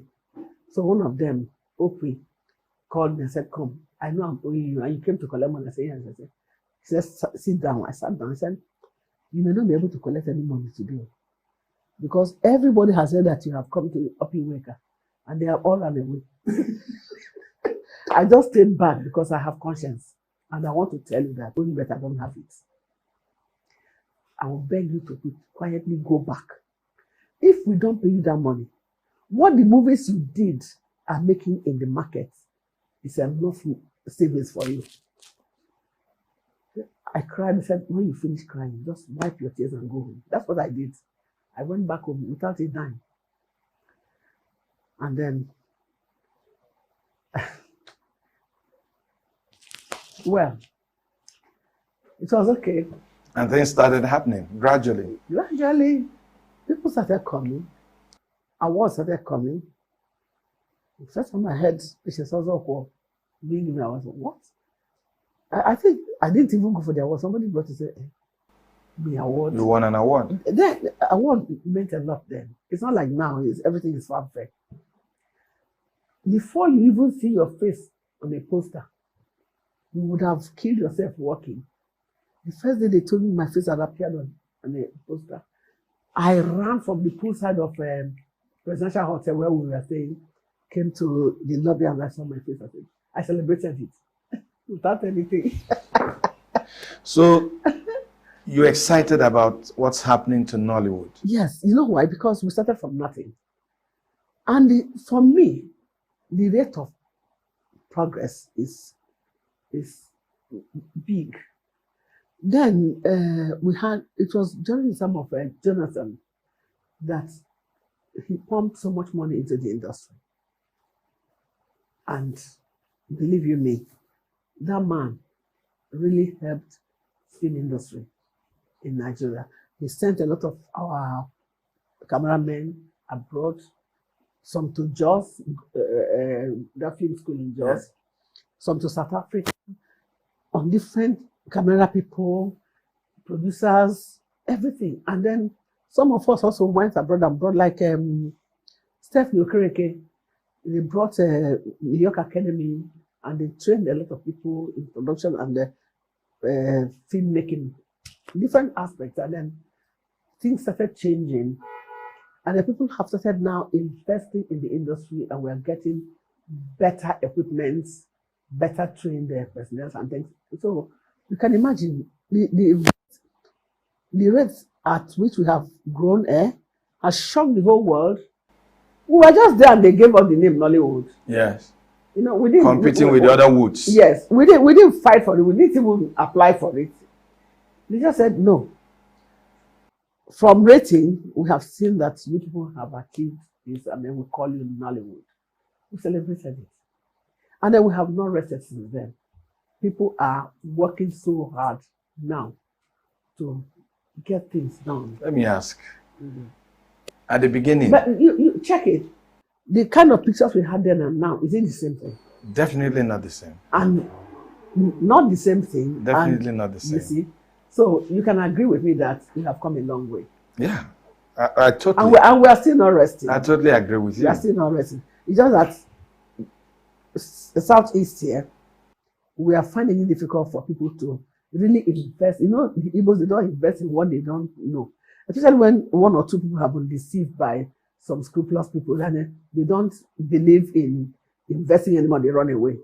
And when you want to talk about, say, don't go there, these people are bad people.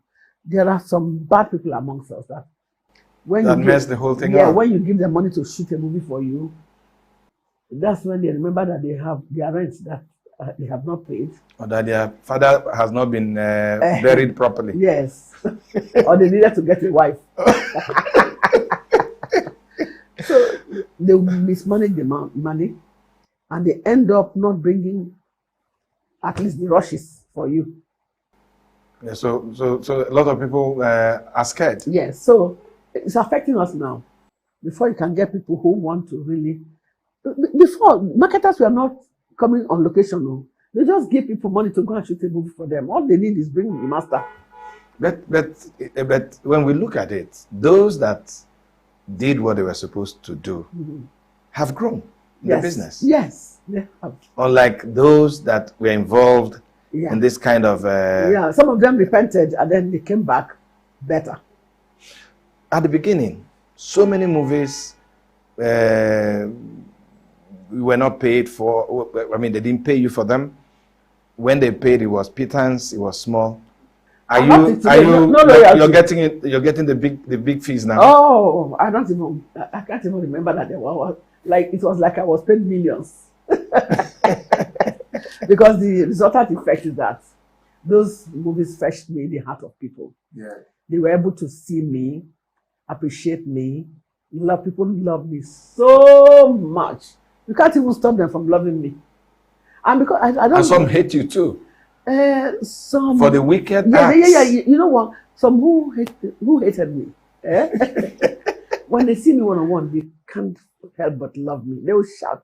I said when I see you, I will give you punches, but now that I'm saying, I just feel like hugging you. Can I hug you?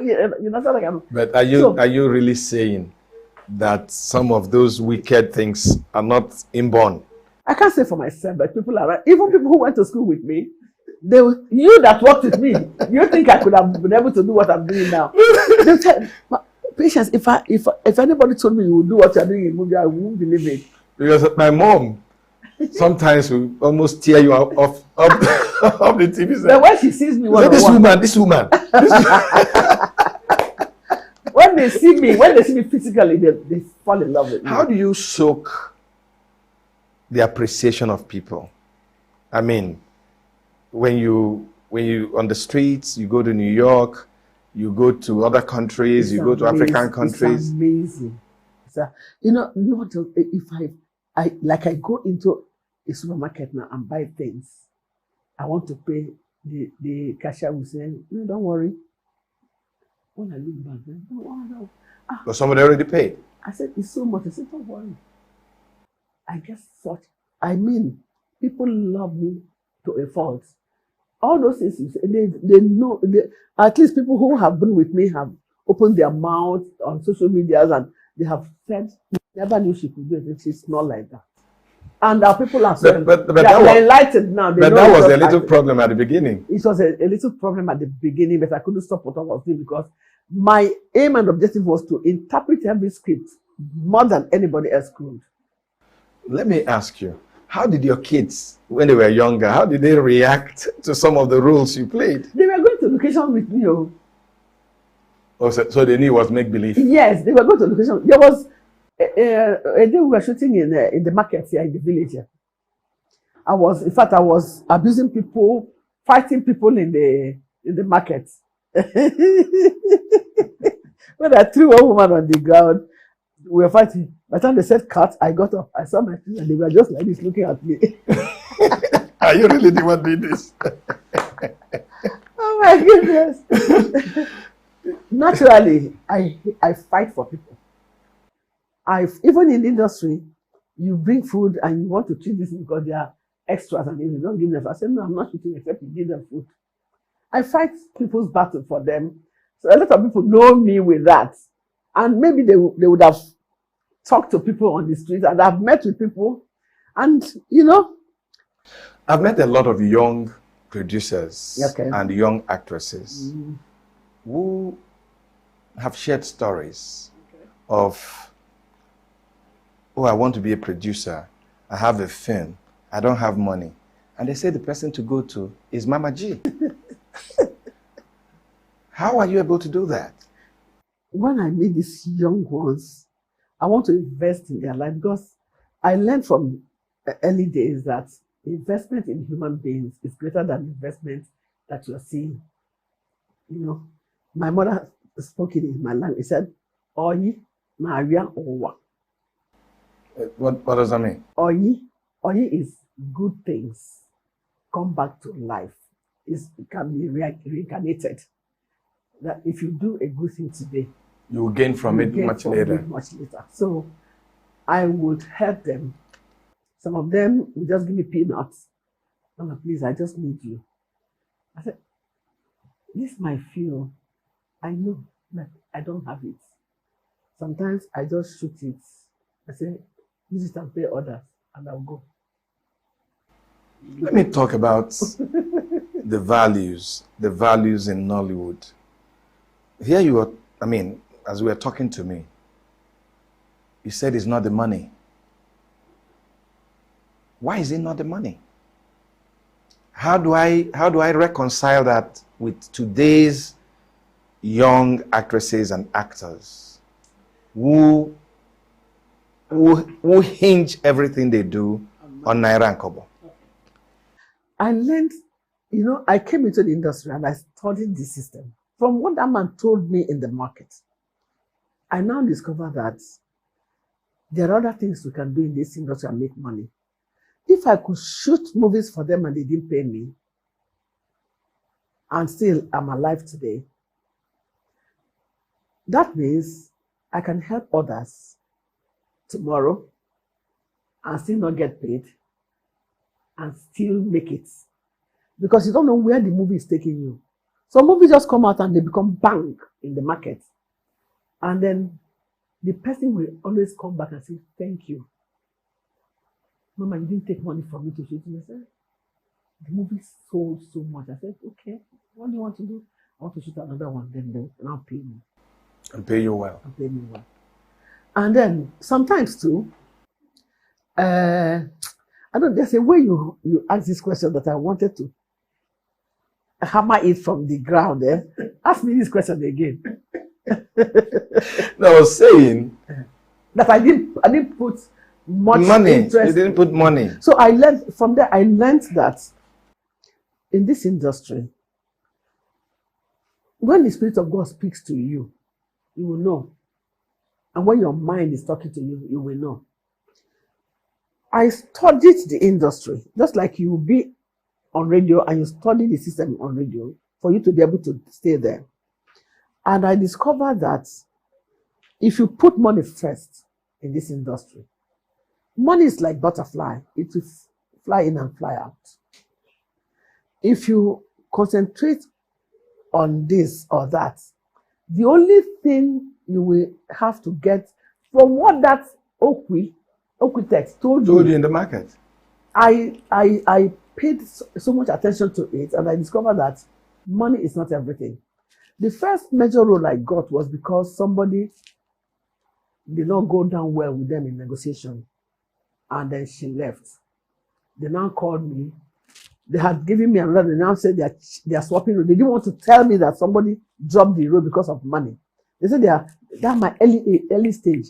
They said they were dropping the role they gave me, that they want me to do this, and I quickly accepted. And maybe you didn't even ask for I didn't money. even ask why. They just paid me the same money they would have paid me the other one. And then I now summed up everything. I knew that. So if you get money first, money will fly in and fly out. Because that person came back the next day and said, okay, let me do it. They said, sorry, they have given the road to somebody else. So from what that man now told me, and this one that experience I had on set, and I said, okay, now I have discovered the trick in this industry. The trick is that if I follow money, money will come and go. But if I follow fame, fame will stay with me permanently. And that's what helped. So, a question I asked one of your contemporaries in the industry. Are you poor teachers?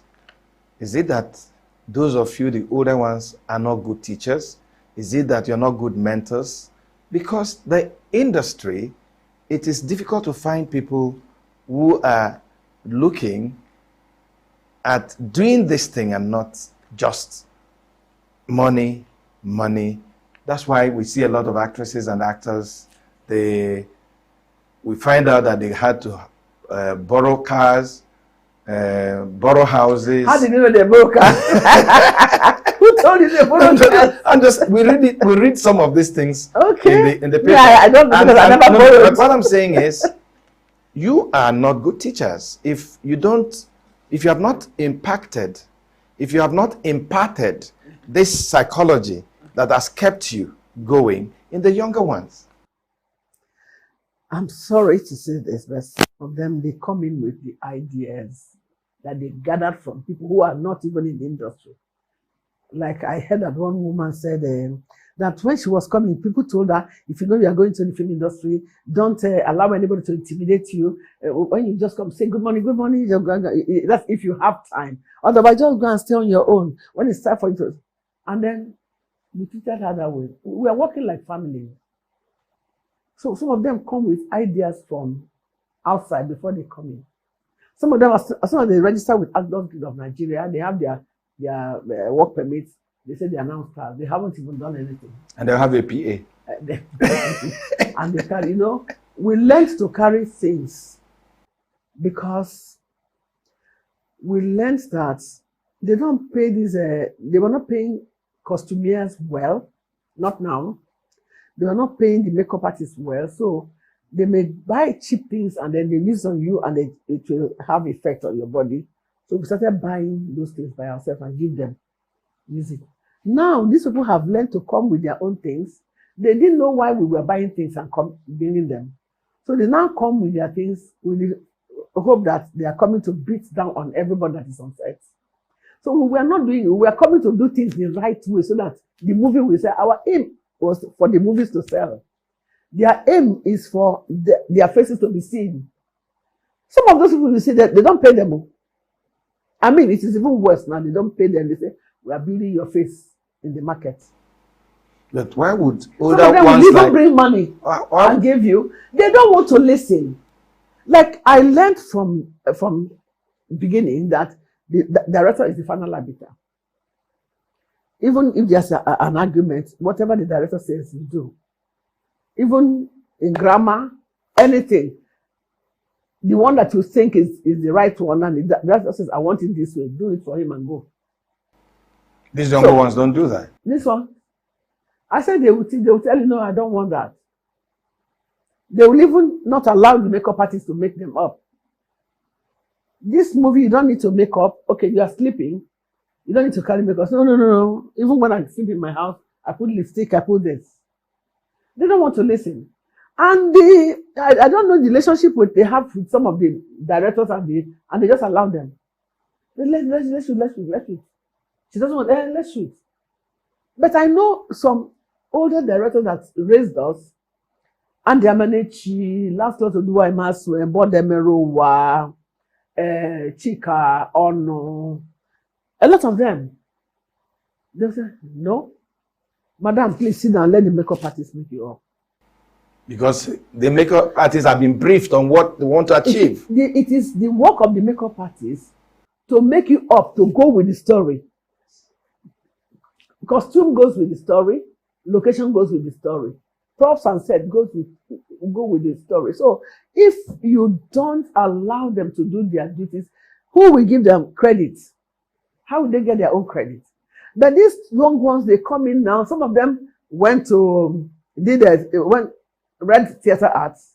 Some of them know all they need to do is to look beautiful on screen. They don't know, like, I don't know, like tying of wrapper here, like an Igbo woman I started it.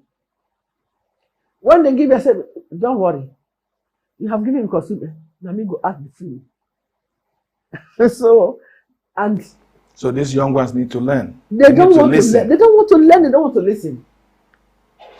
They only listen when they run into serious trouble on set. We can't shoot and you're not getting the lines.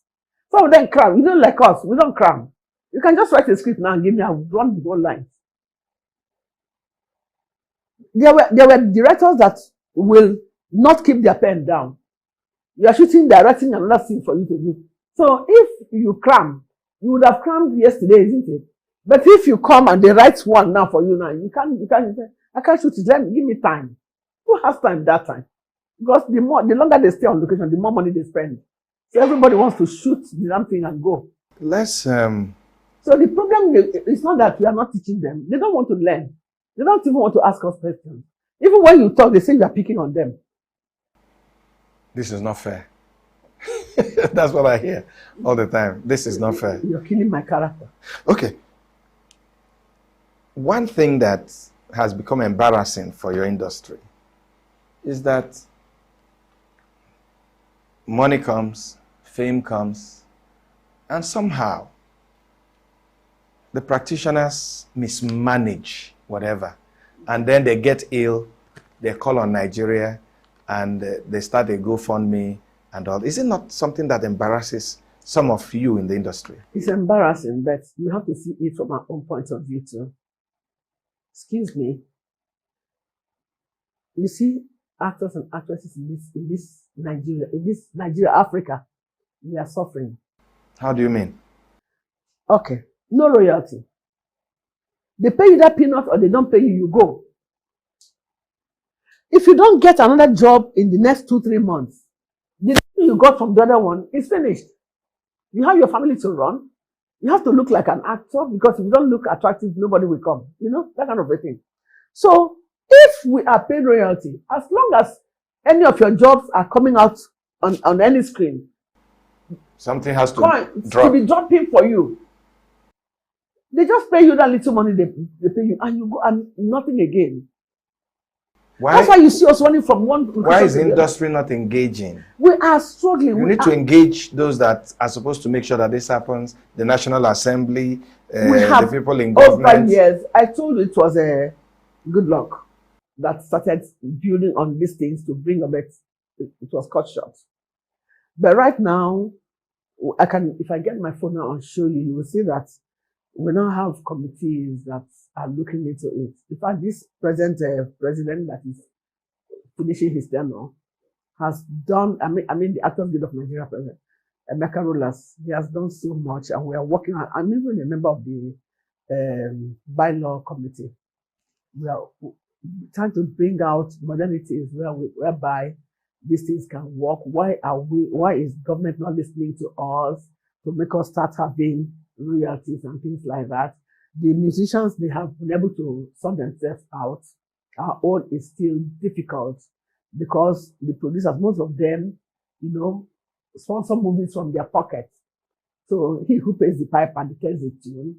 So government has not started looking into it, and then we discovered that they said we are not a union, but we are a guild. So we are trying to see how we can transit into a union, so that government will now start looking into us and investing in us. That was what that president started, which he didn't conclude before he left.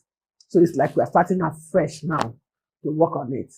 By the end of this month, we would have finished our job and submit, and then we'll come on a round table and then discuss with, because the industry is made up of different guilds. We have the Actors Guild, we have the Producers Guild, we have the Cinematographers, we have the Directors Guild, we have the CDGN, and so many other guilds making Nollywood. So we are working on it. Especially since that boy died in the river. That's those five Pope people, and others. Yeah, it was not only Junior Pope that died. There were 4 or 5 of them that died. The thing became. We have started the committee before that thing happened. So we are now intensifying our effort to see that everybody that is an actor his life is looked into. But the reason these things happen like that is that there is no royalty, nothing. You don't get anything. So when you are past your prime, yes, nothing happens anymore. Nothing happens, and even when you are still in your prime and you don't get a job frequently, before you get another job, the one they gave you has finished. So that's why we always run into trouble.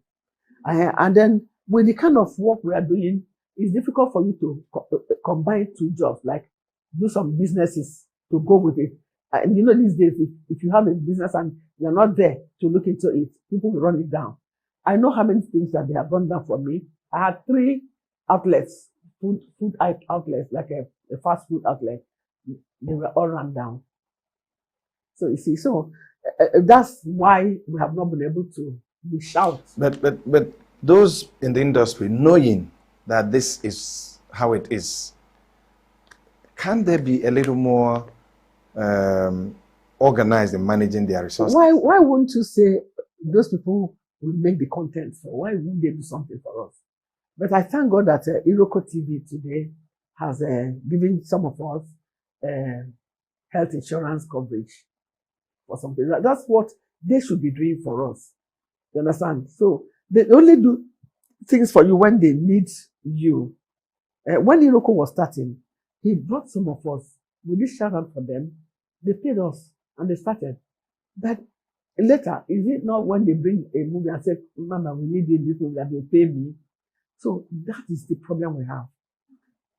If we have royalties, some of us will be begging for money. Anyway, it's good you talked about what is being done, to regulate. Sorry, I'm going to thank also all those companies that have, like Glow. Glow has been wonderful to us. MTN Glow, especially Glow. Glow will always use artists, both musicians and actors and actresses. They'll just pack all of us and give us good money to come and be ambassadors for them. They will sign us on for like 2 years. Glow has done so much for this industry. I'm telling you the truth. You want more people to copy their example. Yes. In all this, in all the trials, in all the struggles, in all the successes, what has been that guiding maxim, that guiding principle that has kept you? It's the word of God. I'm so scared of it. I don't want to stray in any of them. If he says do this, I do. If I read the Bible and I see in the Bible that you don't need to do this as a child of God, I will run away from it. No matter how much it's going to fetch me. When you look back, I mean, the kids, the success, someday, when we don't see you here again, what will you want to be remembered? What legacy do you want to leave behind? I want to leave behind the fact that my children will never derail from the worship of the true God. I want them to continue in this our race, so that if by God's grace I make heaven, I'll see them one-on-one when I get there. And in another 10 years, who are we going to see? The same one and only, Mama G. G for General. Thank you. Always a pleasure. Thank you. Thank you. My old friend and colleague. Yes. Thank you for watching. I've been Martin Obiora Ilo. If you stay with us, stay on this channel. We'll bring more exclusive interviews like this. Thank you.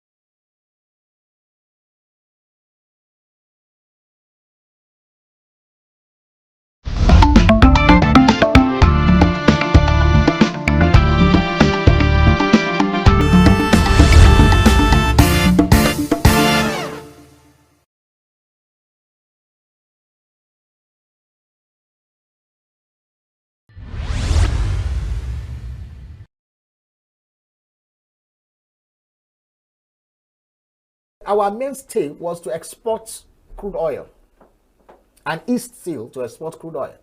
But we reserve a certain proportion of those crude oil that we are drilling for local consumption. So we refined, used locally, and we're able to sell to our neighbors. Benin Republic, as far as Togo, Cameroon, and Chad, Niger, and all those places. Now, when the government now failed, when our refineries died and government failed to produce, governments now said, okay, we will now go outside the country, produce. That is the most idiotic economics I've ever seen in the entire life. Where you carry crude oil from your land, you have refineries, you have technology, have even provided what you call modular refineries. You have not made it conducive for people to bring refinery. You take your crude oil outside for local consumption outside the country. You pay dollars to do that, in dollars. You now refine it paying in dollars. You now bring it back using dollars, and then you are selling in naira. Therefore, the differentials in the financial outlay was too much. So the government asked, okay, we'll subsidize.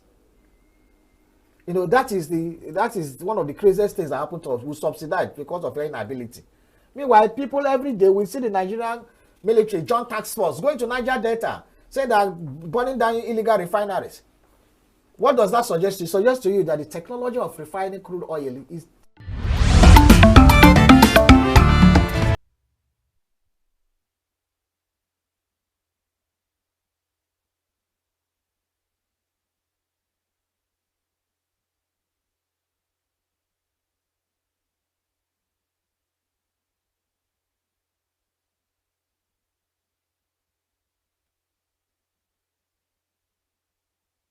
Signature TV, I'm Charles Pius. In the headlines, Aboris Khan welcomes Obi to be LP candidate for 2027 presidential election.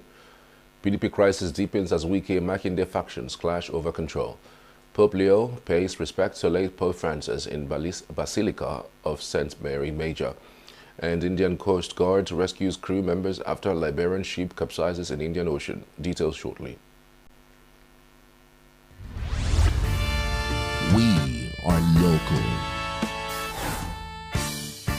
We are right now with the wife of the man that was... Why the main market is in chaos. People... We are national. Those in support of this motion as amended, say aye. Aye. we have taken the vote by default. We are international. Israeli airstrikes. Donald Trump left us the worst unemployment.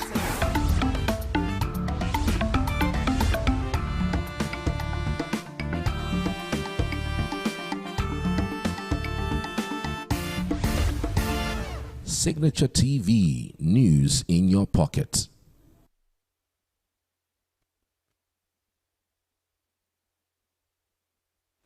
The Julius Abure-led National Working Committee of the Labour Party says it is excited with the prospect of having the party's 2023 presidential candidate Peter Obi run again on the party's platform in 2027. The Labour Party National Publicity Secretary Obiora Ifo disclosed this in an interview on Sunday. He spoke on the backdrop of Obi's declaration at the weekend that he intends to pursue his 2027 presidential ambition on the Labour Party platform.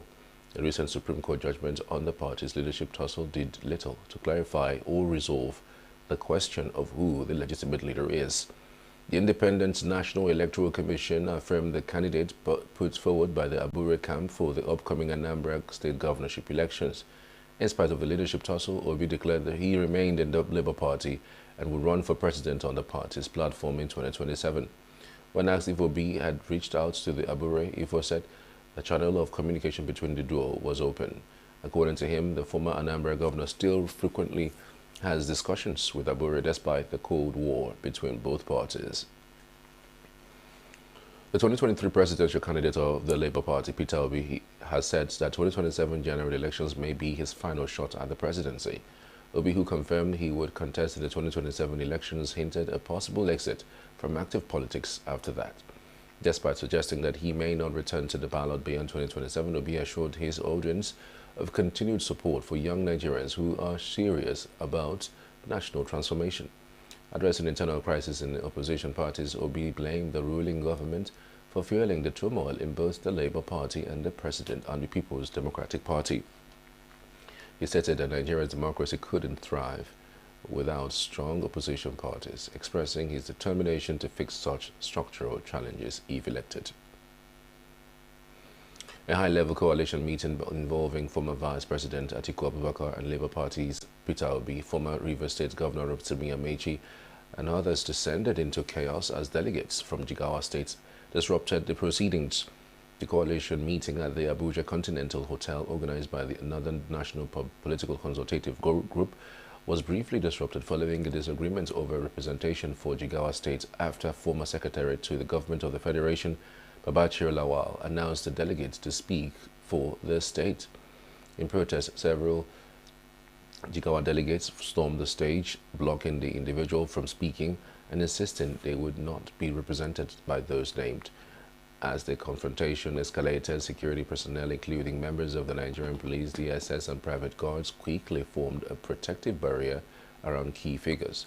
Calm was restored after several minutes of appeals, following which Mustafa Lamido, son of former Jigawa State Governor Sule Lamido, along with another delegate, was chosen to speak on behalf of the state.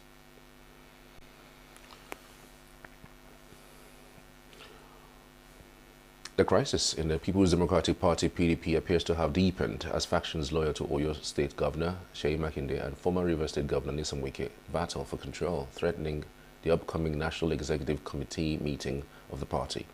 Wike withdrew from reconciliation efforts, blaming Makinde and ENUGU Governor Pitamba for undermining party unity. He accused them of violating agreements to reinstate Samuel Anyanwu as National Secretary and for disrupting party communications. In a statement, Wike vowed to keep fighting for justice, accusing Makinde of betrayal. Efforts to reconcile the factions are ongoing, with former Senate President Bukola Saraki leading talks. Meanwhile, PDP leaders in several states expressed frustration with Wike, with some calling for his exit from the party. Meanwhile, Governor Hyacinth Alia of Benue State has debunked reports that he is planning to defect from the All Progressives Congress APC to the African Democratic Congress ADC. In a statement issued on Sunday by his chief press secretary, Teso Kula, Governor Alia described the report as fake news and a product of yellow journalism. He reaffirmed his unwavering loyalty to the APC, declaring that he has no intention of leaving the party under which he was elected. The statement also denied any crisis within the APC in Benue State, asserting that the party maintains cordial and effective working relationship with the governor.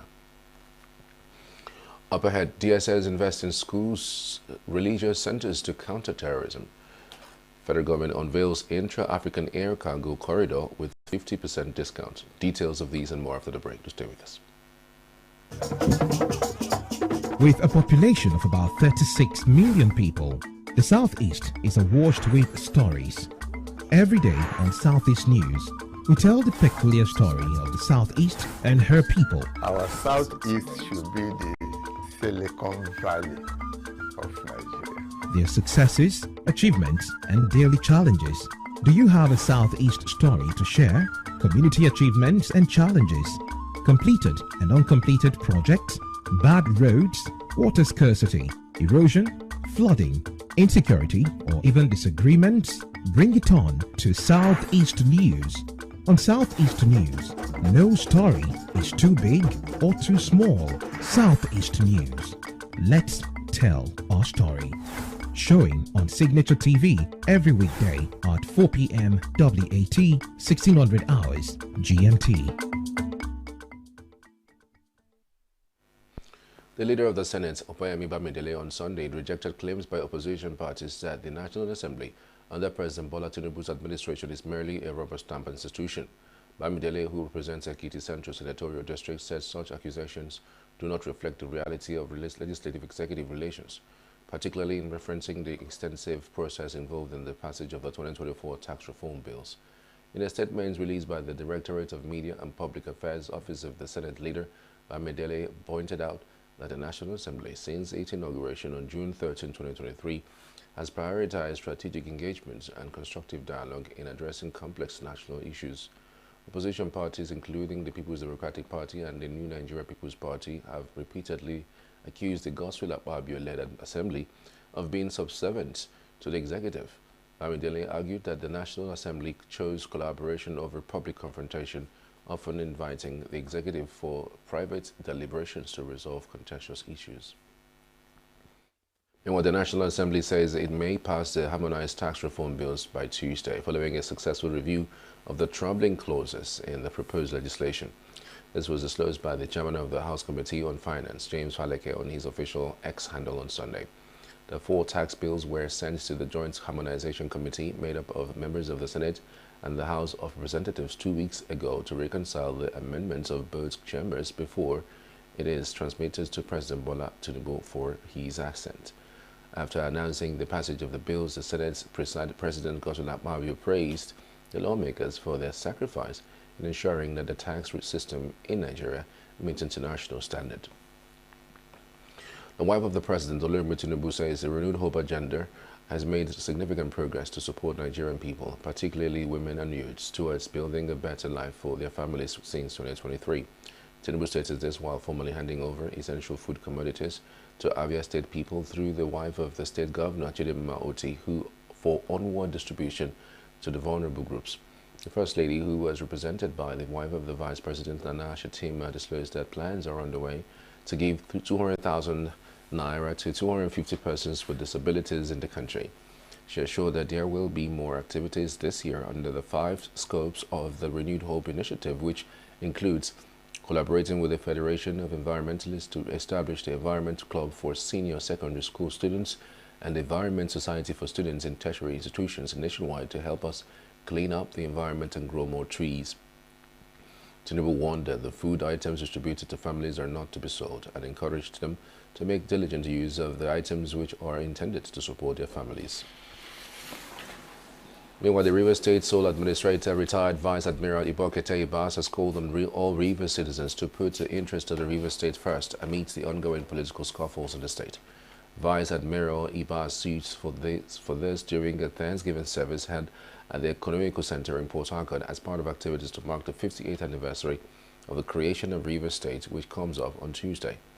He expressed confidence that the current challenges will pass and that the state will emerge stronger, more united, and more determined.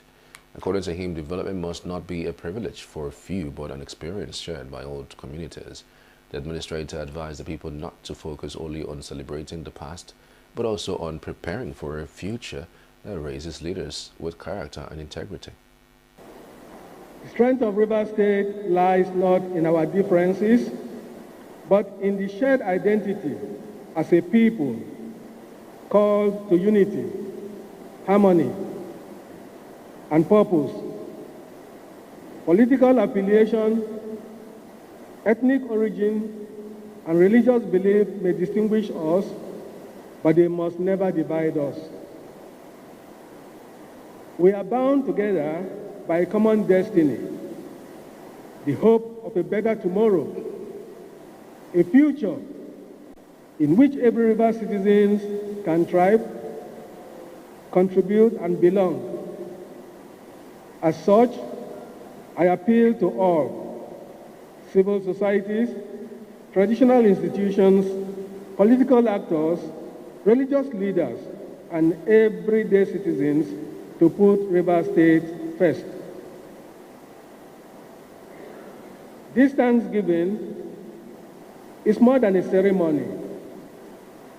It is a sacred moment, a time to reflect, to forgive, to reconcile, and to pray for each other. I am confident that the season we are in, whatever its challenges, shall pass. Earlier in his sermon, chaplain of the Government House Chapel, Barazin Organ, emphasized the need for forgiveness and reconciliation, charging the congregation to work towards engendering peace and progress of the state. Troops of the Nigerian Army have arrested 20 suspected oil thieves, destroyed 19 illegal refining sites, and liquidations. Jonah Danjuma disclosed this in a statement issued in Port Harcourt on Sunday. Danjuma said that the feat was achieved during a week-long operation conducted in 4 states of the region in collaboration with the sister security agencies. He listed the states as Rivers, Bayelsa, and Delta, pointing out that the fight against oil theft and pipeline vandalism is yielding results. Meanwhile, the Director General of the Department of State Services, DSS, Oluwatosin Ajayi, announced that the agency is investing in schools, places of worship, and sports facilities nationwide to curb terrorism and promote social harmony. Ajayi said that this is an inauguration of Bola Ahmed Tinubu's Darul Lim Center for Islamic Studies in Kaduna State. According to him, these initiatives aim to build trust with vulnerable communities and reduce discontent. The Sultan of Sokoto, Mohammed Saad Abubakar III, praised the center as a legacy of religious unity. Minister of Finance Wale Edun lauded the DSS efforts, saying it aligns with the government's efforts on inclusive growth. Kaduna State Governor Uba Sani, represented by his deputy Hadiza Balarabi, expressed support for education and anti-poverty measures. And to the northwest, Kebbi State chapter of the National Council for Women's Societies has called for a total ban on street walking by young girls, describing the trend as dangerous and morally harmful. State President of the Council, Hadiza Kola, praised alarm over the increased number of girl children hawking on the streets, warning that the practice exposes them to risks such as sexual exploitation, early sex for money, transactions, and other forms of abuse. Kola dismisses the widely held belief that poverty is solely to blame, arguing that many women have benefited from government support programs like home gardening initiatives. According to her, some of these women now earn enough to support their families without pushing their daughters into street hawking. The National Council for Women's Societies revealed that it is currently in discussions with Kebbi State House of Assembly to consider legislation that would outlaw girl-child street hawking across the state. The Nigerian Communications Commission has directed telecom operators to inform consumers of major service outages through media channels, including the cause, affected areas, and the estimated downtime. The NCC also mandated that customers must be notified at least a week ahead of any planned service disruptions.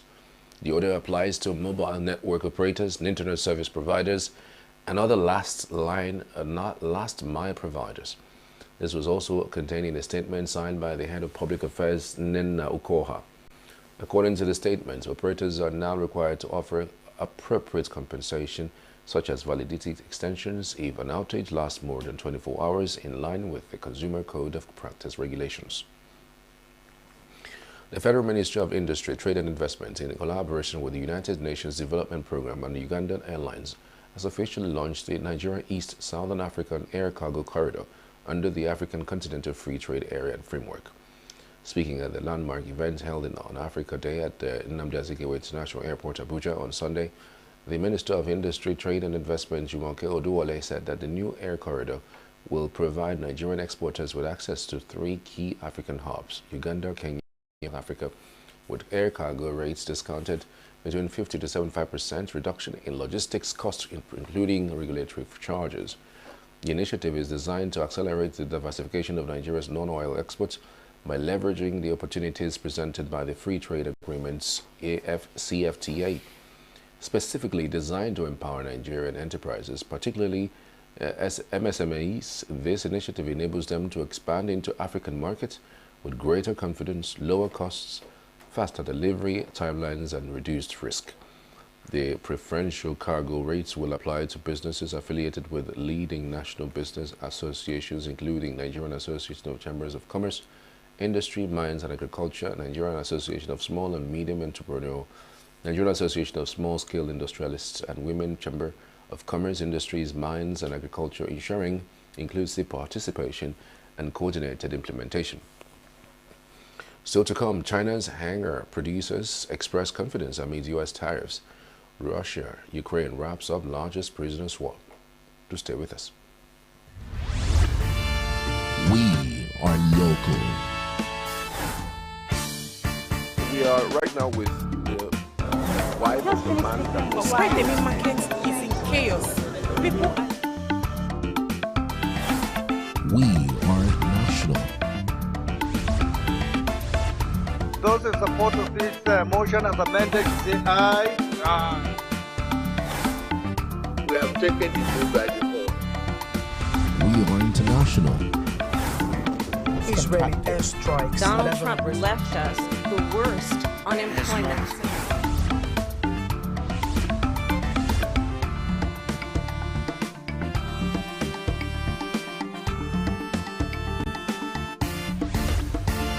Signature TV, news in your pocket.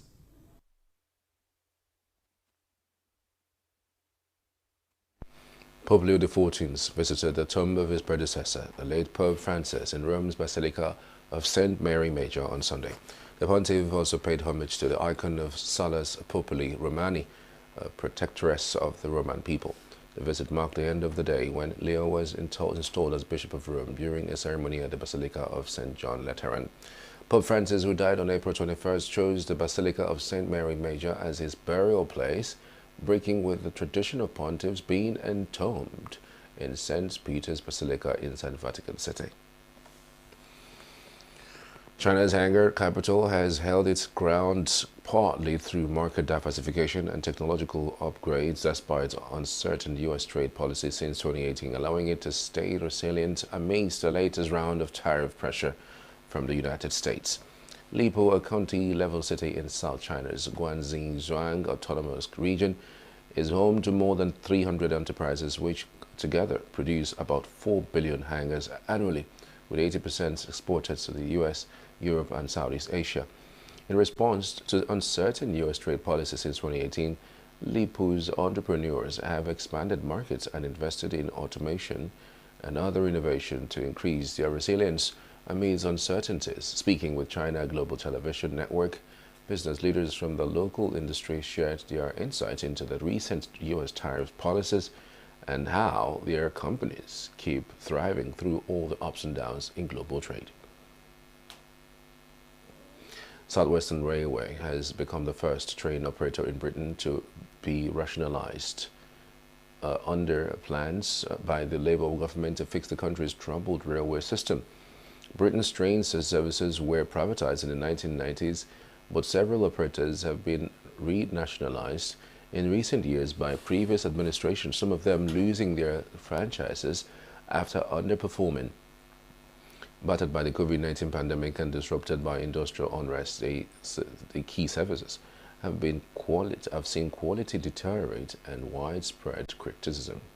Of course, as Secretary of State for Transport, I am always impatient for improvement, and I know that anyone stood on a platform waiting for a train that doesn't arrive is one person too many, to be honest.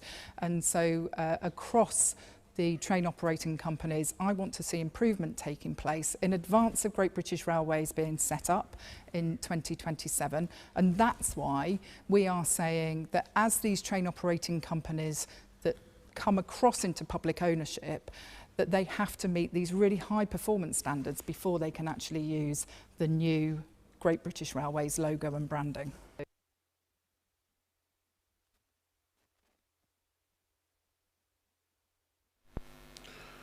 Turkey's President Tayyip Erdogan met with Pakistan's Prime Minister Shehbaz Sharif in Istanbul on Sunday.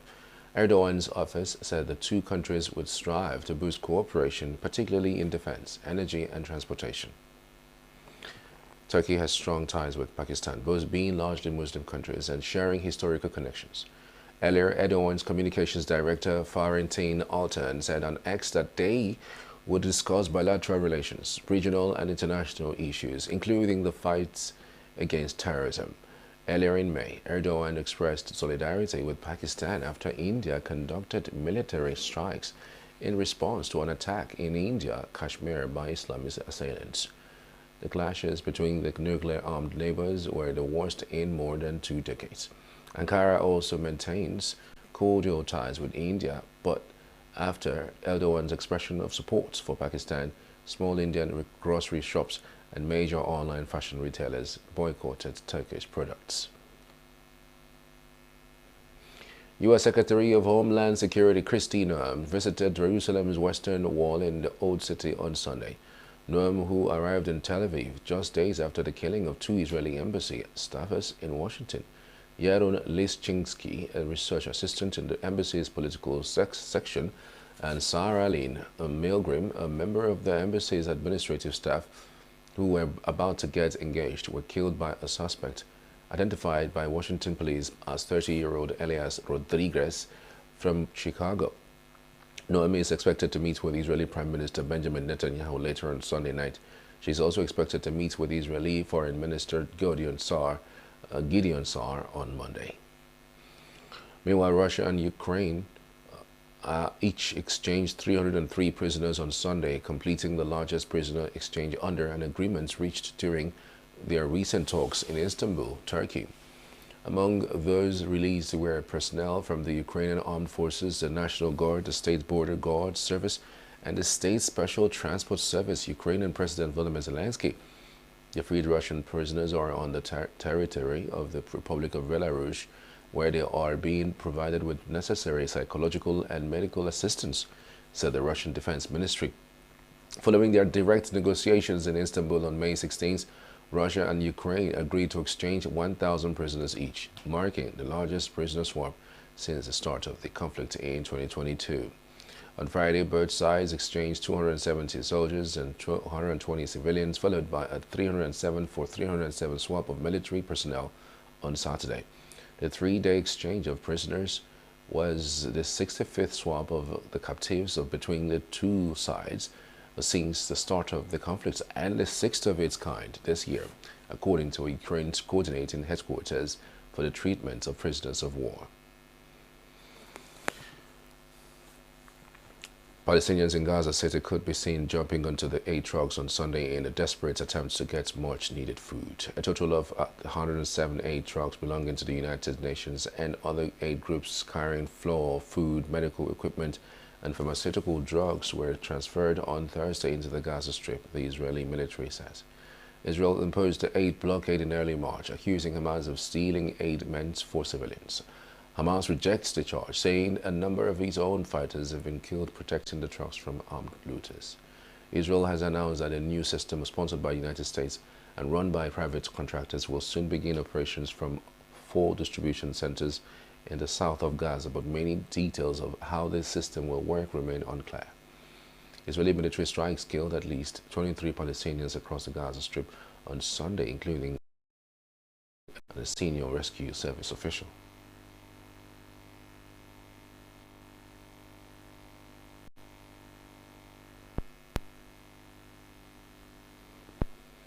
Tens of thousands of people took to the streets in Warsaw on Sunday to show support for candidates vying to win the next week's tightly contested presidential election in Poland that the government views as crucial to its efforts for democratic reform.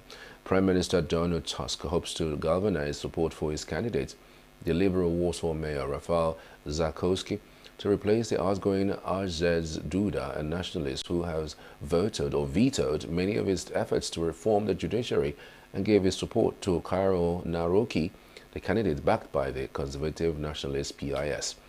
Nawrocki's voters marched down the part of royal routes and walked by the presidential palace to show support for his drive to align Poland more closely with U.S. President Donald Trump's policies.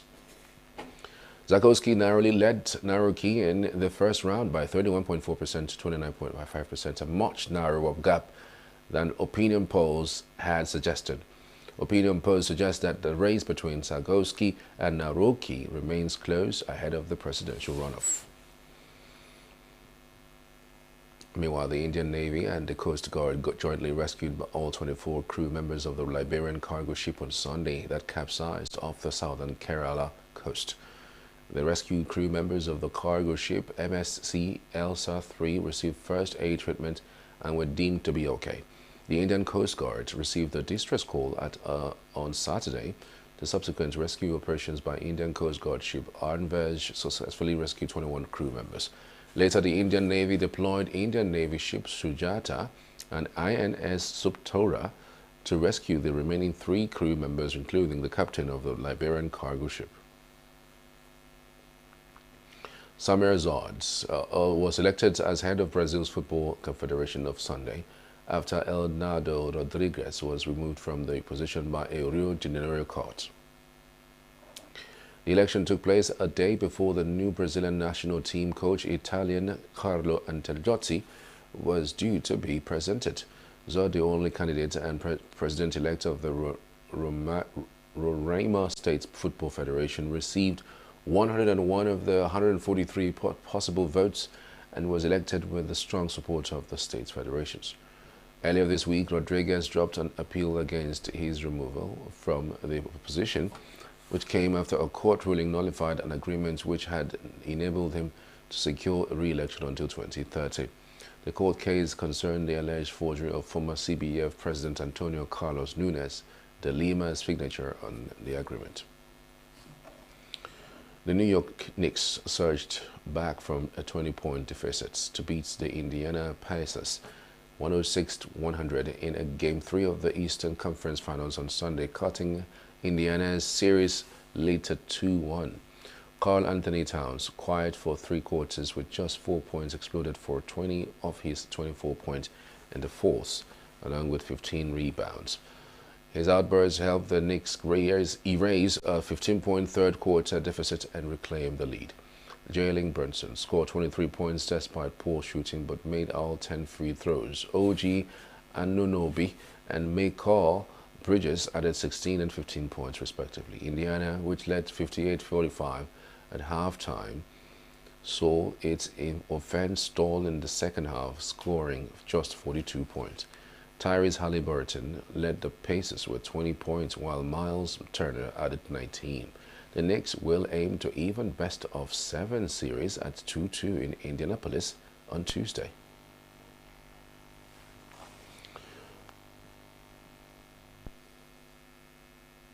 Pete Alonso snapped a 16-game home run drought with a 2-run shot in the first inning, propelling the New York Mets to a 3-1 win over the Los Angeles Dodgers on Sunday. The victory clinched a rubber game of 3 games a series. Shohei Ohtani homered in the first of Kodai Senga's 5-3, but the Mets responded with a 2-out rally.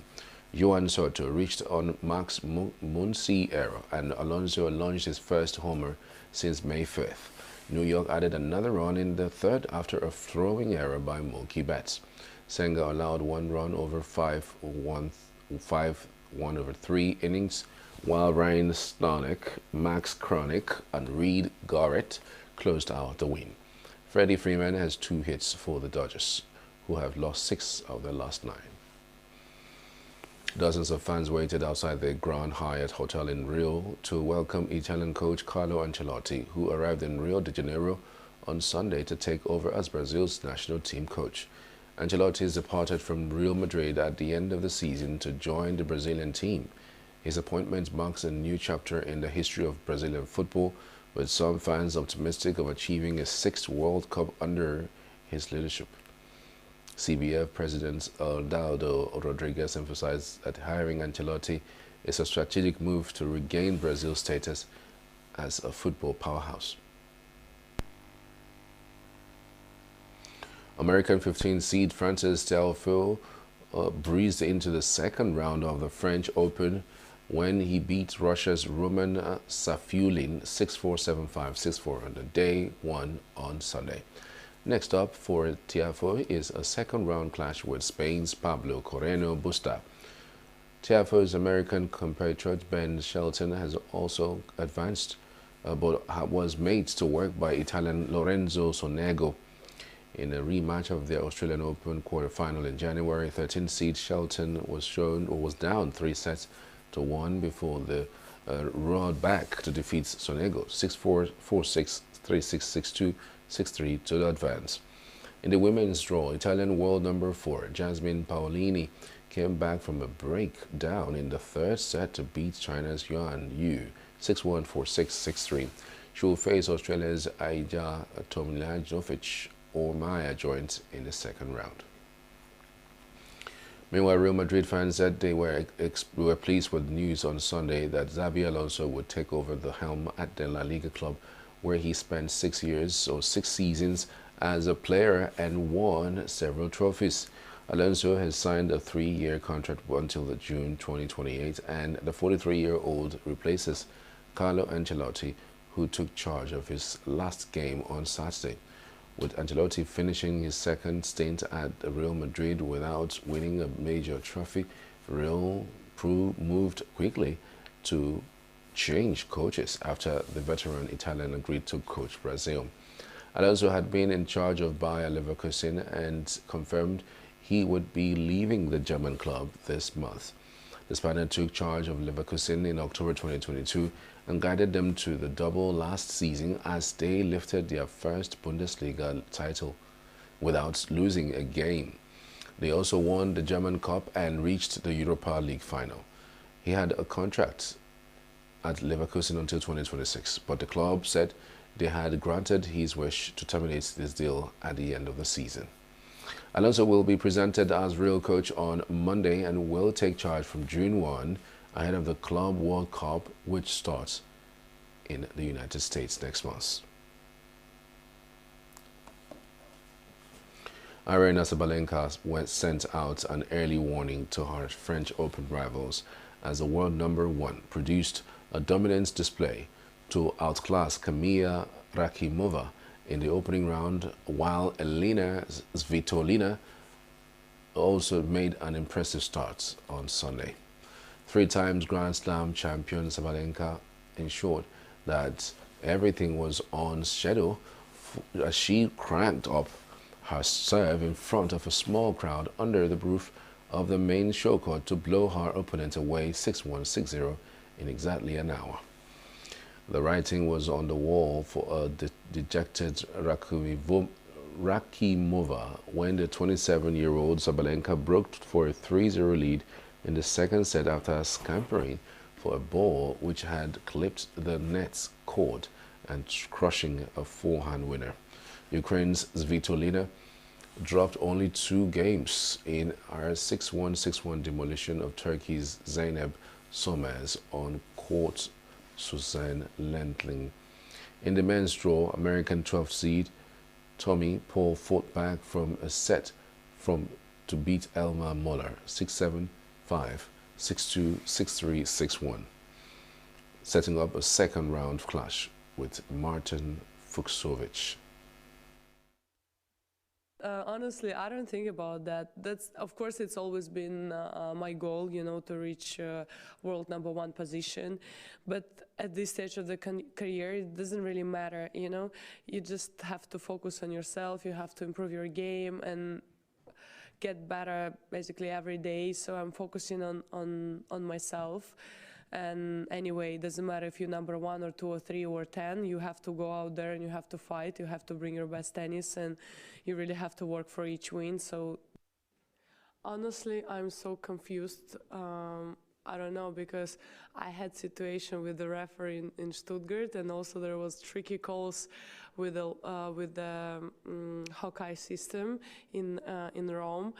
So I'm really confused what I prefer, to be honest. But I guess there is some like old school vibe having the referees and, you know, calling the referee to check the mark. And I think that's something which brings like in old days, which is cool. Yeah, no, I just changed banking and forgot to set up auto pay on my truck and missed, I think it was like 3 payments, and they came and took it. I didn't know it happened like that. You know, I didn't know how quick they would come and grab it, and like in the middle of the night. But now I'm like watching all these repo shows where they come in and swoop trucks at like 1 in the morning. So I mean, it's definitely.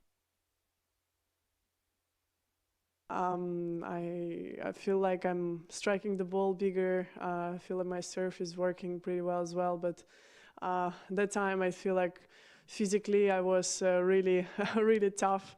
Now I feel I have bigger strokes, so a little bit of everything, but the most important that I have, and I feel like a good thing that I have, is all the experience from previous years, being on the top of women's game. And right now I feel like I'm not so far from top 10, so that's my goal for this season, to really be good with with my tennis and of course ranking wise. Well, of course, for many people it might be a secondary, but for me it's always the first thing that I have on my mind when I wake up. Just yesterday there was a massive attack in Kiev. I mean, it was everywhere, also in news here. So it's I feel complicated for all the Ukrainians that are on tour, still to have this situation. And of course, for me personally, is very difficult. I had to really work really hard with my psychologist, with the people in my team, to find the ways to feel comfortable, you know, in a way. But of course, it's complicated because every single day there is rockets landing in Ukraine, and you know, each time I speak to my parents or my grandmother that are in Ukraine, always bad news. So. Carlos Verona claims his first Grand Tour stage win when the little track runner rode solo to victory on Sunday's Montana Stage 15 of the Giro d'Italia, while Isaac Del Toro retained his overall heading into the final week. Stage 15 was a 219 kilometers ride from Fiume Veneto to Asiago, and although his team mate Gelo Ciccone was a pre-stage favorite before being forced to abandon overnight after a nasty fall on Saturday, it was Verona who came through for little track. The Spaniard has been cycling on the World Tour for 13 years, and it was just his second professional victory after winning a stage on the Criterium du Dauphin in 2022. Verona attacked at the foot of the final climb with 44 kilometers to go, and although several riders tried to give chase, he finished 22 seconds ahead of Florian Stork, with Christian Scaroni third. Mexican Del Toro of UAE Team Emirates retained his pink jersey and will take a lead of 1 minute and 20 seconds into the final week. Simon Yates of Visma Lee's bike is second, while Del Toro's teammate Joanna Ayuso is a further 6 seconds behind. Pre-race favorites Primoz Roglic finished more than a minute behind the pink jersey group after he lost ground on the final climb. The Slovenian is now 10th, nearly 4 minutes behind Del Toro. Oh, absolutely not. And actually I was very happy for that, because I came to the Giro knowing that my role was for full support for Pedersen and Ciccone, and I was super happy with that. And actually I was enjoying this Giro the most, because it was the first one I didn't have the ambition maybe to win a stage, you know. And then everything changed yesterday. Like we lost Chico, and today I say, okay, maybe I don't want to do it for me, but I have to do it for the team. I only got one victory before, was in Dauphiné, was in the same situation. The day before we lost our leader. And today I was riding with my mind and my legs in them, especially in Ciccone, because I know how much he worked for this race, how many sacrifices he did. And yeah, you know, when you are a helper, you need to be there to help them. And when they are not here, you need to be also for the team. And today I was fully with all my heart for this team.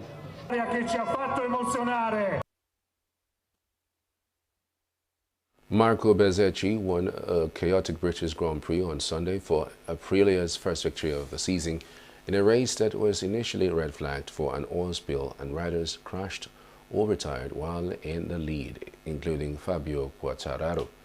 The victory was a first for Aprilia since the Grand Prix of the Americas last year. LCR's Honda's Johann Zarco came second, and Ducati's Marc Marquez piped Franco Morbidelli to finish third and extend his lead in the World Championship. Both Alex Marquez and his brother Marc crashed while leading before the race was restarted for an oil spill, while Polesitter Quartararo took the lead at the second time of asking before being forced to retire due to an issue with his bike. Bezzecchi's victory was his first since the 2023 Indian Grand Prix, and the Italian also became the 11th different winner at the Silverstone in the last 11 races. On the first start sprints, winner Alex had a perfect launch to take the lead from pole-sitter Quartararo, but just as it leaned into turn one, he lost control and crashed, allowing Marc Marquez to take the lead. Marc also lost control, however, and crashed out of the lead, but the Marquez brothers earned a reprieve when the red flag came out of for an oil spill in the final. Since 3 laps had not been completed, all riders were eligible for the restart, where Quartararo took the lead from Francesco Bagnaia and streaked away to a full seconds lead on the opening lap.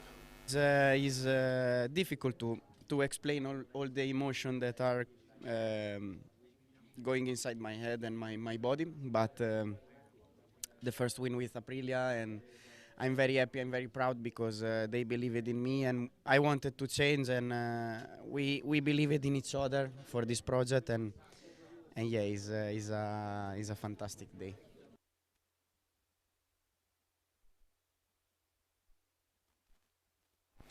And as the news is hour, many thanks for watching. I'm Charles Pius. See you later.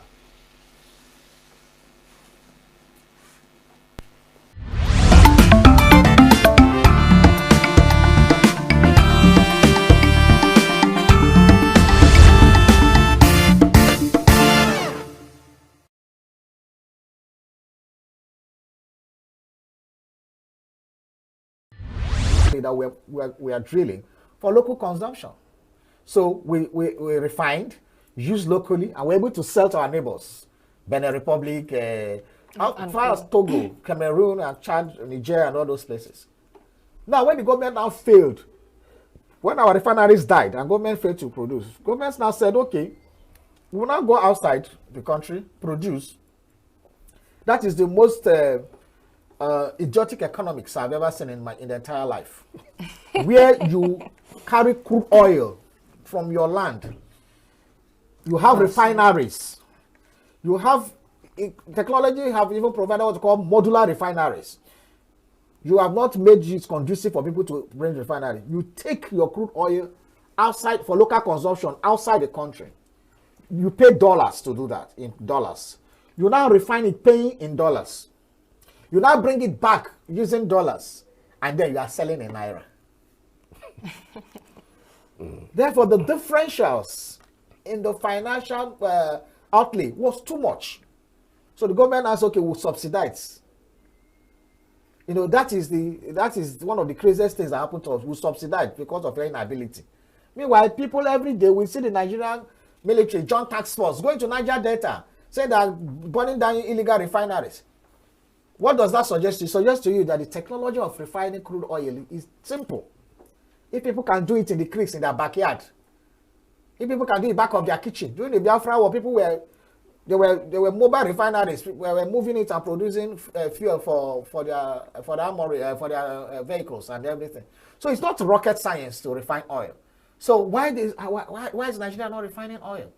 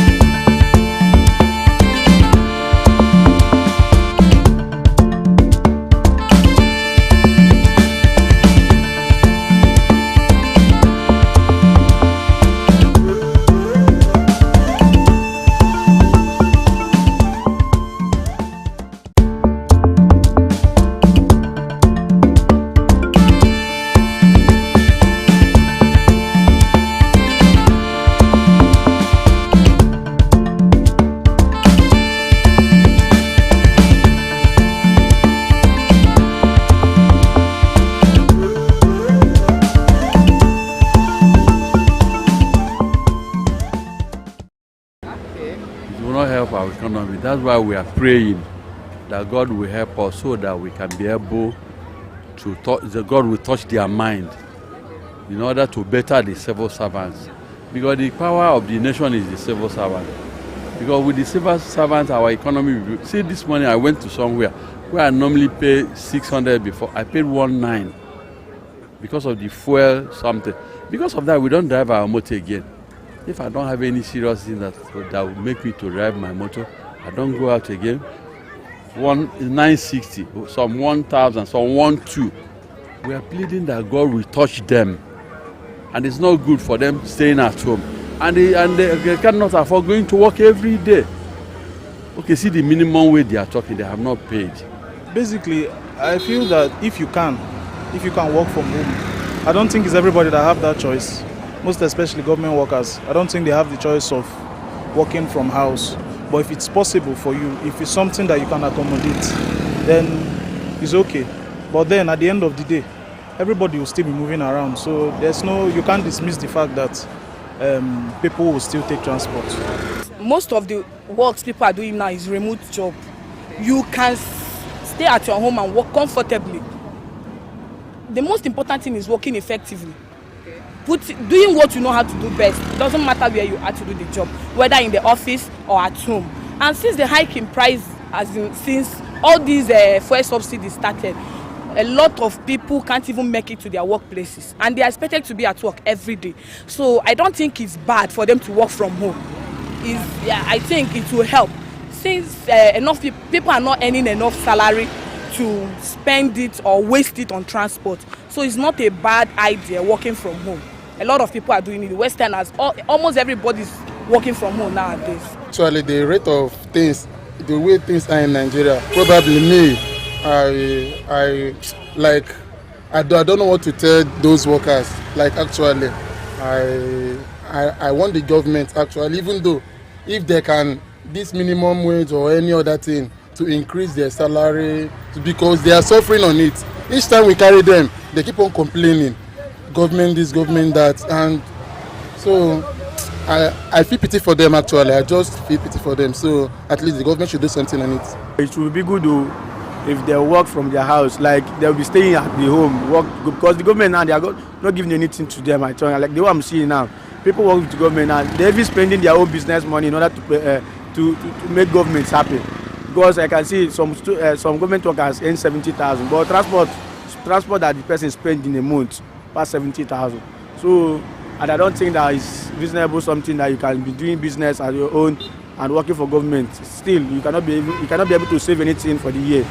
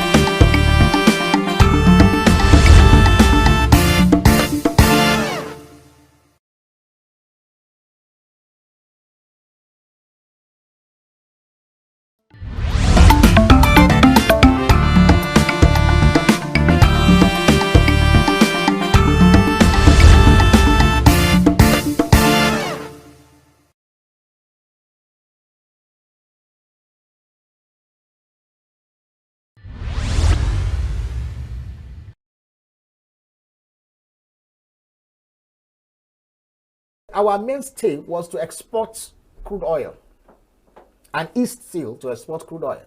But we reserve a certain proportion of those crude oil that we are drilling for local consumption. So we refined, used locally, and we're able to sell to our neighbors. Benin Republic, as far as Togo, Cameroon, and Chad, Niger, and all those places. Now, when the government now failed, when our refineries died and government failed to produce, governments now said, okay, we will now go outside the country, produce. That is the most idiotic economics I've ever seen in the entire life. Where you carry crude oil from your land, you have refineries, you have technology have even provided what's called modular refineries.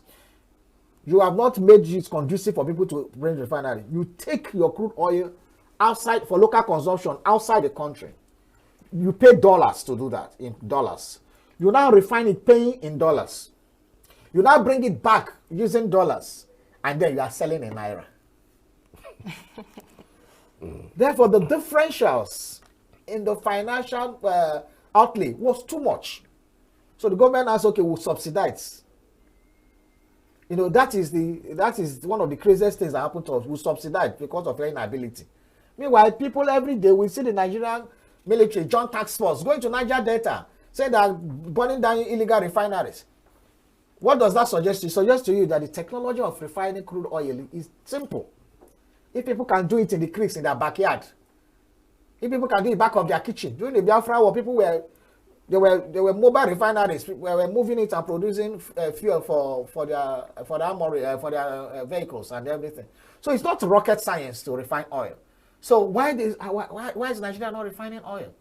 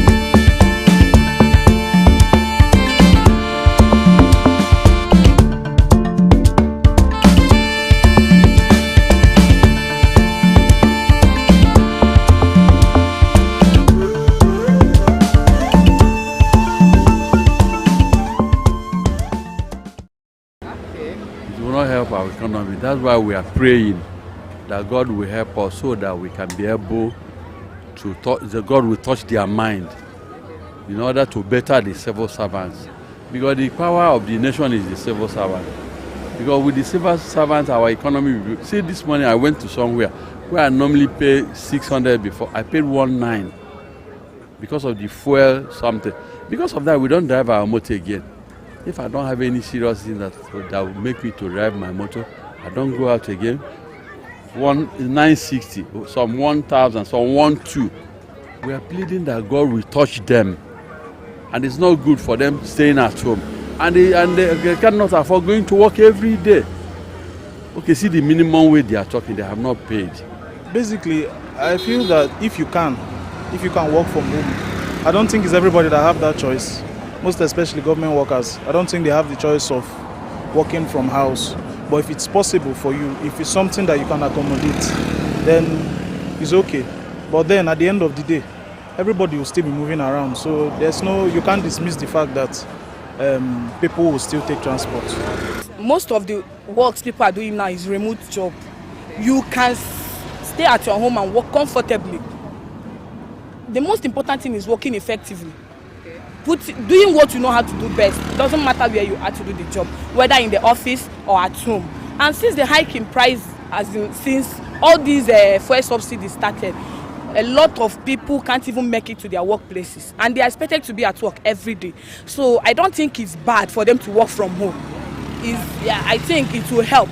Since enough people are not earning enough salary to spend it or waste it on transport. So it's not a bad idea working from home. A lot of people are doing it. Westerners, almost everybody's working from home nowadays. Actually, the rate of things, the way things are in Nigeria, probably me,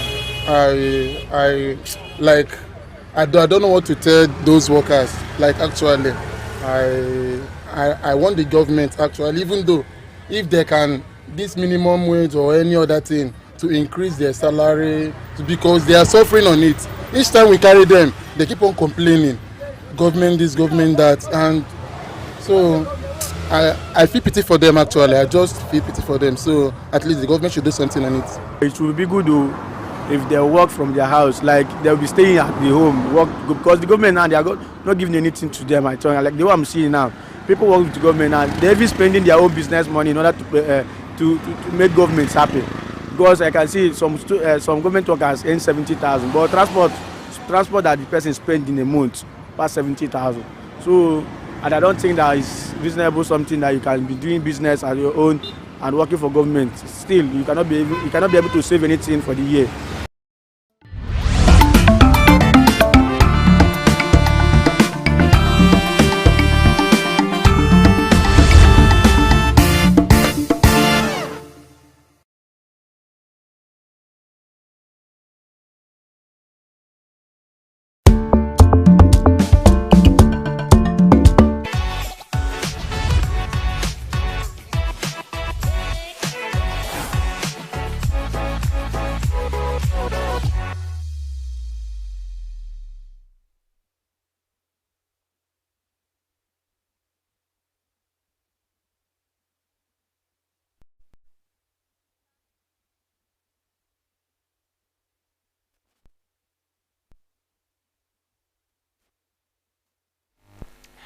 Good afternoon, welcome to another edition and episode of E-Vibes, the entertainment show on Signature TV. Today is Monday, 26th of May, 2025.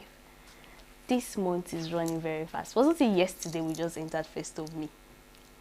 Anyways, that's by the way, and I'm your baby girl, Queenette Wokunta. I'll be doing this show together today. I have a whole lot of stories, trending stories that happened during the weekend, and some top chatting stories that happened today. So let's delve into the stories of today. Popular Kannywood actress Mansoura Issa has confirmed the collapse of her second marriage, describing it as sudden and shocking, almost like a scene from a movie. Speaking on the BBC Hausa program, Mahanga Zamani alongside fellow veteran actress Fatih Muhammad, Mansoura revealed that she had entered the marriage out of love, believing it was genuine, only to later discover that her husband had ulterior motives. She said, and I quote, "I married for love. You know what they say, love is blind, but it turns out he had a different agenda, not real love." Fatih Muhammad in the interview defended Kannywood actresses against frequent accusations of marital instability. She noted that marriages fail for many women, not just celebrities, but it becomes news when it involves public figures. She argued that many men marry actresses for lust, and once they get what they want, they leave. People assume women refuse to stay in marriage because they are used to luxury, but it's not that simple, she added. Mansoura's second marriage gained public attention in June 2024 when news broke that she had remarried after parting ways with her first husband, actor Sani Danja. They shared 4 children together, Iman, Khalifa, Sultan, and Sudais, and the union was once seen as a model marriage in the industry. Videos from her second wedding went viral, showing that the bride price was set at 1 million naira. However, Mansoura has now disclosed that the marriage has ended. She explained that she met her second husband through an uncle when she got a contract in Lagos. Since she had no representative there, she contracted she contacted the man to oversee the deal. She later found out he had ambitions of controlling the project and used romantic interest as a cover. She added that he brought a contract agreement to the wedding, asking her to sign that she approved him to manage a 4 billion naira contract on her behalf because he was now her husband. From that point, he began communicating directly with the parties involved and completely cut her off. According to her, when people confronted him in Lagos, he claimed he had forgotten he was married. He initially refused to issue a divorce, but later did so after being pressured. Despite the painful experience, Mansoura said she has accepted her faith.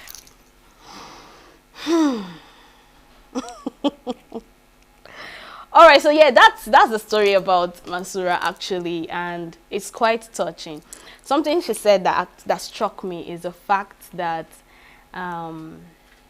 some people marry actresses or female celebrities for a certain reason, personal reasons, selfish reasons, and the likes, and most times just for lust and not really love. And that's why you tend to see that their breakups trends, and it's the truth. When a celebrity signs the divorce paper, it goes viral, and it boils down to the women that, oh, they don't want to settle down. They feel like they feel it's some sort of, they boss their man around. In fact, the whole blame goes to the woman, you know, concluding that they can't keep a home because they are this, because they are that, because of their career and the likes. But thank God the story made it very clear. I don't even want to go back to the details because it sounds so funny. How can you be married and you forgot that you're married? I don't even blame you because it's more like a contract marriage and all that, you know. So, yeah, I think this should be some sort of information to people out there.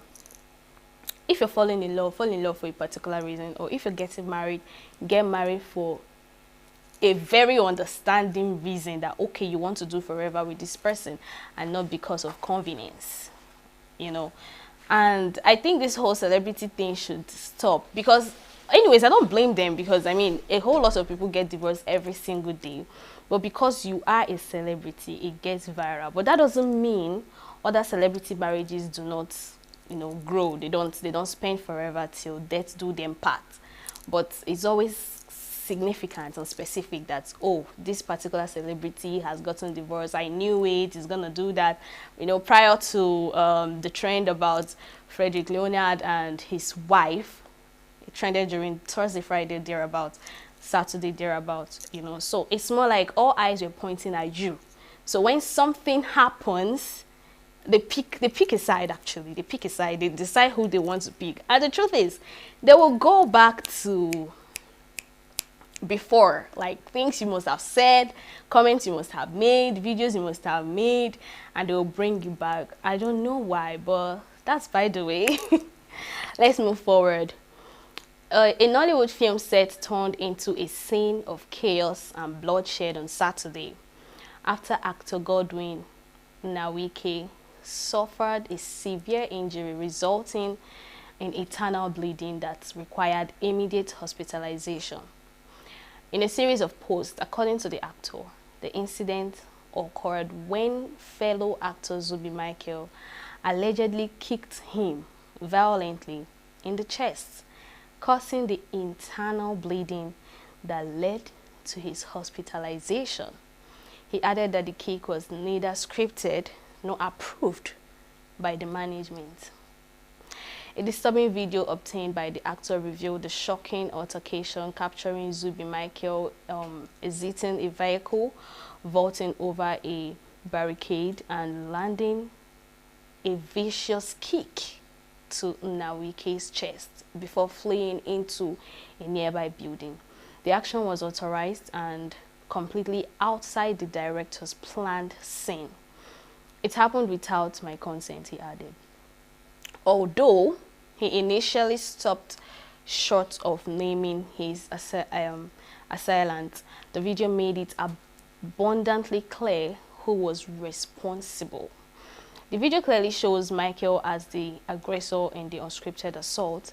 Nawike revealed that the kick caused excruciating pain, requiring immediate and costly medical treatment that he was forced to pay for himself, as the film's production team offered no assistance. The actor emphasized the need for strict safety measures on set, warning that physical scenes should always be meticulously planned and overseen by the director to prevent accidents.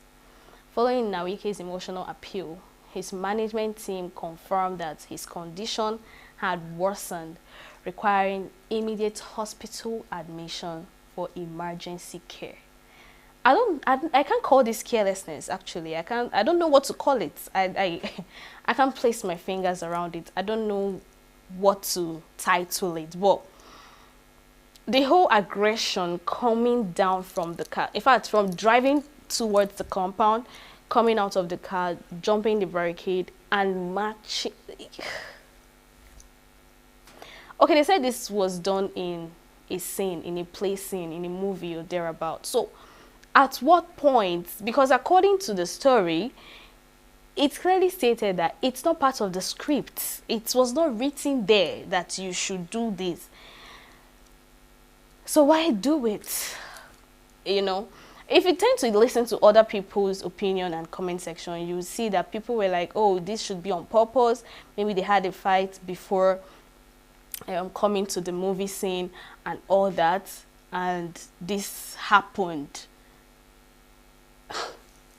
Someone said Zubi Michael has anger issues. That's why you tend to see him act aggressive scenes like this in movies and all that. But this is someone's life.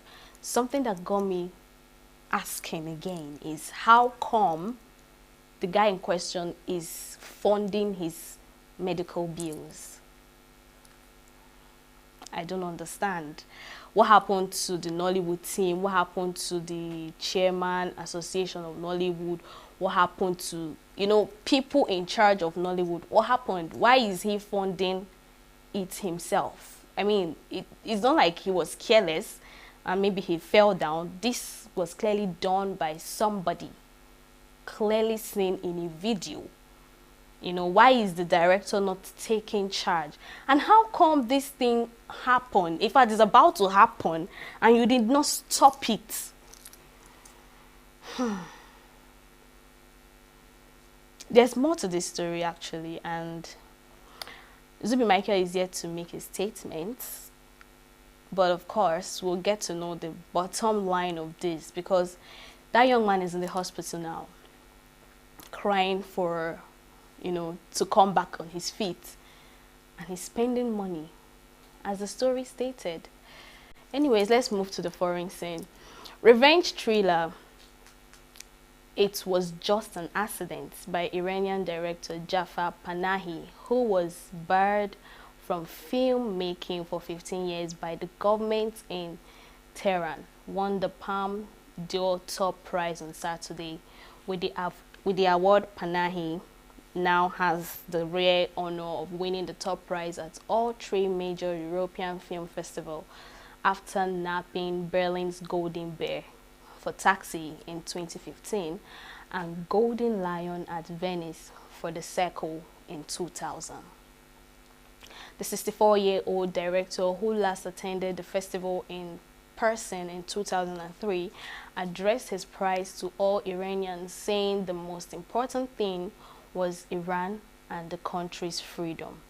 The death in 2022 of a young Iranian Kurdish woman in the custody of the morality police for allegedly violating hijab rules sparked Iran's biggest domestic unrest since the 1978 revolution that brought its clerical rulers to power. Panahi, who has been imprisoned several times in Iran, plans to return to his country after the festival, he told Reuters. 22 films in total were competing for the prize at the 78th Cannes Film Festival, with entries from well-known directors Richard Linklater, Wes Anderson, and Ari Aster. Saturday's closing ceremony, which officially ends the Glamour-filled festival, went off without a hitch after the Cannes area was hit by a power outage for several hours. The jury prize was split between the intergenerational family drama Sounds of Falling from German director Maska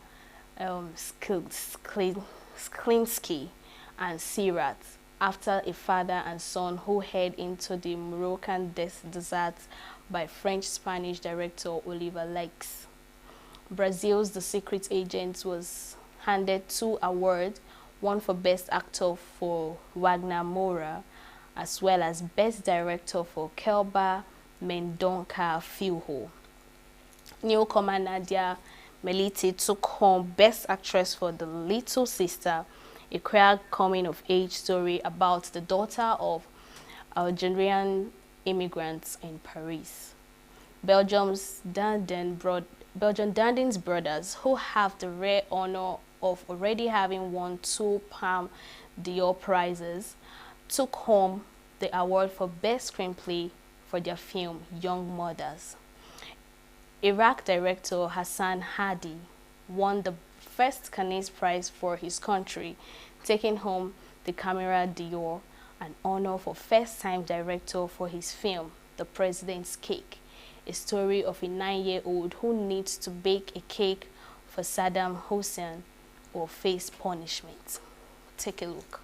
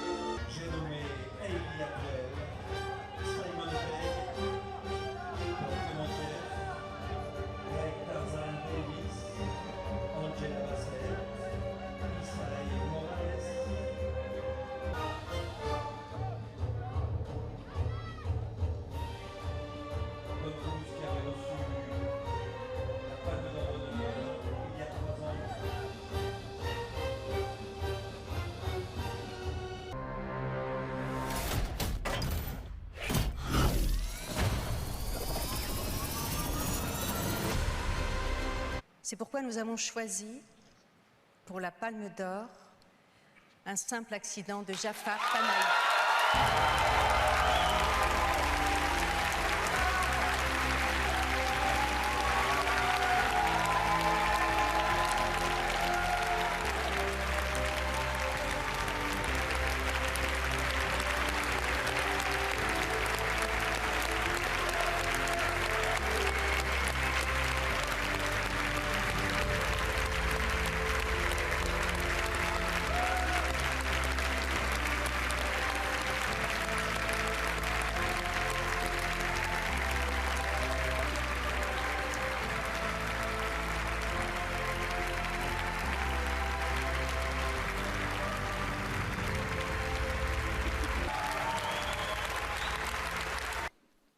Let's just set aside all our differences and problems.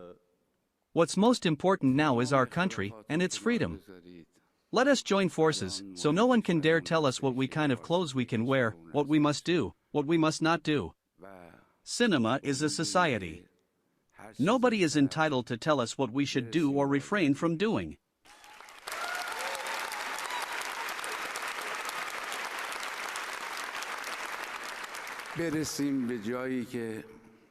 I think that's what the Cannes Festival does. to gather us, different cultural spheres in this wonderful mirror effect that is cinema, and to learn to see the world as if it's the first time, with new eyes.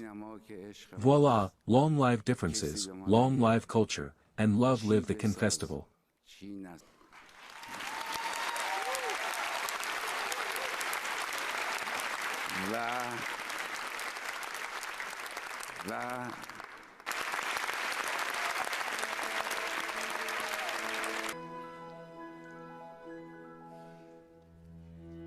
Ainsi s'achève le 78e Festival de Cannes. Je décerne le Grand Prix à Sentimental Value.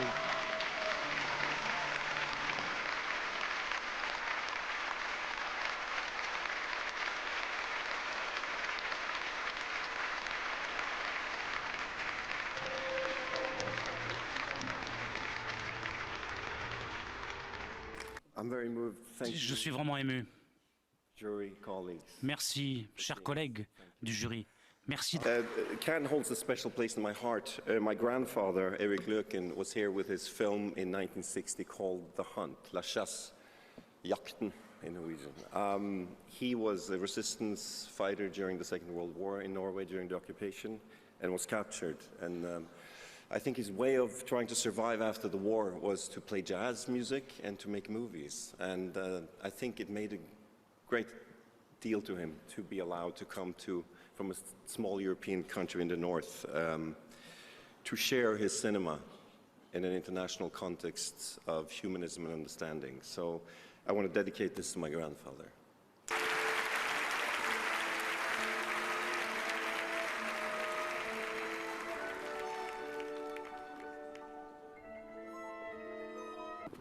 Best actor goes to Wagner Moura in Secret Agent.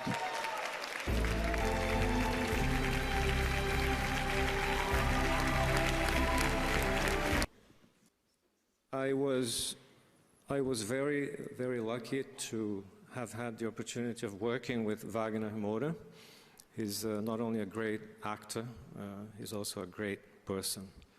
I love him very much, and I hope O Agente Secreto will bring him great many things.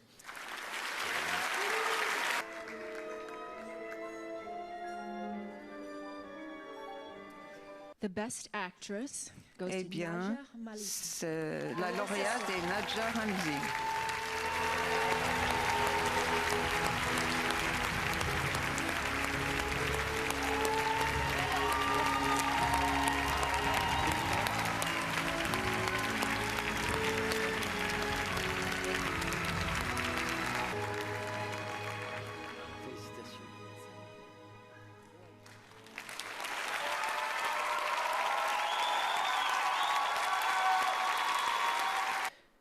I'm so overwhelmed, I can't describe my feelings, it's really incredible.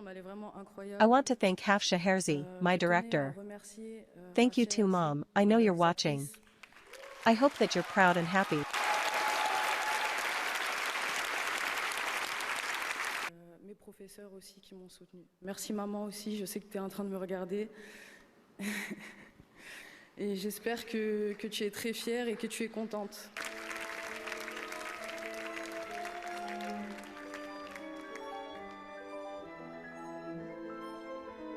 De la mise en scène, s'il vous plaît. The best director goes to Kleber Mendonça. C'est Kleber Mendonça Filho qui gagne ce prix.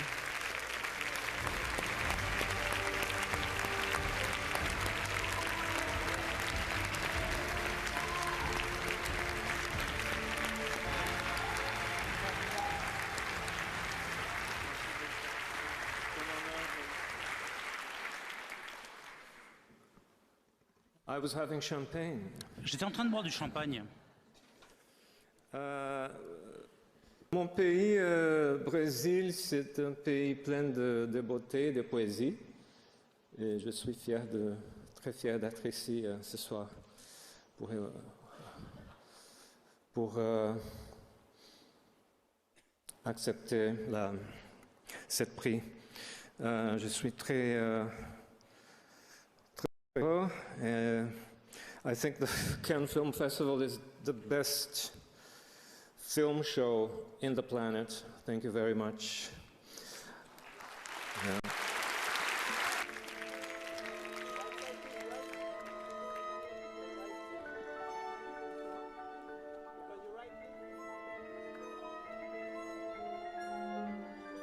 Le deuxième prix du jury, c'est pour Sound of Falling par Masha Chilinski.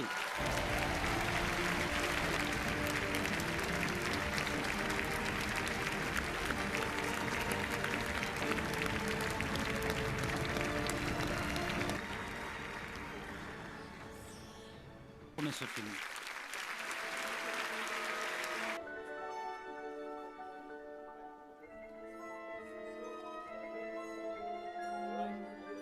Le prix du jury est partagé par deux films. Sirat de Oliver Lax.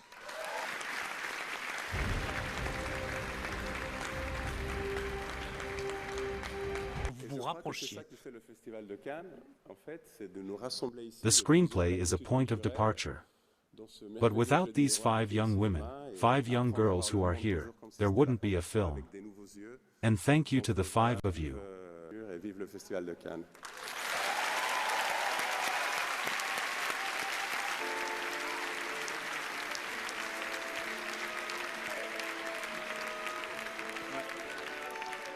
Le prix du scénario est attribué à Jean-Pierre et Luc Dardenne.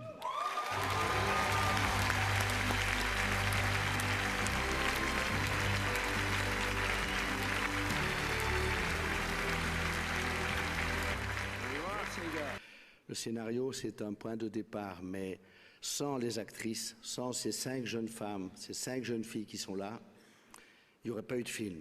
Et merci à vous 5.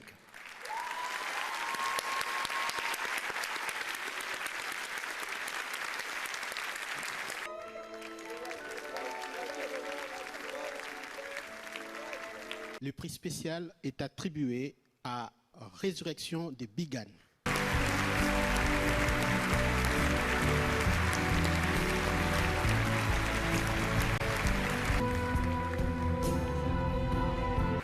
I like to thank my creative team, my adorable actors, my whole team, and I want to thank the Cannes Festival and its jury. And thank you to all those who gave their time, in discreet ways, each time the film encountered great difficulties. I want to dedicate this film to my children.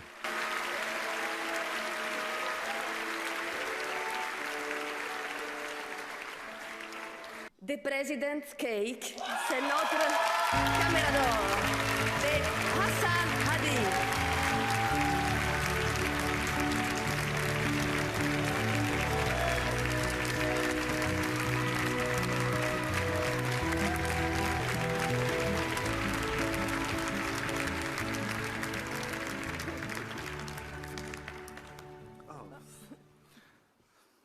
Thank you so much. This award doesn't only recognize this film, but also it recognizes a story from my nation, Iraq, a story that was born in the Mesopotamian marshes and traveled all the way to here. Today, thanks to you, we are making history by receiving the first award to be ever given to an Iraqi film at Cannes Film Festival.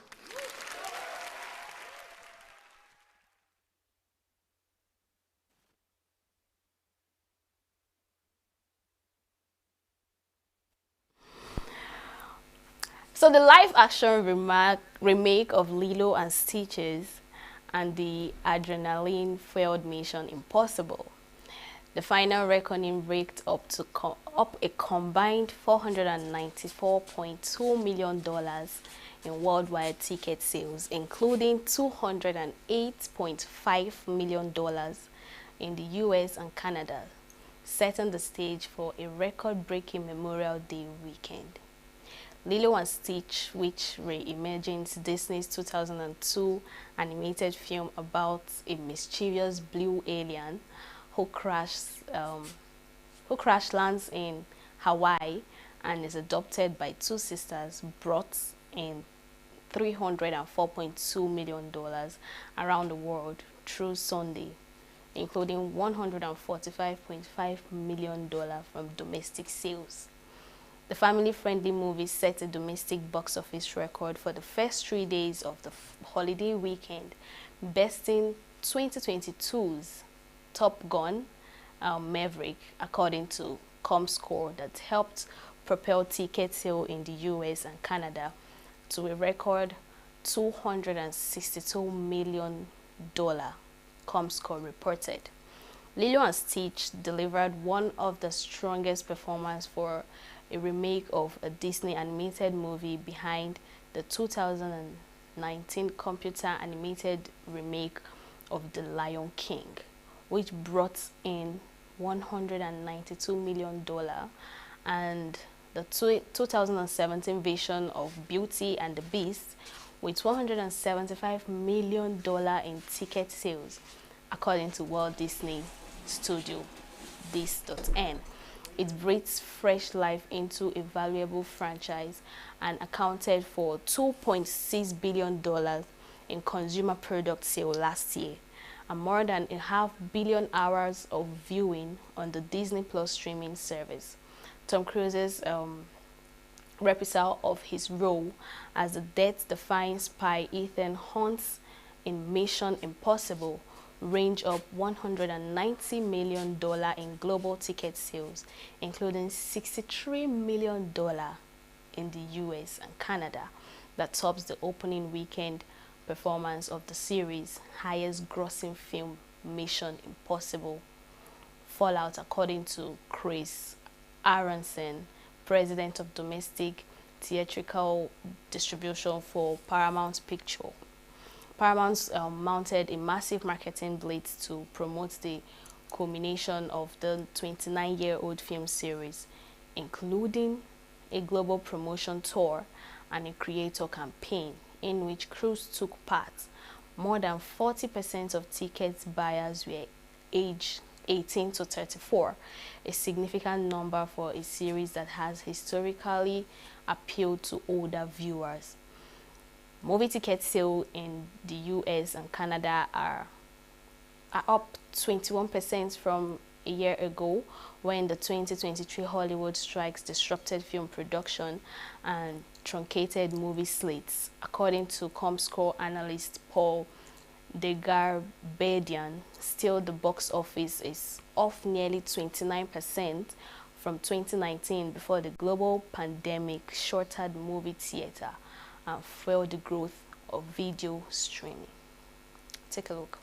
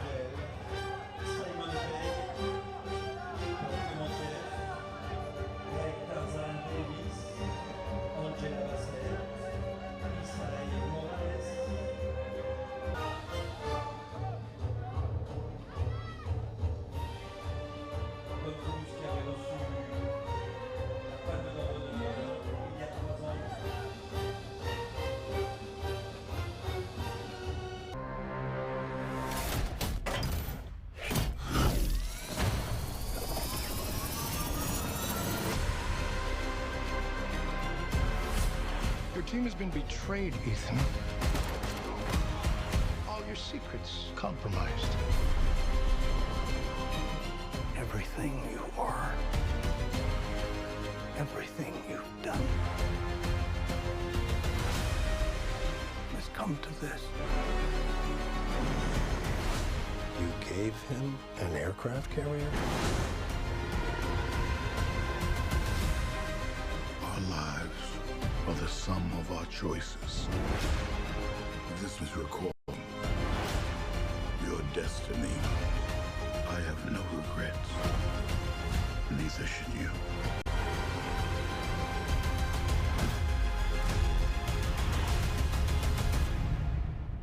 I need you to trust me. One last time.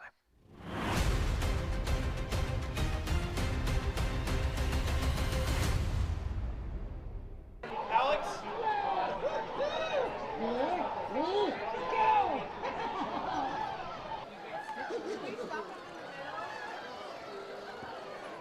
So excited. This is my first premiere, actually. I love the blue carpet. I like how they mentioned Situli, and my poster is right over there, if you can see. Yeah, but I'm really excited for this new film to come out pretty soon. Maya, one more right here. Maya, hang on, low. Maya, straight ahead, Maya, right here, Maya. Right in front of you, Maya. Maya, right. Get down from there! Look like an angel. No. Control him. Hey, what are you doing?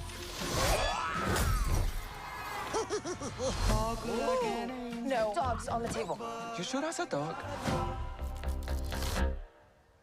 Yeah. Rough.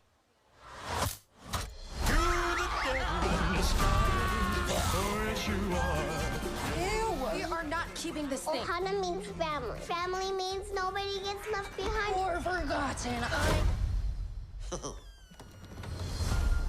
Stitch bad. Sometimes family isn't perfect. That doesn't mean they aren't good. That was close. I don't think you're supposed to drink that.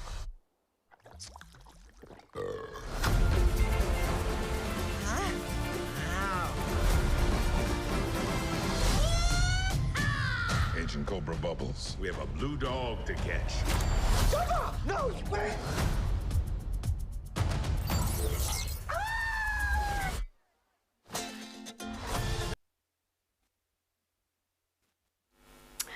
Alright, here comes the last story of the day. Brazilian actor Wagner Moura wasn't in Cannes when it was announced he'd won the Best Actor award on Saturday. However, during the press conference, his director for the film, The Secret Agent, Kelba Mendonça Filho, who also won Best Director, got the Silver War actor on a video call. Listen to what he said on the video call.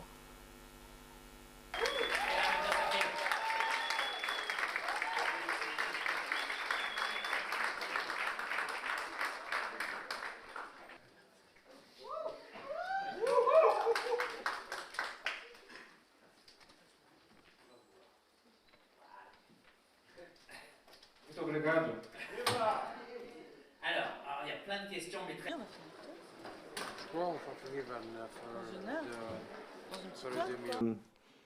He's not here because Why don't we he's... call him now? Right now? Yeah. Well, maybe I can. Allons-y. He's making a film in London, so Yes, but he won the prize tonight. Yeah, he couldn't be here. But ask the next question and I'll Yeah, call ask a question him. and we call him. On a une question juste là. Oi, Feliz Aguiar, Mídia Ninja, Brasil. Queria pedir o espaço Wagner, eu tô na coletiva de imprensa aqui, ao vivo. Mesdames okay? et messieurs, Wagner Moura.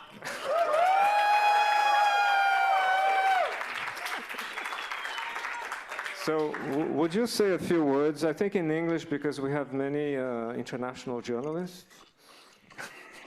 He's eating. Bon appétit. I so wish I was there with all of you, but I'm here by myself having a glass of wine in London alone. I couldn't be happier. This was such an important moment of my life, just to work with Kleber, to be with him. I've been trying to work with Kleber for many years, and I'm very, very happy for all for the way the film has been received, because this is a Brazilian film, and it means a lot for the Brazilian culture. and it's a shame they're celebrating by myself. I wish I was there with all of you. Merci beaucoup, Wagner. Thank you very much. I love Thank you, man. Tu é massa, bicho. Merci. Pode ficar tranquilo, tá tudo em ordem aí. É pra completar? Rapaz. É, pra completar, mas. O que é aquilo ali? Isso foi domingo. Um infeliz aí veio roubar uma lata de óleo com a peixeira na mão. Aí veio tem um menino que trabalha aqui à noite. Pegou lá 12 e deu 2 TB. Um na caixa dos peitos e outro na cara e não levantou mais. Esse é um meliante, mereceu. Pode ficar tranquilo, se é cliente e é bem atendido aqui. Não tem nada a ver com isso. Viu? Sim. É isso mesmo. Vou ter como afastar só um pouquinho pra gente acabar de apertar a bomba aqui? Pode puxar. E tá aí desde domingo? Tá. Peraí, viu? Eu digo tudo a história. All right, I think I've done justice to this Cannes Award Festival that, I've been giving updates and, stories that has to do with Cannes Award. And yeah, it's come to an end. All right, that's all we have for you in the news segment this hour. We'll go on a short break and I would review an interview we had sometime this month. So stay with us.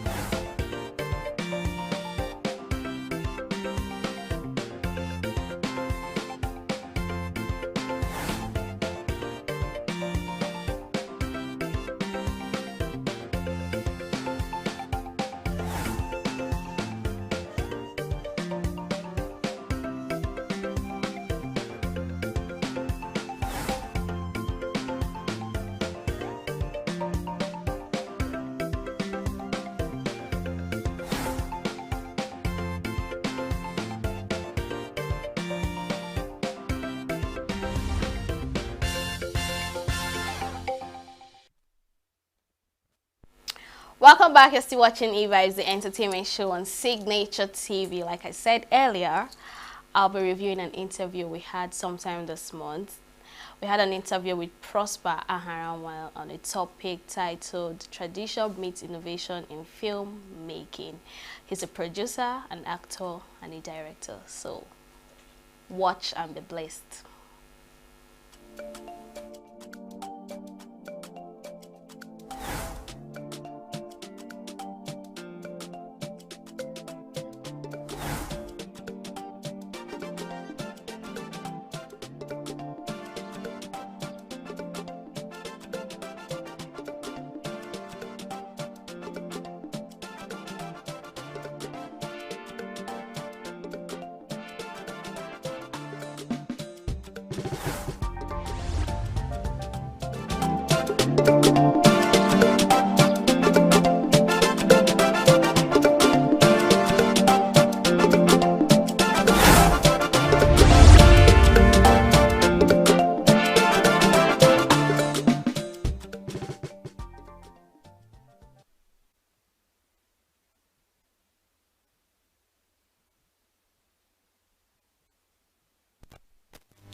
Welcome back. You're still watching E-Vibes, the entertainment show on Signature TV. Live here right now in the studio with me is Collins Aharawan. He's an actor, producer, and director. We'll be talking about tradition meets innovation in filmmaking. We've had him once before. We spoke about something totally different. So that's why now I want to talk about filmmaking as a director. So thanks for joining us, Collins. Thank you. So how do you feel? How is the weather treating you? Fine. The weather used to be very harsh. But now, for some time now, it's been raining, so it's cool. Yes. All right. So what would you say about traditional filmmaking? Traditional filmmaking. Well, I will say that it's cool. Yeah, traditional. Talking about the way things are made. In those days, yes. Okay, that's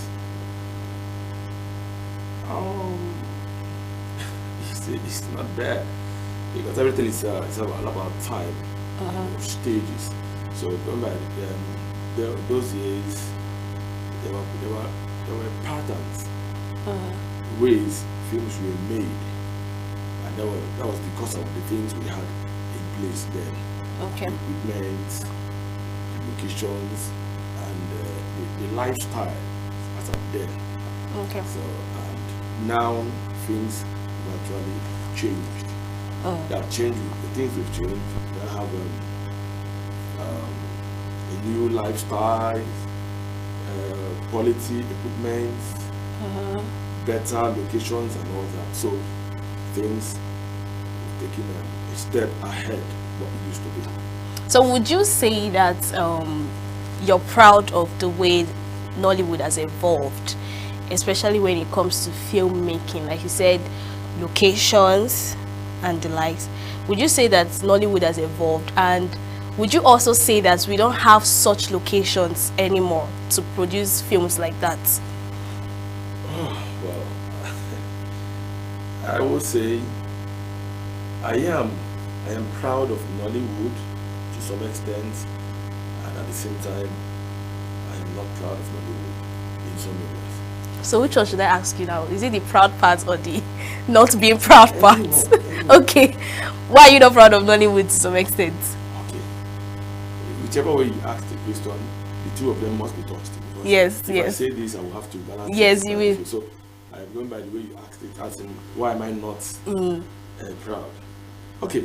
Now, if you look at the way things are now, I grew up following, or I grew up a lover of film. There was a time Hollywood was the in thing. Yeah. If you're not watching Commando, all those ones, Schwarzenegger, them, it's as if you're not watching film. Yeah. Then our own films were very local then, but we were still appreciating those making the films as of then. Now, the Hollywood I know, as time progressed, they kept improving. If you watch a Hollywood film made this year, you can't compare to that of Hollywood film made like 10 years ago. Yeah. Then, but in our own case, Nollywood, it's as if the ones who made in the olden days are better than the ones we're doing now. I don't know. The only places we improve is only when you talk about the equipment, talk about the technical aspect of it. But the story itself, the story, in fact, the stories we are telling these days are not the things that are familiar to our people. Because filmmaking is all about a people. Yes, you must tell your story the way it's related to your people. I don't know if you're getting what I'm saying. Yeah. That's why the whites seems to appreciate our films when we are indigenous. Okay, like the epic movies we have and the likes. You cannot be telling a white man a story of love. You're telling a white man a love story, whereas we know that they painted the love to us. We have a way we treated love, or we handled love in our own way here. Before they now brought their own pattern.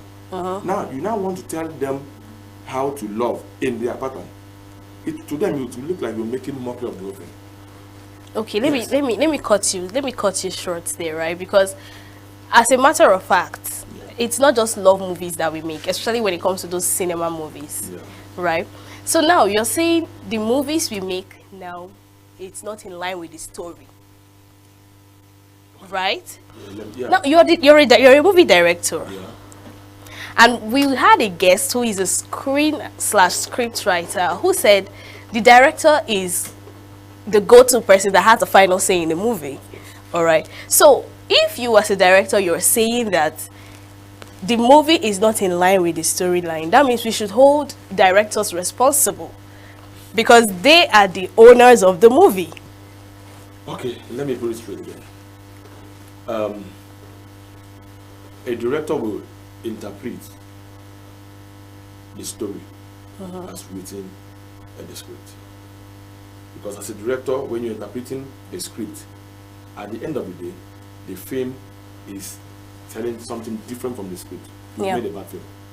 Okay. Yes, as a director. Because when you interpret a story, anyone that did not see the script and sees the film somehow, and along the line comes across that script somewhere, should be able to relate immediately. Okay, I've seen a movie like this somewhere. You only saw a script though. Yeah. Are you getting me? So a movie should tell exactly what the script says. As you say, if the script is not properly written, there should be something like script editing. After everything, you come up with the proper one that has the exact story that you want to tell. That at the end of the day, when the story is interpreted, it is the same thing as the script. So you're saying most directors are not doing that? Of course. Most people, when you give them a script, they tell you that the script is a guide. If the script is a guide, then why is it a working document? Yeah. If it's a guide, then it means it's not properly written. I'm not saying there are not scripts that are not properly written, but there are some scripts that are not properly written. So when you make such scripts, you also let the sponsor or the people concerned know that this script is not properly written. Everybody will be in agreement that this is not properly written. Either they decide to go back to the writer, do some editing, then everybody will join hands, and at the end of the day, we'll come up with the right one. Or they say, okay, now there's no time, let's go to the field. As we were filming, use your experience as a director, then and touch it. Then it will be on record that it was agreed that this story was badly written, and they now left it in the hands of the director to fix while they are shooting. That one is clear. But not when a standard script is presented to you as a director and you're meant to interpret it. You go to the field and you think you're too creative and you're wonderful. You now start telling the friends, why? You better tell them to keep the script. Yes. So you do whatever you want to do. You tell your own story. Then the person that wrote the script, by the time the writer sees that story that you've told differently from the script, what would the person say? How would the person feel about it? Because it's not the person's mindset, as in the writer's mindset, that you've interpreted as a director. Are you getting me? Yeah. So, but you want to say something. Okay, yes. Going back to the story. Now you said, I think you misunderstood me then when you said that the director, directors do not go in line with the story. That wasn't actually what I said. No, you said something, and I said, okay, someone said something about directors being the owner of the movie. So if a bad movie comes out, what I'm saying is that means we should hold the director responsible. Yes. If a film is bad, it's the director. If it's good, it's the director. So when you see a bad script, you should be able to raise the alarm from the beginning, so it will be corrected. So you don't go to field and at the end of the day, you now come up with the excuse that the script was badly written. That's why you told a bad story. No, it's not an excuse. Okay, so do you think innovation film technology can coexist with traditional filmmaking? Like, can there be a blend between the two? Of course. There has to be this marriage between the two. It's a must. Yes. Just like when Christ came, he said he didn't come to abolish the tradition. Yeah. He came to amend. Yeah. Yes, then some other persons misinterpreted it to be that he came and threw away the existing things. But that's not what he did. So the innovations did not come to change the entire storyline of our African story, our familiar stories. No, yeah. rather it came to improve on the way we tell them. Yeah. But some other persons misunderstood the whole thing entirely. Now, because Hollywood, we look up to them, but what we look up to them is the quality of what they are doing and not their pattern of storytelling. Because we cannot become Americans overnight. It's not possible. Yeah, that's true. If I come today and shoot an action film, the type we watched in those years, like Commando, where Actor and Bose and the likes. Where Arnold Schwarzenegger, one person will kit up and carry his weapons and all those things, enter a place like a 2 division. One person will outsmart all the soldiers there, rescue one victim or whatever that is in prison somewhere there. Yeah. And at the end of the day, only one person will destroy the whole of a 2 division. It is not possible. Yeah. We know that, but they try to let you know that that is their own way. And you know that their stories, most of them are based on fiction. But our own pattern here, we tell stories about things that we live with every day. They tell you that this is where your problems are coming from, and this and this. No matter how people try to get tired of such stories, those are the things. Those are the things happening within our circle. Yeah. No, Hollywood can never get tired of telling you stories that has to do with action, all those fictions, all those things, because it is their. Instead, they upgrade on it. Now, what's an action film of today compared to that of 1980 something, 1990 something? It is still action, but the only thing you see is sophisticated weapons. You understand? You see some different kind of aircrafts and all those things, but they are still flying. They are still shooting, but they are not telling you that they are better, versions of those things.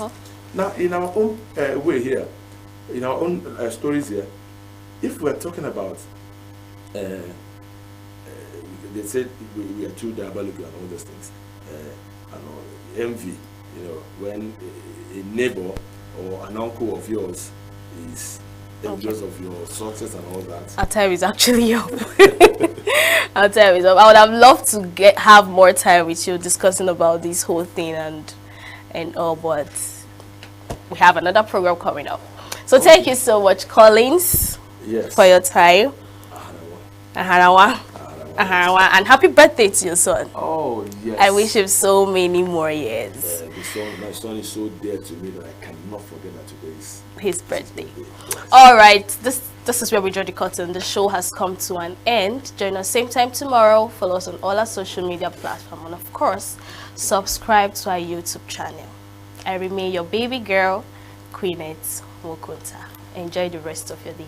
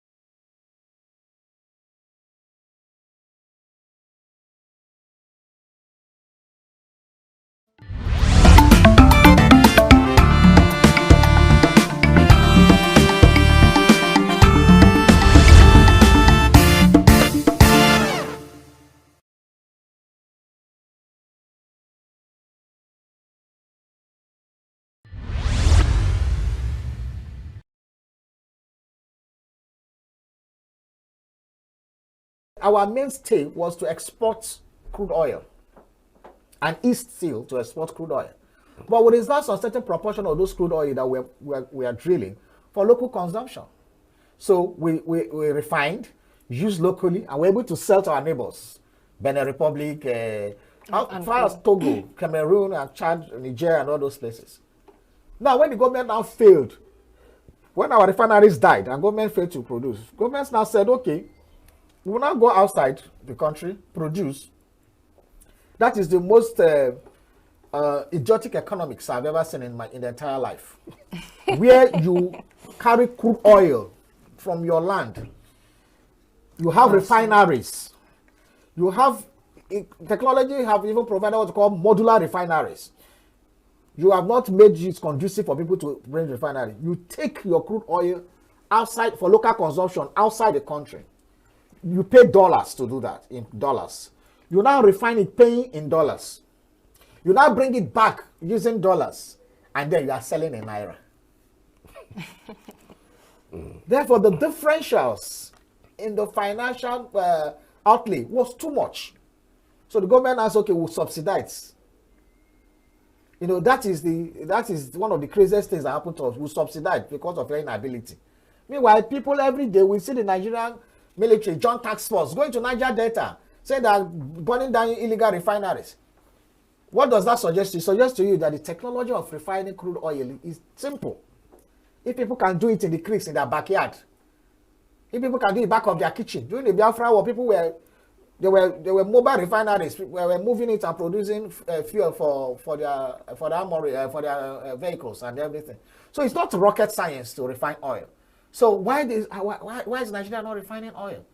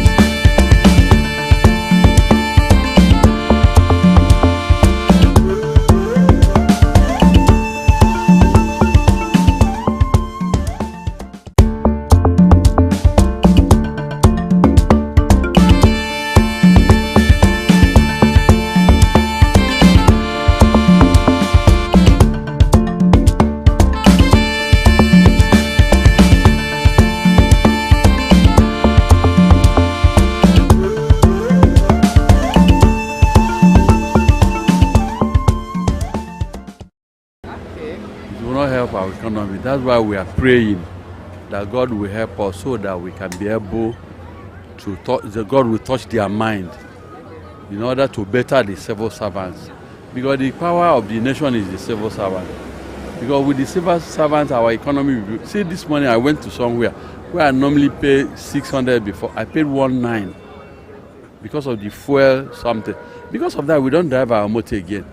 If I don't have any serious thing that will make me to drive my motor, I don't go out again. 960, some 1,000, some 1.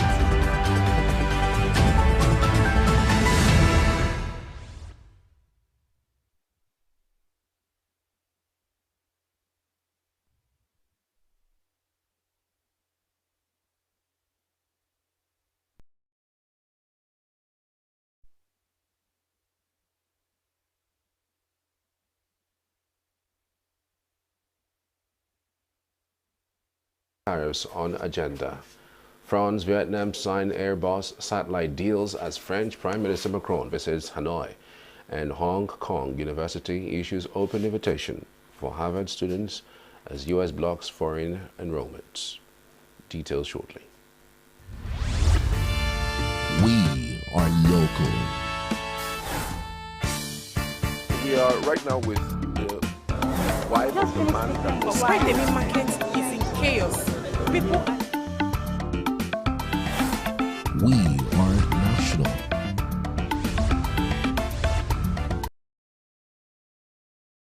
Say hi. We have taken the move by the ball. We are international. Israeli airstrikes. Donald Trump left us the worst unemployment.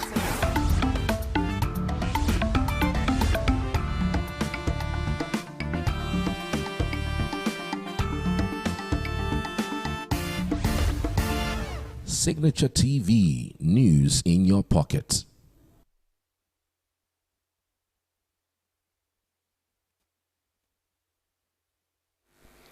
Malaysia, this year's Asian chair said at the start of a two-day summit in Kuala Lumpur on Monday that it would continue speaking separately to Myanmar's military junta and its armed opposition groups to try to foster direct talks between the warring sides.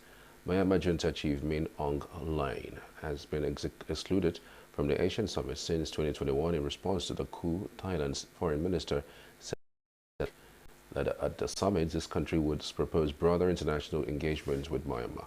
Speaking at the summit, Malaysian Prime Minister Anwar Ibrahim said on Monday he had also written to US President Donald Trump to organize a meeting with the regional bloc as it seeks ways to offset global trade uncertainty from Trump's tariff threats.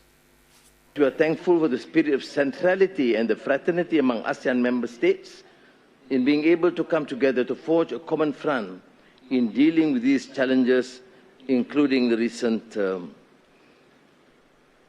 initiative or pronouncement on unilateral tariffs from the United States. As for Myanmar, we have been able to take positive steps within the formation of an informal advisory group for Malaysia as the ASEAN chair for 2025. I must thank all leaders for giving this tacit approval for the setting up of this informal group under former Prime Minister.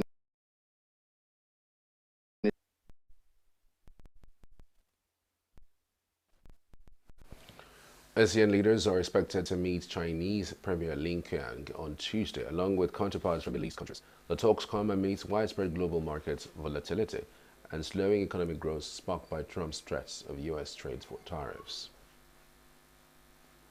France's President Emmanuel Macron made his first formal visit to Vietnam on Monday, the first by the French president in nearly a decade, seeking to boost France's influence in its former colony, grappling with threats of crippling U.S. tariffs.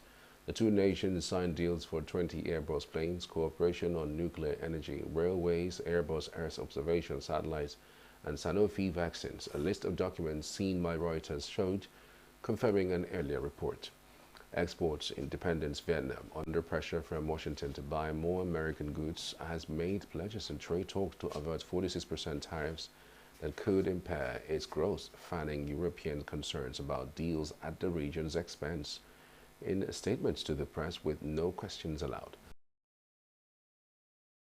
of freedom of navigation, an issue dear to Vietnam as it often clashes with Beijing over contested boundaries in the South China Sea. Macron added the partnership with Vietnam entails reinforced defense cooperation, citing the signing of multiple projects on defense and space. While Russia continues its aggression against Ukraine, we have agreed on the importance of achieving a strong and lasting peace, with an objective that begins with the implementation of a ceasefire. But we also mentioned this when talking about the South China Sea, that we share the same desire to defend international maritime law, in particular the United Nations Convention on the Law of the Sea. France has constantly reiterated this commitment, that of freedom of sovereignty, which is at the heart of our Indo-Pacific strategy. It is also at the heart of the centrality role that we acknowledge in ASEAN.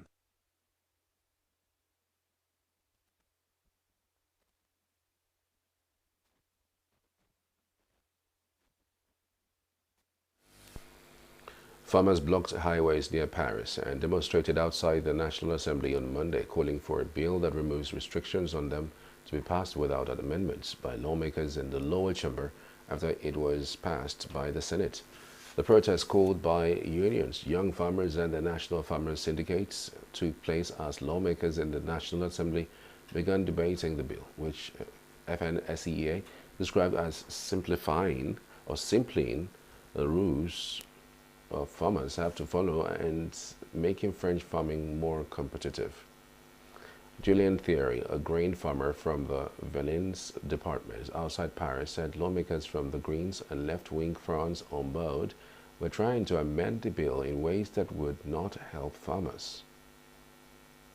We've had a succession of prime ministers in France, and therefore a succession of governments, who have delayed things. Now, the bill against agricultural restrictions has been approved by the Senate.